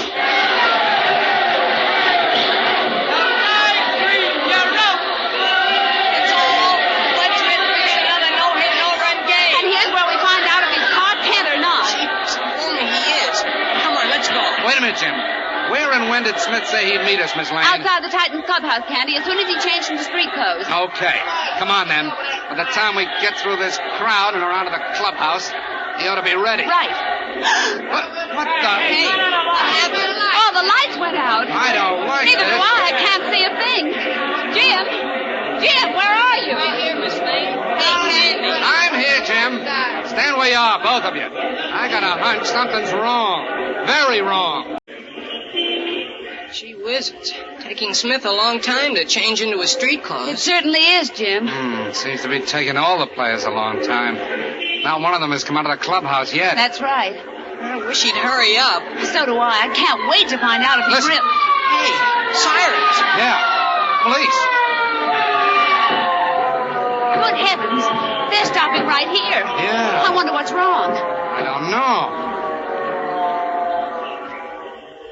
Hey, Sergeant Donovan. Oh, hello, Candy. Hey, what's cooking? Something happened to Bud Smith. What? To Bud Smith. What do you mean, Sergeant? Why, we just got a call from the Titans manager who told us that Smith started for the clubhouse after the game, but he never got there. Are you kidding? Yeah, he disappeared. Come on, boys, upstairs. You say you and Miss Lane and Jim Olson searched the ballpark thoroughly, Candy? Every inch of it, Batman, and so did the police. But no Bud Smith. What do you suppose happened to him? I don't know. When last seen, he was walking across the dime into the clubhouse after the game. And the lights went out. The lights went out? Yeah. And when they came on again, he disappeared. Holy smokes. And those lights weren't turned out by accident either. Are you sure, Candy? Positive. I checked with the park electrician who says he didn't turn them out. I checked up on him, too. We found out that he was watching the last inning from the clubhouse window. The Titans trainer. I see. Well, isn't it possible that maybe a fuse might have blown out? No fuse blew out. Nothing was wrong in the power station. I checked that, too. Somebody deliberately turned out those lights. And me, I've got an idea who that somebody is. Really? Who? Well, I found out that two guys showed up in the park superintendent's office about the seventh inning. They said they were from the city building commissioner's office, and they had cards and papers to prove it. Uh-oh. They said they had orders to inspect the place, and the superintendent gave them his keys. He did? Yeah. Yeah, I figure they got into the electrician's control room and pulled the master switch. Why, of course. Did you check with the commissioner's office? Sure, but the commissioner says he never issued the inspection order and insists he knows nothing about it. But, you know who he is, don't you? Well, no, I don't think so. A guy named Lacey, a cheap ward-heeling politician who was appointed by the party boss, which means by Big George Latimer. Latimer? You mean you think he's behind it? Right. I figure Latimer's the guy who ordered the lights turned out in the ballpark tonight, just so his guerrillas could grab Bud Smith. But wait a minute, Candy. That's a serious accusation. I know that, but Latimer was seen at the game tonight in a box with half a dozen of his muscle men. And everybody knows Big George Latimer isn't a baseball fan. Well, that proves nothing. After all, why should Latimer abduct Smith? Because if I'm right, and Smith is Clark Kent... Clark Kent? What are you talking about? Oh, I forgot. You've been out of town. Yes, Robin and I have been hunting for Superman, and Clark Kent, too, but, what's this about the great pitcher, Bud Smith, being Kent? Well, he's a dead ringer for Kent. Eyes, hair, features, build, the way he moves, everything. No kidding. Only thing different is his voice. But Miss Lane figures whatever made him lose his memory, like a bad shock maybe, might have affected his voice. Wait, Candy. You say this fellow Smith lost his memory? Miss Lane thinks so because Smith told her he wasn't sure his name was Smith. And he was starting to tell her he couldn't remember anything that happened more than a month ago when they were interrupted. Great Scott, that fits in perfectly. Fits in? What do you mean? Somehow, Kent must have gotten away from Latimer last month, suffering from amnesia. Now he turns up in Metropolis as a great ball player. Latimer recognizes him and grabs him before he can recover his memory and tell the police what Latimer did with Superman. Well, yes, in a way. That must be it. Didn't you say Latimer had the Kryptonite and he used it to weaken Superman and take him away someplace? Yes, that's right, and he grabbed Kent, too, on account of Kent knew all about it. Well, yes. Now, look, Andy. Latimer lives in Metropolis Heights, right near the ballpark. I think what we'd better do is contact Inspector Henderson and get a search warrant. Save your breath, Batman. I already tried that. You did? Yeah, and Henderson said he let you and Robin talk him into searching Latimer's house once last month for Superman. And Latimer almost got him fired because of that. I know, but so Henderson said he isn't sticking his neck out again. What's more, he says for his money, Smith was grabbed by gamblers who had bet against the Titans winning the pennant, or by kidnappers who want a big ransom from the Titans. Rubbish. And he says so far as the possibility of Smith being Kent is concerned, that's a joke. Kent couldn't pitch a beanbag, let alone a baseball. That's what he thinks. All right, then. Robin and I will have to work alone. Correction, please. Robin and you and me. No, Candy. If you cross Henderson, It might cost you your private detective's license. I'll take that chance. Kent's my friend, and I'm sure Latimer's got him. So come on. We'll go out to his house right now. Okay, then. Robin's asleep upstairs. I'll wake him, and we'll get going.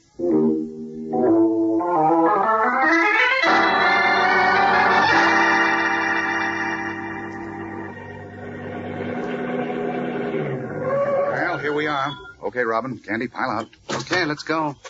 Look, Batman, we're not just going to ring Latimer's bell and tell him we want Bud Smith, are we? We might say Smith forgot his baseball glove, and we're bringing it to him. But I don't think we will, Robin. Come on. Oh, wait, will you? When we were here before, the joint was jumping with gunmen. Really? Ring the bell, will you, Candy? It'll be a pleasure.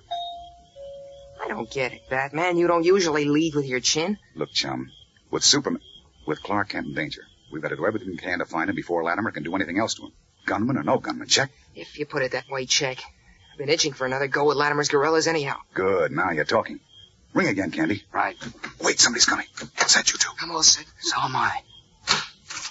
Yes, I'll take him.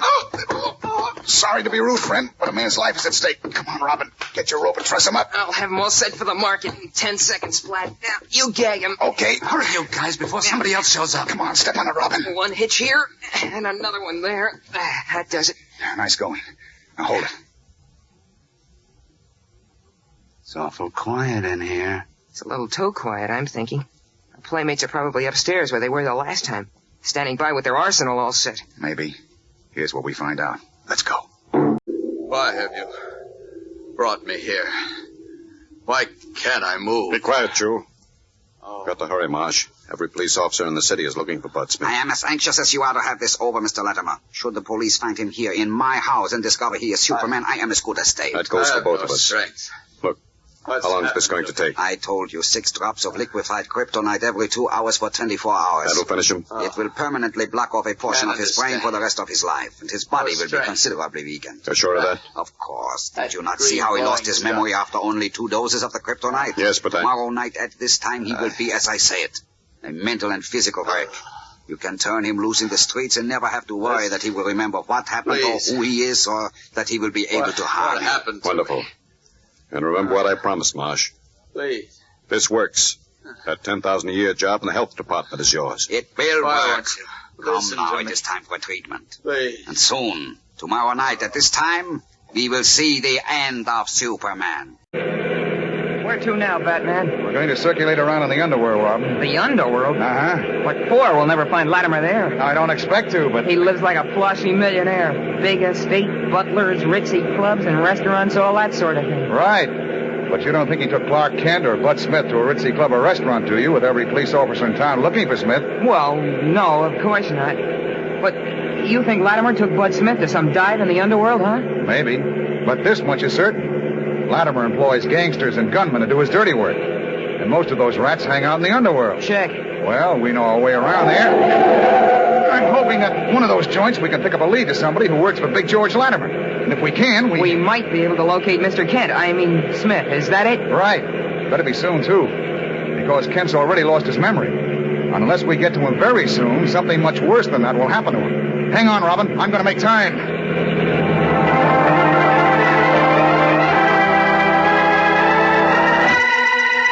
As Batman and Robin speed their search for Clark Kent, whom only Batman knows to be Superman, the Man of Steel, still dressed in the baseball uniform of the Titans, lies in restless sleep on a couch in a shade-drawn room in Dr. Marsh's metropolis bungalow. 2 feet away on a table rests the piece of jagged green glowing kryptonite, torn from the exploded planet on which Superman was born, and which, in the atmosphere of Earth, robs him of all his great strength and curious powers when brought within 10 feet of him. Big George Latimer, vicious, bigoted political leader, sleeps in a room nearby. Dr. Marsh has descended to his basement laboratory to liquefy another small portion of the strange metallic kryptonite. 2 of Latimer's henchmen, the burly Gus and a wiry, squint-eyed man called Punchy, sit in the room with Superman. Gus shoves a deck of playing cards towards his companion. What's this for? It's your deal, Punchy. Hey, get that goofy look off your pen and deal the cards, will you? Yeah. Hey, Gus, did you hear what that guy said? Well, who said? That croaker, Dr. Marsh. He said by tomorrow night at this time, this here Bud Smith won't have no mind and also no strength left at all. I know. So what? So that can't be, Gus. He's got to be strong enough to play ball, 'cause the Titans can't win without him. They couldn't even finish in the first division without him. Well, ain't that too bad? Look, are you gonna deal or ain't you? Oh, now wait, Gus, I'm getting sore 'cause nobody never told me about this. Nobody never told you about what? Well, about this here Bud Smith being finished. Why should anybody tell you anything? Well, I figured it was just a snatch, see? And when somebody coughed up a wad of cabbage, we'd give Smith back to the Titans, and then they could go on and win the pennant. Look, Punchy, a dummy like you without no brain shouldn't try to figure nothing. Now forget about the Titans and Bud Smith and deal them cards. Okay, but I can't forget this is the first chance the Titans had to win the pennant since 1935. But if they ain't gonna have Bud Give Smith... me them cards. Oh, why? You told me the deal, didn't you? Yeah, and I'm telling you to forget it. I'll play solitaire. Okay. What do you want me to do? Go get lost. But Mr. Latimer said I gotta stay here and help you watch Bud Smith. Okay, watch it, but don't talk. If I gotta listen to you some more, I'll blow my top. Hey, Gus. Huh? Do you suppose maybe we could get Doc Marsh to sort of take it easy on Bud Smith? Maybe so then he... That does it. Didn't I tell you to stop driving me nuts? I'm gonna beat you real. Now, look, Gus, hey, take it With easy. your Titans and Bud Smith, you drive me batty. Oh, no, let me go, Gus. Hey, please. Now you woke Smith up. Now I'll listen to him make with a goofy talk. But hey. Let me. Punchy, what's this close? Stop! Oh, it's you, Doc. What does this mean? You're here to guard this man, not fight. Are you both crazy? Punchy's driving me nuts with his talk. No, me. I don't do nothing. He didn't do nothing except beat my ears down about the Titans and Titans. Quiet. Why can't I move? You will wake up Mr. Latimer. What will he say when I tell him what goes on here? Yeah, he'll be Oh, sore. look, Doc, be a good guy, though. I don't know what's wrong. Yeah, well, we didn't mean nothing. And what if the neighbors become suspicious? They will call the police, and it will then be the end for all of us. Yeah, that's right. Okay, forget it, Doc, will you? What is the use of talking with stupid fools like you? I will watch here myself until Mr. Latimer awakes. Gus, go out and buy 2 quarts of milk. I need it for our friend on the couch. Not me. The boss told me not to move from this room until he woke up. Our poor playing friend got a wait miss once before, you know. But the milk, I need the milk for his treatment. I'll let Punchy go for it. Oh, sure, I'll go, Doc. All right, go then. And hurry, Punchy. In a few minutes it will be time for another treatment. Okay, 2 quarts you want? Yeah, 2 quarts. And mach schnell.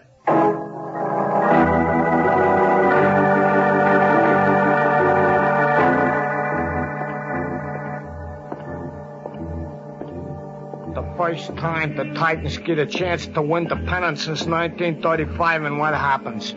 Bud Smith, the first good pitcher and hitter they buy, he goes and gets the works. I gotta do something about it, but if I do, then I get the works. Oh, the Titans ain't got no chance without Bud Smith. Holy smokes, what'll I do? Yes, sir, pal, it's a sure thing. Them Titans won't have no chance for the pennant without Bud Smith. Not a chance. You said it. You know, me, I always been a Titan fan ever since I was that high. Yeah, me too. Sure is a shame about Bud Smith disappearing, ain't it? Yeah, rotten shame. And all on account of that dirty Latimer. He cares about the Titans. Who? You know, I oughtn't to let him get away with it. I ought to do something to help the Titans. Yeah, like what? Yes, sir, I bet you I could do it, too. Then the Titans would sure win the pennant. Maybe I should order... Yeah, they probably do the same thing to me as they're doing to Smith. Poor Bud. Never pitch again. Listen, mister, what gives with you? I don't know what to do. Ought to help the Titans. It's the first chance since 1935. I don't want to die, though. Hey, how can you help the Titans? Hey, listen, you. Hey, come back a minute.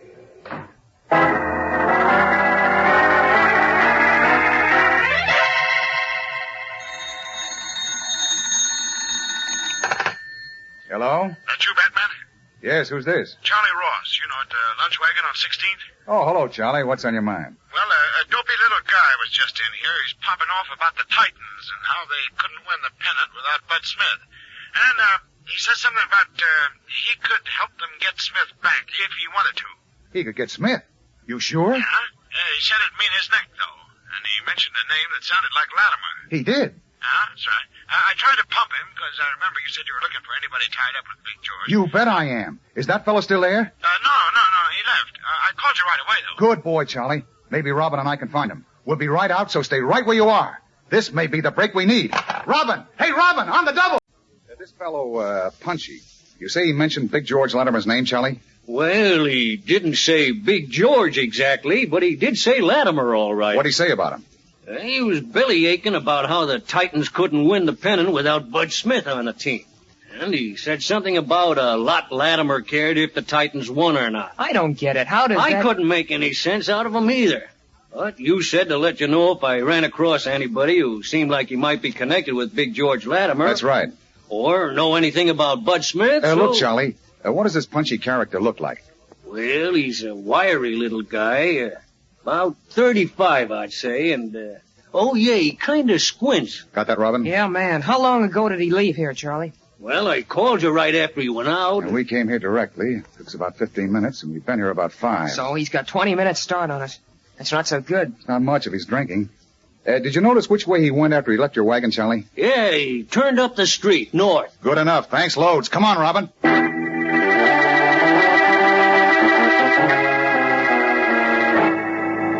He's a wiry little fellow, about 35, and squint sort of. Was he in here, mister? Why, I don't know. Wait a minute. Is this guy a baseball nut? Yes, He's a Titan fan. He was in here then. Swell. Grousing about how the Titans couldn't win without Bud Smith. And get this. He said he could help the Titans if he wanted to. It must have been Punchy, Batman. Checks with me, Robin. How long ago was he here, mister? Oh, 10, 15 minutes ago, I'd say. Thanks very much. Let's go, Robin.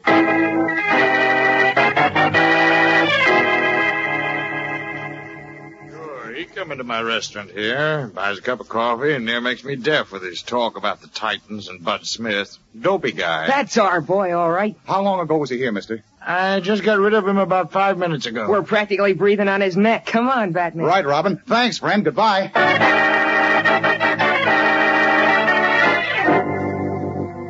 A wiry little guy, you say, with a squint? Yes, and he's a hot Titan fan. He was probably here sometime within the last few minutes. Nope, wasn't in here. You sure, mister? Sure, positive. Well, thanks. Come on, Robin. We'll try up the street.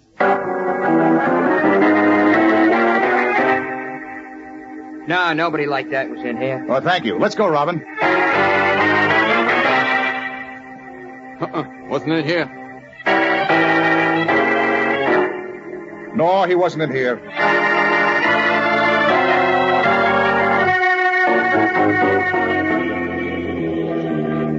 Jeepers, what happened, Batman? First Punchy's moving north, stopping at all the joints, and we practically got our hands on him. And then bingo, he disappears. I don't know. But it sure looks as if we lost him, Robin. But we can't lose him. He obviously knows where Bud Smith or Mr. Kent is. Right, but... Say, wait a minute. I've got an idea. The bookkeeper. Give me that again? The fellow they call the bookkeeper. A character who knows everything about everybody in the underworld. Chances are he can tell us about Punchy and where to find him. Yeah, but will he tell us? I think I can make him. How? I'll explain on the way over to his place. It's a tiny cigar store over on 18th Street. That's not far from here. Come on.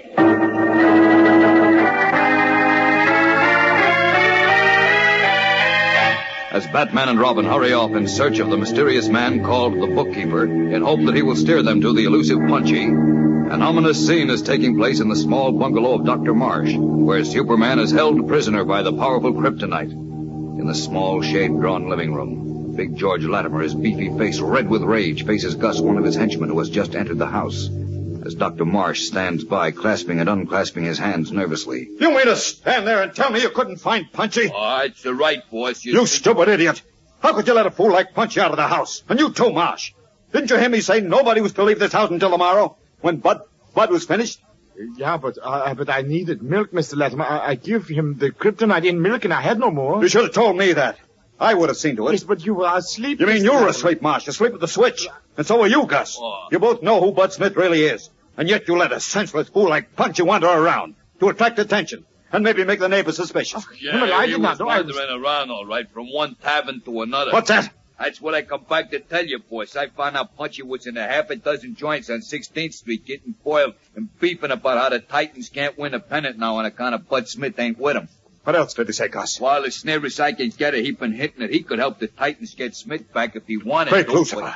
He said that? Uh-huh. But of course nobody takes him serious. But somebody might. Oh, that's terrible. Gus, we've got to find Punchy and shut him up, and fast. That's right, boss. He's bug-house about them Titans, and if he gets talking to the wrong guy, good night. But what can we do, Mr. Latimer? Look, Gus, pick up Punchy's trail. And when you find him, well, You know what to do. That's all I wanted to hear, boss. I think I know where to find that jerk, too.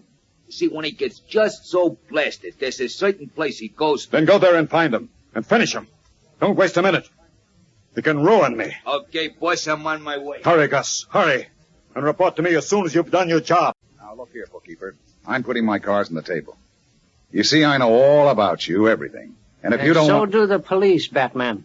But they've never been able to pin anything on me. No? Well, I can. Baloney. Remember the Schilling Loft robbery? What about it? A watchman and a police officer were shot on that job. And I happen to know you had a finger in that pie. A big finger. Nuts. I don't have anything to do with any jobs. You can't prove I had anything to do with it. Oh, yes, I can, bookkeeper. I've got a few contacts, too, you know. Now, unless you tell me where to find this punchy character, I'll take what I know to Inspector Henderson. You're bluffing. If you had anything on me, you'd have taken it to the police long ago. The reason I didn't is because I thought I'd need you sometime. And here's your chance to repay my little favor, bookkeeper, and to keep out of jail. Well, how about it? You're bluffing. You said that before. You know my reputation. I don't bluff. Well, what'll it be? Do you play ball with me, or do I play ball with the police? Well, come on, make up your mind. And do it fast. We're in a hurry. Look, Batman, if it ever gets out that I peached, I'll be done for around here. You're done for if you don't. Yeah, but good. Well, all right. Just a minute. Where are you going? I've got some files over here. Work, Batman. Say, how did you know he was mixed up in that job? I didn't. What? You mean you were bluffing? Well, not exactly. Henderson told me once he was sure the bookkeeper was mixed up in the Schilling job, but he couldn't prove it. I just repeated what he told me and hoped our reputations would do the rest. Oh, boy. I sure gotta hand it to you, Quiet. Here he comes. Here you are, Batman. When Punchy ain't working, he usually hangs out at this address. 418 West River Street, top floor. 418 West River, huh? Good. Come on, Robin. We've got work to do. Let's go. I tell you, it ain't right, Stubby. Here is the Titans all set to win their first pennant since 1935, and what happens? They lose Bud Smith. Yeah, the greatest pitcher and hitter whatever lived. They can't even finish in the first division without him. It sure is a shame, Punchy. It's a crime. That's what it is. A dirty, rotten crime. Yeah. You know what, Punchy? What? It's funny, too. Funny? How do you figure a laugh in this, hey? Well, if Bud Smith was snatched like the coppers think, how come the boys what snatched him ain't made a bid for ransom? That ain't none of your business. Go on, you're just covering up. You don't know nothing about it yourself. That's what you think. Well, the first time since 1935 they got a chance for the pennant, and that dirty baboon louses it up. I ought to do something about it, Stubby. What can you do, big shot? I can do plenty. Yeah? Yeah. Go on, tell me then. I can't, 'cause if I squealed and they found out, that would be all, brother. If who found out you squealed about what? I can't tell you, Stubby. I don't dare. Oh, but jeepers, when I think about them poor Titans blowing their first chance for a pennant since 1935... Look, Punchy, do you really know what happened to Bud Smith? Or are you just kidding? No, I ain't kidding. Then what is it? Come on, tell All me. I can tell you is this much. If I spill what I know, see, Bud Smith would be back on the Titans and they could win the pennant. Then why don't you? 'Cause I ain't got the nerve, that's why. Look, Stubby, be a good guy and go and get me something to drink, huh? Here's a buck. Tell me what gives first. I'll tell you when you come back, honest.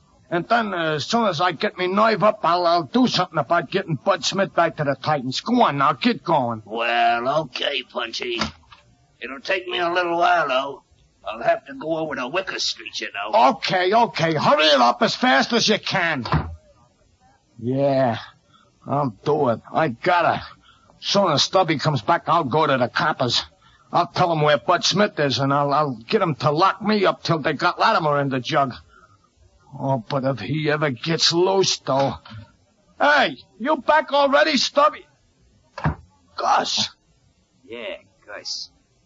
How you doing, Punchy? Oh, me? Oh, fine, Gus. You Hey, listen. kind of forgot to come back with that milk Doc Marsh sent you for, didn't you? The milk? Oh, yeah, the milk. Well, you see, it was like this, Gus. I know how it is. You've been popping off in every tavern in town. Me? No, not me, Gus. I was... I come up here to give you a little message. A what? A message from Mr. Latimer. Here it is. The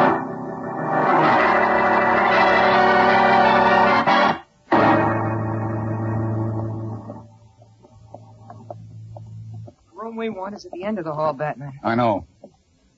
There it is, Robin. Yes, here's hoping that Punchy character is home, Batman. Now he can tell us where Clark Kent, Bud Smith is. Here we go. Knock again. Right. Nobody home. What do we do now? I guess all we can do is wait downstairs and hope he'll show. What was that? What? Thought I heard something. Listen. Yes, there it is again. Uh-huh. In Punchy's room, it sounds like... Wait, Robin. Let's try the door. It's unlocked. Uh-oh. Christopher Columbus. Look, Batman, on the floor. Now, I see him. Oh. Great Scott. This fellow's been stabbed. Yeah, and unless I miss my guess, it's Punchy. He answers the description all right. Oh, he's in bad shape. Quick, where's the phone? There isn't any. Jeepers, Batman. We counted on Punchy to tell us Don't waste time talking, Robin. Go out and find a doctor and a police officer. I'm on my way. Hurry, Robin, hurry. Right. No use. I'm done for. Take it easy, Punchy. We'll have a doctor here right away. I tell you, gotta help the Titans and Bud Smith. Greatest pitcher ever. Did you say lived. Bud Smith? Yeah.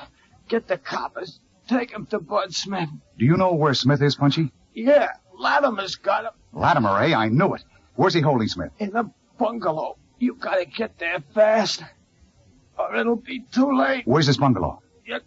They're gonna finish him. Where is the bungalow, Punchy? Where? On Adams Street. Adams Street? Yeah. Doctor. What number on Adams, do you know? 21. 21? 2119. 2119 Adams Street. Yeah. Save Bud Smith. Titans can win with Smith. We'll save him. Now listen. First chance since 1935. Punchy. Oh. Punchy. Here's the doctor, Batman. It's too late, Robin. He's gone.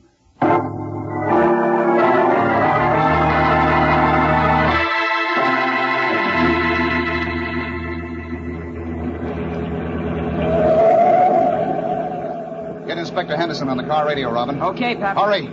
Tell him to meet us at 2119 Adams Street with a squad of officers, but quick. Check. Batman and Robin calling Metropolis Police Headquarters. Batman and Robin calling Police Headquarters. Come in, please. Over. Police Headquarters to Batman and Robin. Go ahead. Urgent message to Inspector Henderson. Meet us at 2119 Adams Street. Repeat. Meet us at 2119 Adams Street with a squad of men at once. Bud Smith is there. Over. Are you sure about Smith? You heard me. Bud Smith is at 2119 Adams Street. And tell the inspector not to spare the horses. Got it. Over and out. Let's go, Batman. Hang on to your hat, sonny boy. We're on our way. Ring the bell again, Inspector. I've rung it half a dozen times, Batman. Either nobody's inside or they're playing possum. I'm sure they're in there. So am I. Well, we'll find out right now. Break that window, Healy. Okay, Inspector. Careful, though. Just in case somebody's standing inside with a gun. Well, if they are, this ought to draw a shot. Quick, get back, Healy. Okay. Nothing happened, Batman. Something tells me something will happen now. I'm going in through the window. No. Come back here, Batman. Sorry, Inspector. This is my party. And mine. Come back here, Robin. All right, come on, Healy. Let's follow them. Right, Inspector. Smith. Bud Smith. Where are you, Latimer? You better give up. This is the end of the line. Anybody home, Batman? Doesn't seem to be. This bedroom is empty. So is this one. Yeah, and so is the living room and the kitchen. The whole house is empty. Maybe not, Inspector. There's no attic, but there's a cellar. Well, Healy's down there. Find anything, Healy? Nobody down here in the cellar, Inspector. Yeah, I thought not. Then where is Bud Smith? And where's Big George Latimer? I don't know, Robin. It looks as if Latimer's outsmarted us again. Hang it, Batman. Once again you've brought me out on a wild goose chase. Oh, I'm sorry. You think I've got nothing else to do but follow up your bum steers? Now look, Inspector. This is the third time in 1 month that you've dragged me out on a phony lead. First you made me search Big George Latimer's house for Superman. Then for Clark Kent. And now you drag me way out here to look for Bud Smith, whom you say is Kent. I know, Now but... we don't find Smith. We don't find Kent. We don't find Latimer. We don't find anybody. Now, look, Inspector. I told you, a fellow who worked for Latimer gave us the lead that Bud Smith or Clark Kent was here. Yeah. And he was not only dying at the time and didn't know what he was talking about, but was half drunk besides. I think he knew full well what he was talking about. He knew all right. You know, Batman, the trouble with you is you got it into your head that Big George Latimer is behind the disappearance of Superman. I'm sure he and is. And so, when anybody else disappears, Kent or Bud Smith, you think Latimer must be behind that too. Well, naturally, they're all the same person. What's that? Did you say they're all three the same person? Well, Huh? I mean, Clark Kent and Bud Smith are the same person. Kent lost his memory, you know. That's what you say. But you can't make me believe that. Kent may look like Smith, but that's all. Why, this Smith's a terrific athlete. And everybody knows Kent couldn't hold his own in a game of marbles. Just the same, Inspector. Take my word for it that Kent is Smith. Rubbish. Now look, if you fellas don't lay off Latimer, you're going to get yourselves and me into serious trouble. He's a big man in this state, you know, and if you think you can get... Inspector. Yeah? What is it, Haley? We checked up on who lives in this bungalow like you ordered. Well? It's rented by a Dr. Gerald Marsh. Marsh? Who's he? The neighbors say he's a refugee, quiet guy, minds his own business. He's connected with a little hospital. Sounds on the up and up to me, Inspector. It does to me, too. Well, Batman, are you satisfied now? Not yet. Where's Dr. Marsh now, Sergeant? The hospital says he's out of town for a couple of days. They expect him back tomorrow. I see. Do you mind if Robin and I give this place a quick once-over, Inspector? I certainly do mind. But, Inspector, now, if we get don't... this, Batman. And you too, Robin. Lay off Latimer. And stop playing games with the police department, or you're going to get into trouble. Now, get out of this place and stay out. We're going back to headquarters, Healy. Come on.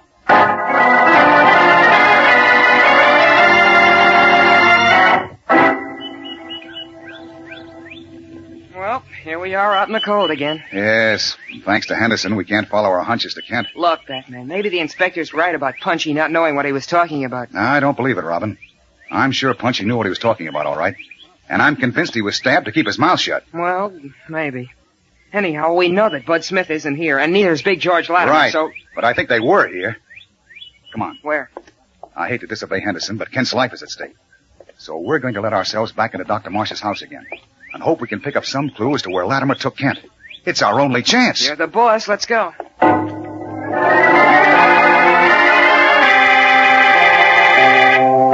As Batman and Robin let themselves back into Dr. Marsh's bungalow, the owl-eyed physician and Big George Latimer are in the cellar of a secluded farmhouse about 35 miles from Metropolis. On a rough cot, still wearing the baseball uniform of the Titans, Superman lies in a restless sleep.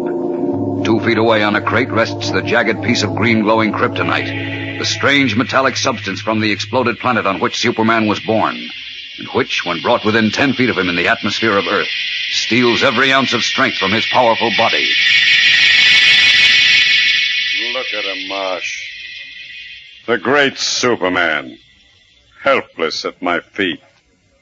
I swore I'd get even with him. And I have. Yeah, Mr. Latimer. That is, if nothing happens. What do you mean? That stuff you're feeding him.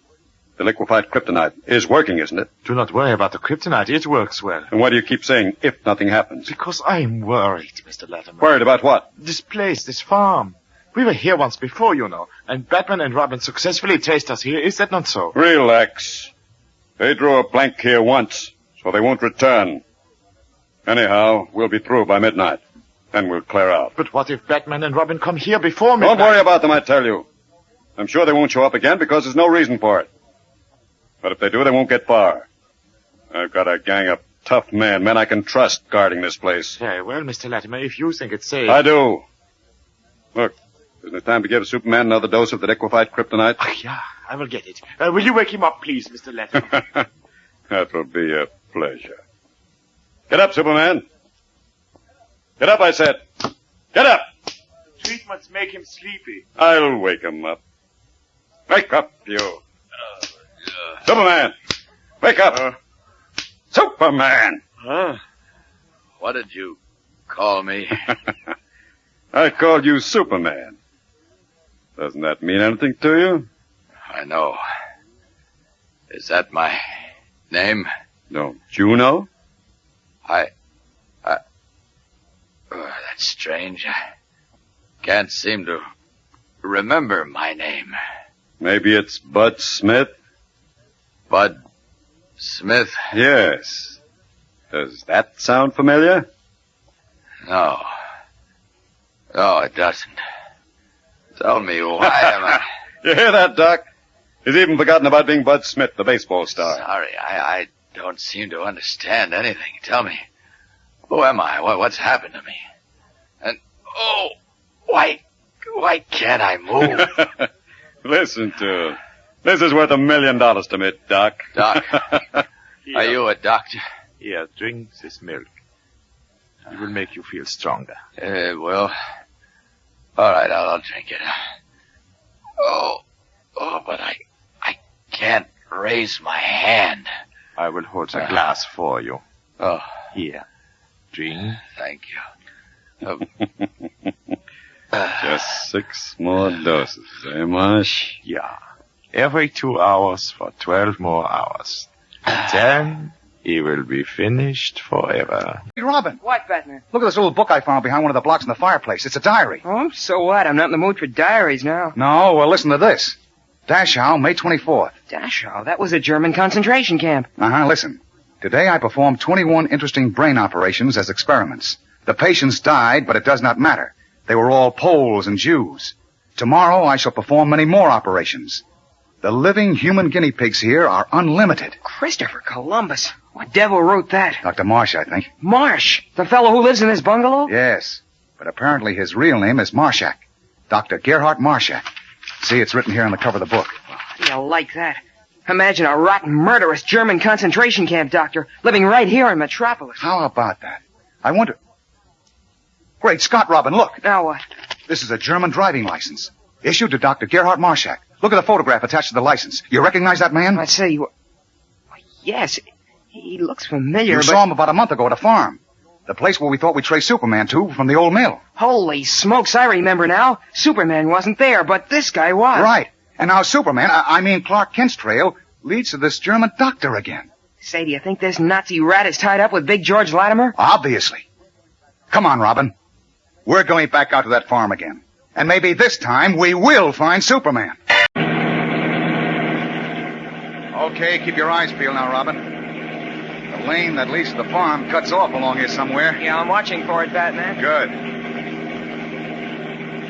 Brakes. I think it's right up ahead. Check. Yep, this is it, all right. Winds through the woods for about half a mile. It's out of the farm. Yeah, that's right. But you're not going to drive all the way in, I hope. Of course not. We'll stop just before the wood's end. Then hide the car under the trees. And then go looking for trouble, huh? No, sir, Robin. For Clark Kent. Well, if he's at the farm, chances are Big George Latimer and our Nazi doctor friend are, too. And if so, there will be trouble. Well, that's what I've been suggesting, Pappy. Any objection? Are you kidding? It'll be a pleasure. Only what?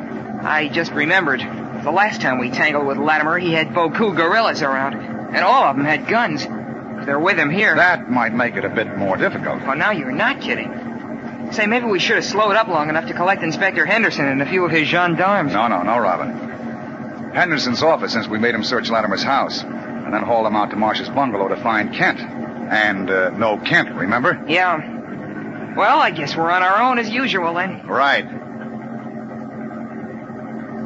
Now. Hey, where are you going? The wood's end just ahead there, see? Oh, that's right. If we park under this big tree, that ought to do the trick. Oh, I hope so. I don't think anyone in the lane will notice the car.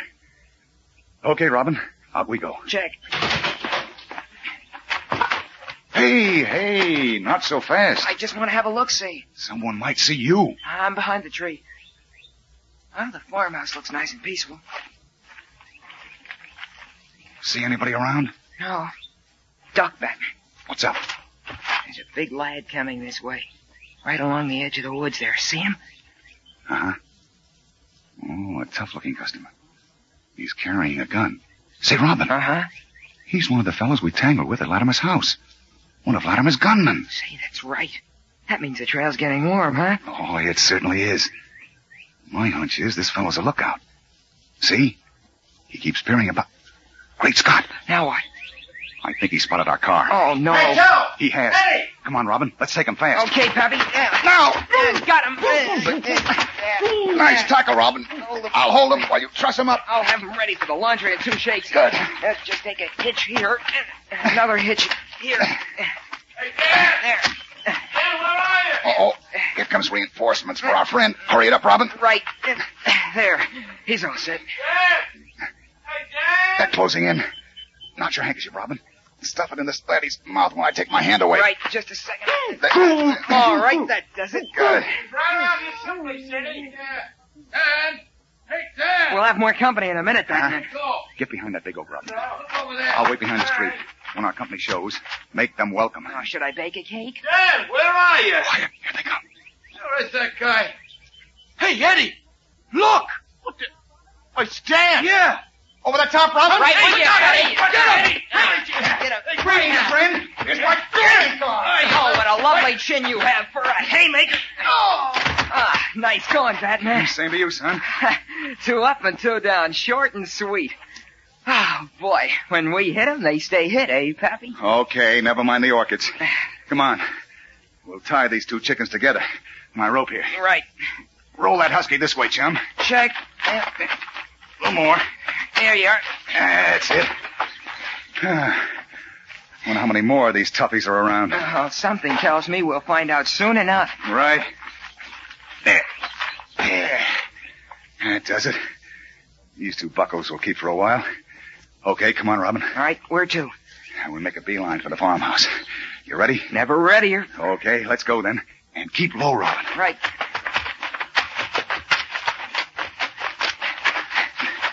Hey, we're spotted. Duck low. That last shot almost parted my hair. We're almost at the house. You see that cellar window? Yeah. Dive through it when I give the word. Check. Come on.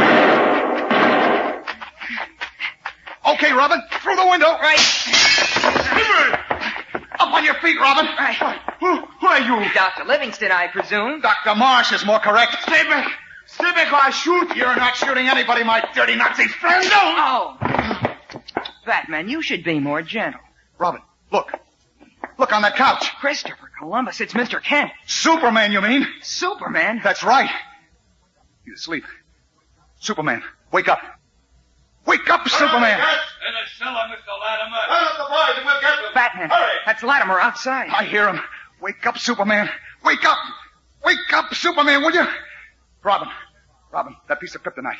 Get it back in that lead box. Oh, okay, but hurry and wake him up. We're going to have our hands full in a minute. Wake up, Superman. Superman, wake up, will you? Robin, I can't wake him up. Get that kryptonite away, Robin. I am. Wow, it burns. There, that does it. Good. Now we ought to wake up. We can fight our way out of here. Superman, wake up. Wake up, I say. Holy smokes, Batman, look. At the windows. Batman and Robin. Hold them down, boys. Down, Robin, down.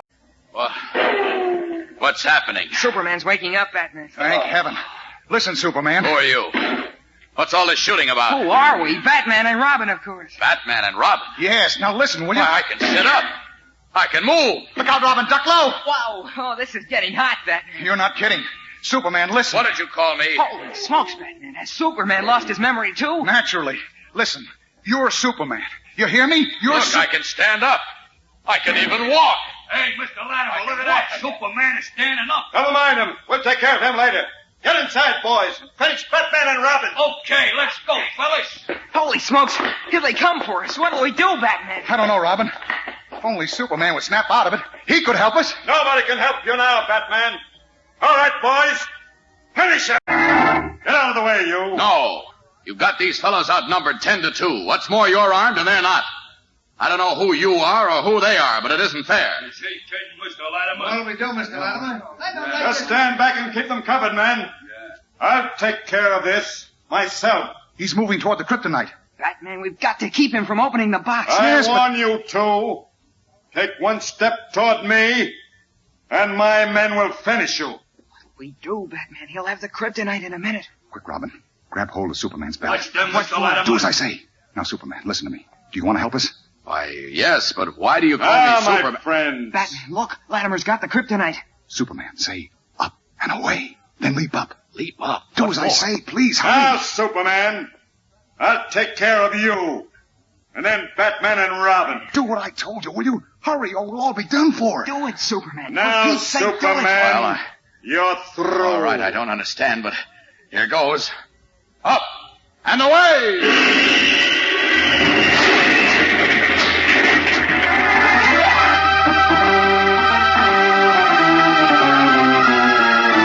Leaping upward as Batman has instructed, Superman with his two costumed friends clinging to his belt zooms like a meteor, crashing through floors and ceilings and roof, and flashes up from the shattered farmhouse into the heavens like a mighty jet-propelled rocket.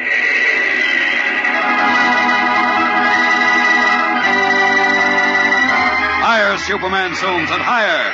And then, as Batman and Robin begin to turn blue and shake with cold, the pressure of the high altitude and the shock of rocket-like flight seems to explode a gigantic whirling pinwheel in the mind of the Man of Steel. For a moment, he gapes about him, looks down at the two costumed figures who cling to his belt, and then slowly, the expression of stupefied amazement fades from his face, and he laughs aloud. Superman, of course, that's who I am. Superman! Swiftly, then, the joyful Man of Steel clasps his arms about his two shivering, nearly unconscious friends, and plummets downward to a green, sun-bathed hill. Batman, Robin, snap out of it. I'm all right, I guess. Well, Superman, you know us. I've recovered my memory, Batman and Robin, thanks to you two. Hallelujah, was that close. 1 second more and Latimer would have finished all of us. Who said it, Robin? Great Scott, I forgot about Latimer. He's still got the kryptonite. Uh-oh. That's right. Up with you, fellows. And back to that farmhouse. Up and away!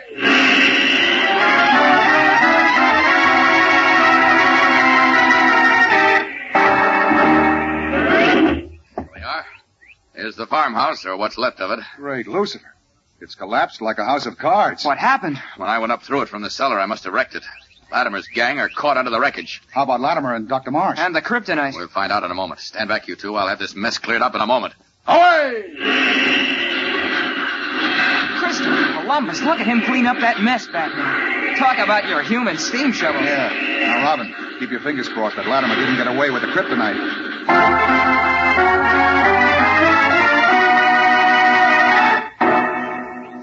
Batman! Robin, come here.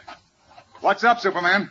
Hey, look, Batman. He's found Latimer and Dr. Marsh. Right, and the rest of the gang. Are they alive? Most of the gang are, I think, but Latimer and his Nazi partner look done for. Uh-oh. They're lucky at that. They'd have gotten the electric chair if they survived this. Yes, either way, they were finished. Latimer wanted to be a Hitler in this country. Wanted to use his political power to discriminate against good Americans just because they attended a different church from his, or because their skin happened to be a different color. Well, he finished up where Hitler did, and Mussolini, and all the other bigoted tyrants. That's right, Superman. Well, there's only one more thing to do before we get Inspector Henderson out here. Pick up that lead box, will you, Batman? Oh, yes, the kryptonite. Well, what are you going to do with it, Superman? I'll show you. Up into my arms, you two. There. Now, out to the middle of the Atlantic Ocean. Up and away!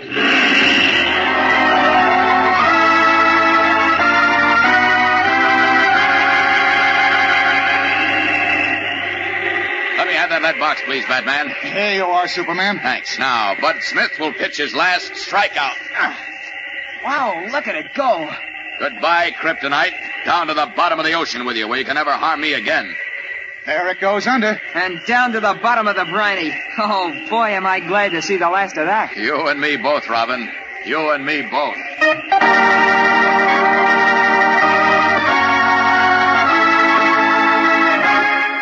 Happily, Superman, Batman, and Robin watch the lead box containing the deadly kryptonite sink beneath the waves and out of Superman's life forever. A few hours later, once more in the business suit and spectacles of Clark Kent, the mild-mannered reporter, Superman has arrived at the Daily Planet and entered the office of Perry White. For a startled moment, the gray-haired editor, Lois Lane, and cub reporter Jimmy Olsen, who have been mourning the strange disappearance of their friend and colleague, stare at him in open-mouthed disbelief, as if they are beholding a ghost. And then, with glad cries, they fall upon him, wringing his hand, clapping his back, and firing a host of embarrassing questions. Clark! Oh, Clark, I'm so glad to see you. Glad to see you, Lois. Gosh, Mr. Kent, I'm so glad I can hardly talk. Easy, Kent, Jim, easy. it really is you, isn't it? Certainly is, Chief. Well, come on. Now, let's start talking. Tell us all about it. Yes, what happened to you after you disappeared from the ballpark the other night? Yeah, and we're Superman. Say, you really are that pitcher, Bud Smith, aren't you? Well, Why, of course he is. Listen, Gosh, Clark. Mr. Kent, how could you be such a great pitcher and home run hitter? Well, That's what bothers me.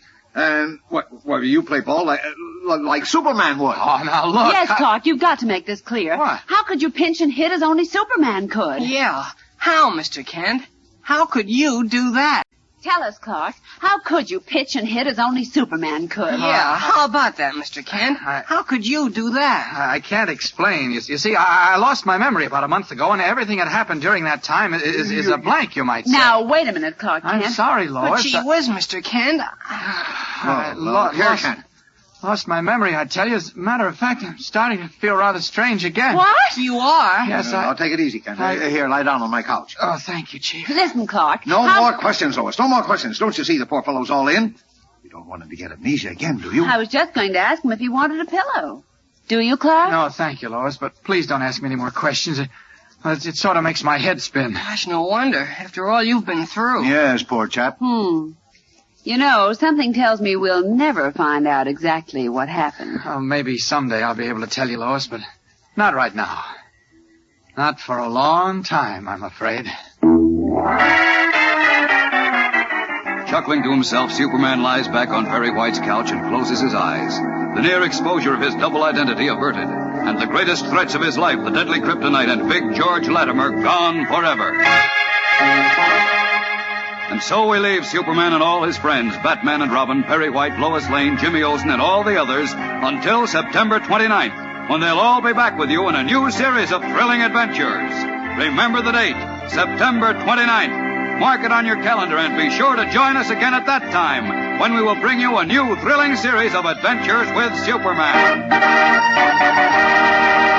And now, here for a special word with you is Superman himself. Yes, this is Superman, and that special word is vacation.